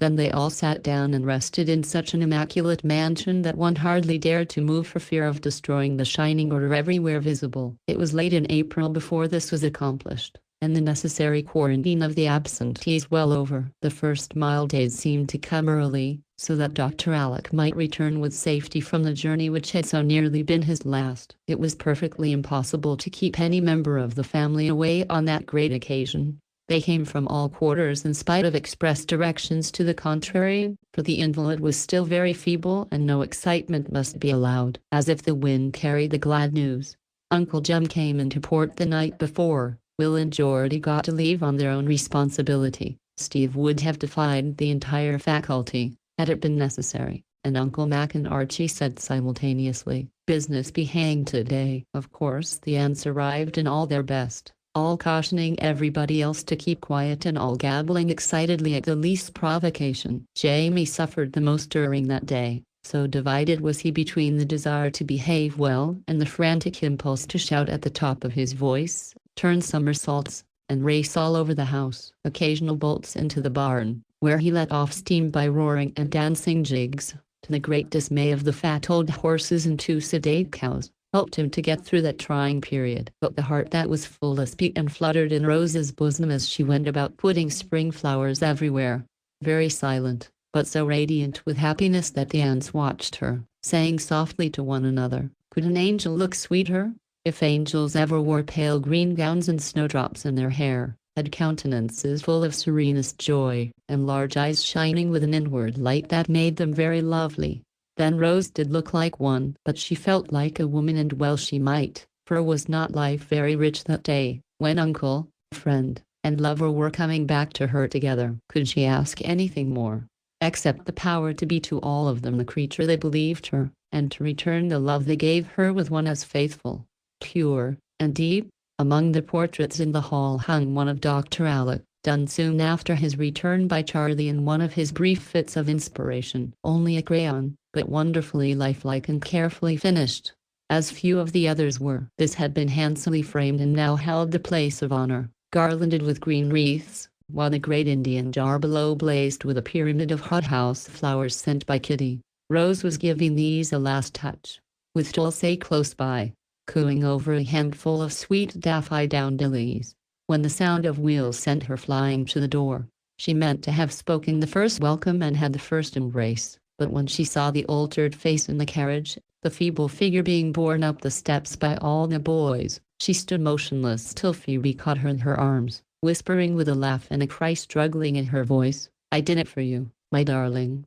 All for you? Oh, Phoebe, never say again you owe me anything. I never can repay you for this, was all Rose had time to answer as they stood one instant cheek to cheek, heart to heart, both too full of happiness for many words. Aunt Plenty had heard the wheels also and, as everybody rose en masse, had said as impressively as extreme agitation would allow, while she put her glasses on upside down and seized a lace tidy instead of her handkerchief, "Stop, I'll stay here, and let me receive Alec. Remember his weak state, and be calm, quite calm, as I am." "Yes, aunt, certainly," was the general murmur of assent, but it was as impossible to obey as it would have been to keep feathers still in a gale, and one irresistible impulse carried the whole room full into the hall to behold Aunt Plenty beautifully illustrating her own theory of composure by waving the tidy wildly, rushing into Dr. Alec's arms, and laughing and crying with the hysterical abandonment which even Aunt Myra could not have surpassed. The tearful jubilee was soon over, however, and no one seemed the worse for it, for the instant his arms were at liberty, Dr. Alec forgot himself and began to make other people happy by saying seriously, though his thin face beamed paternally, as he drew Phoebe forward, "Aunt Plenty, but for this good daughter I never should have come back to be so welcomed. Love her for my sake."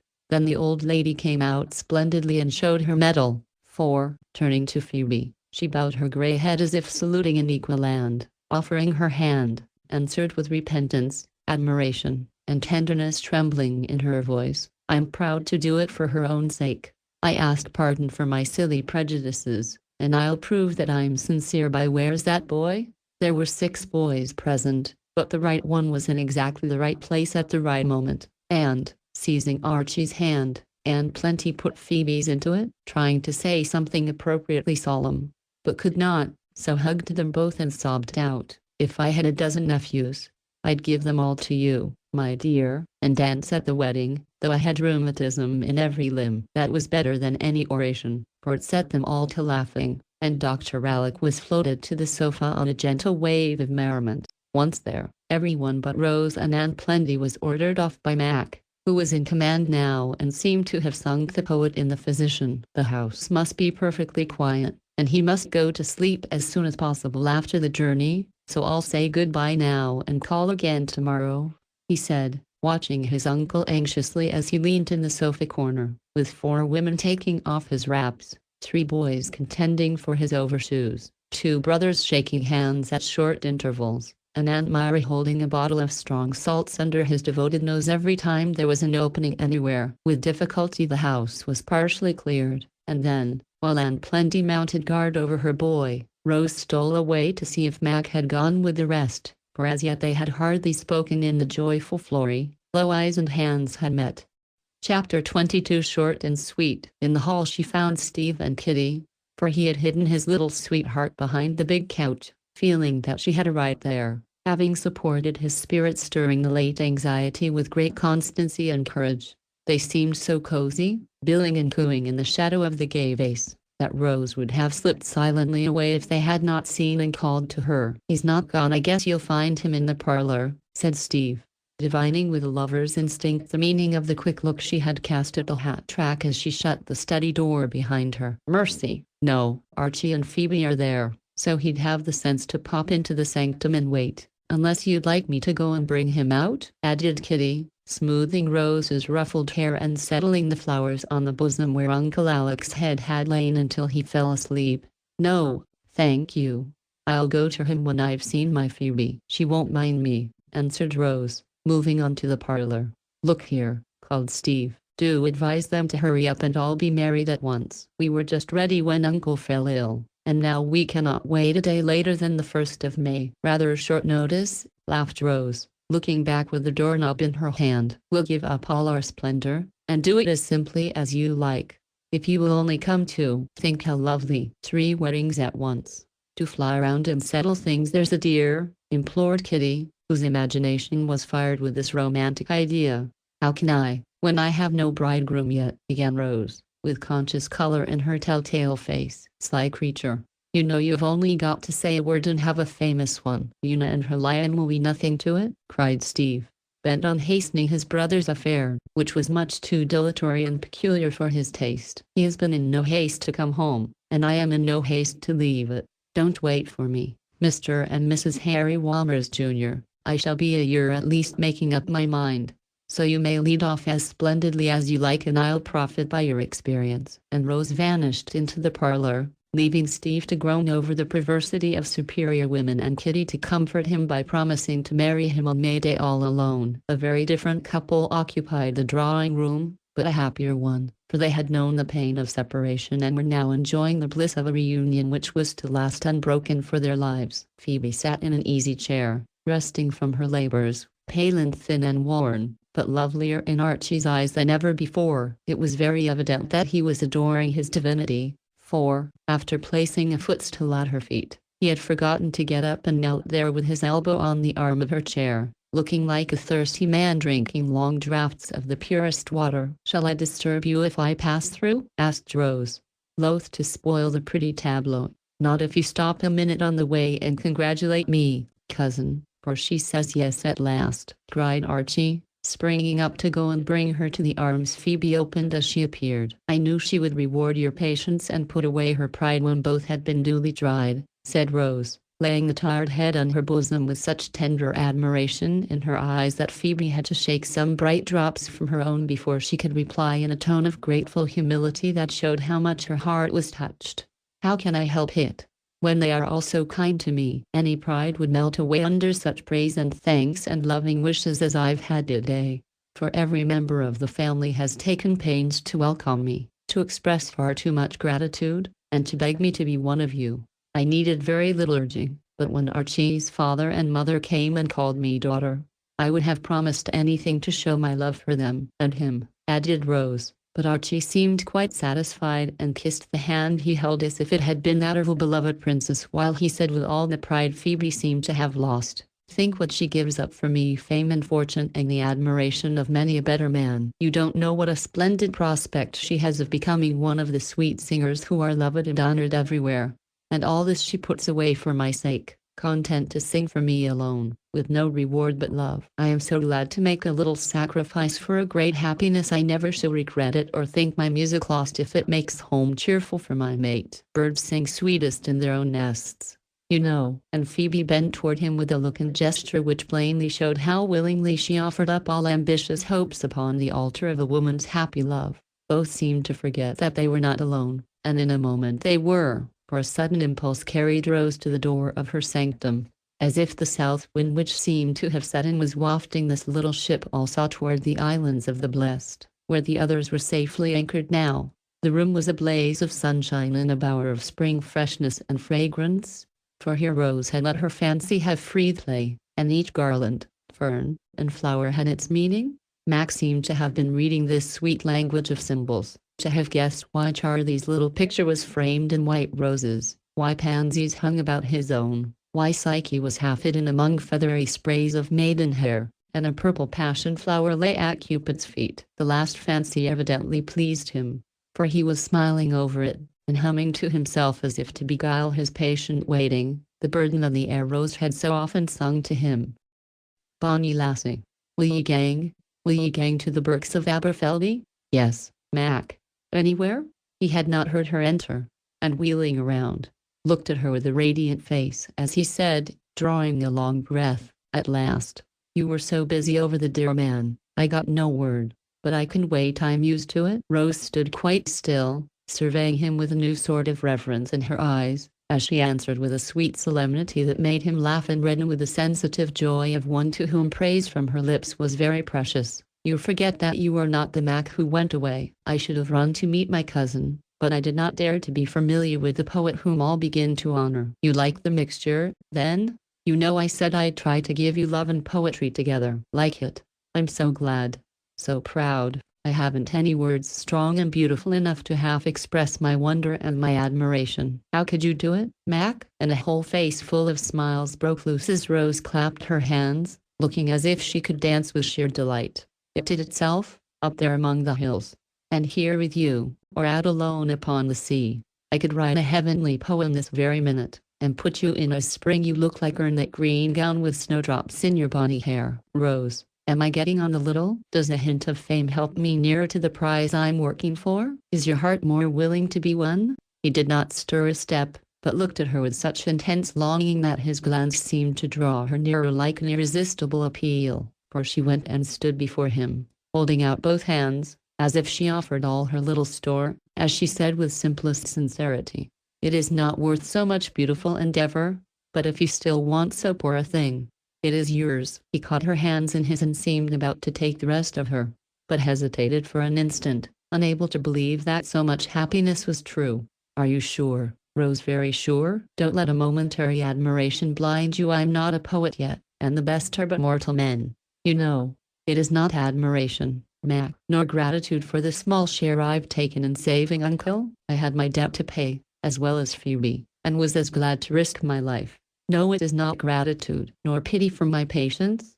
I've only done a little yet, and I am as far as ever from being like your hero. I can work and wait still longer if you are not sure, for I must have all or nothing." "Oh, Mac, why will you be so doubtful? You said you'd make me love you, and you have done it. Will you believe me now?" And, with a sort of desperation, she threw herself into his arms, clinging there in eloquent silence while he held her close, feeling, with a thrill of tender triumph, that this was no longer little Rose, but a loving woman, ready to live and die for him. "Now I'm satisfied," he said presently, when she lifted up her face, full of maidenly shame at the sudden passion which had carried her out of herself for a moment.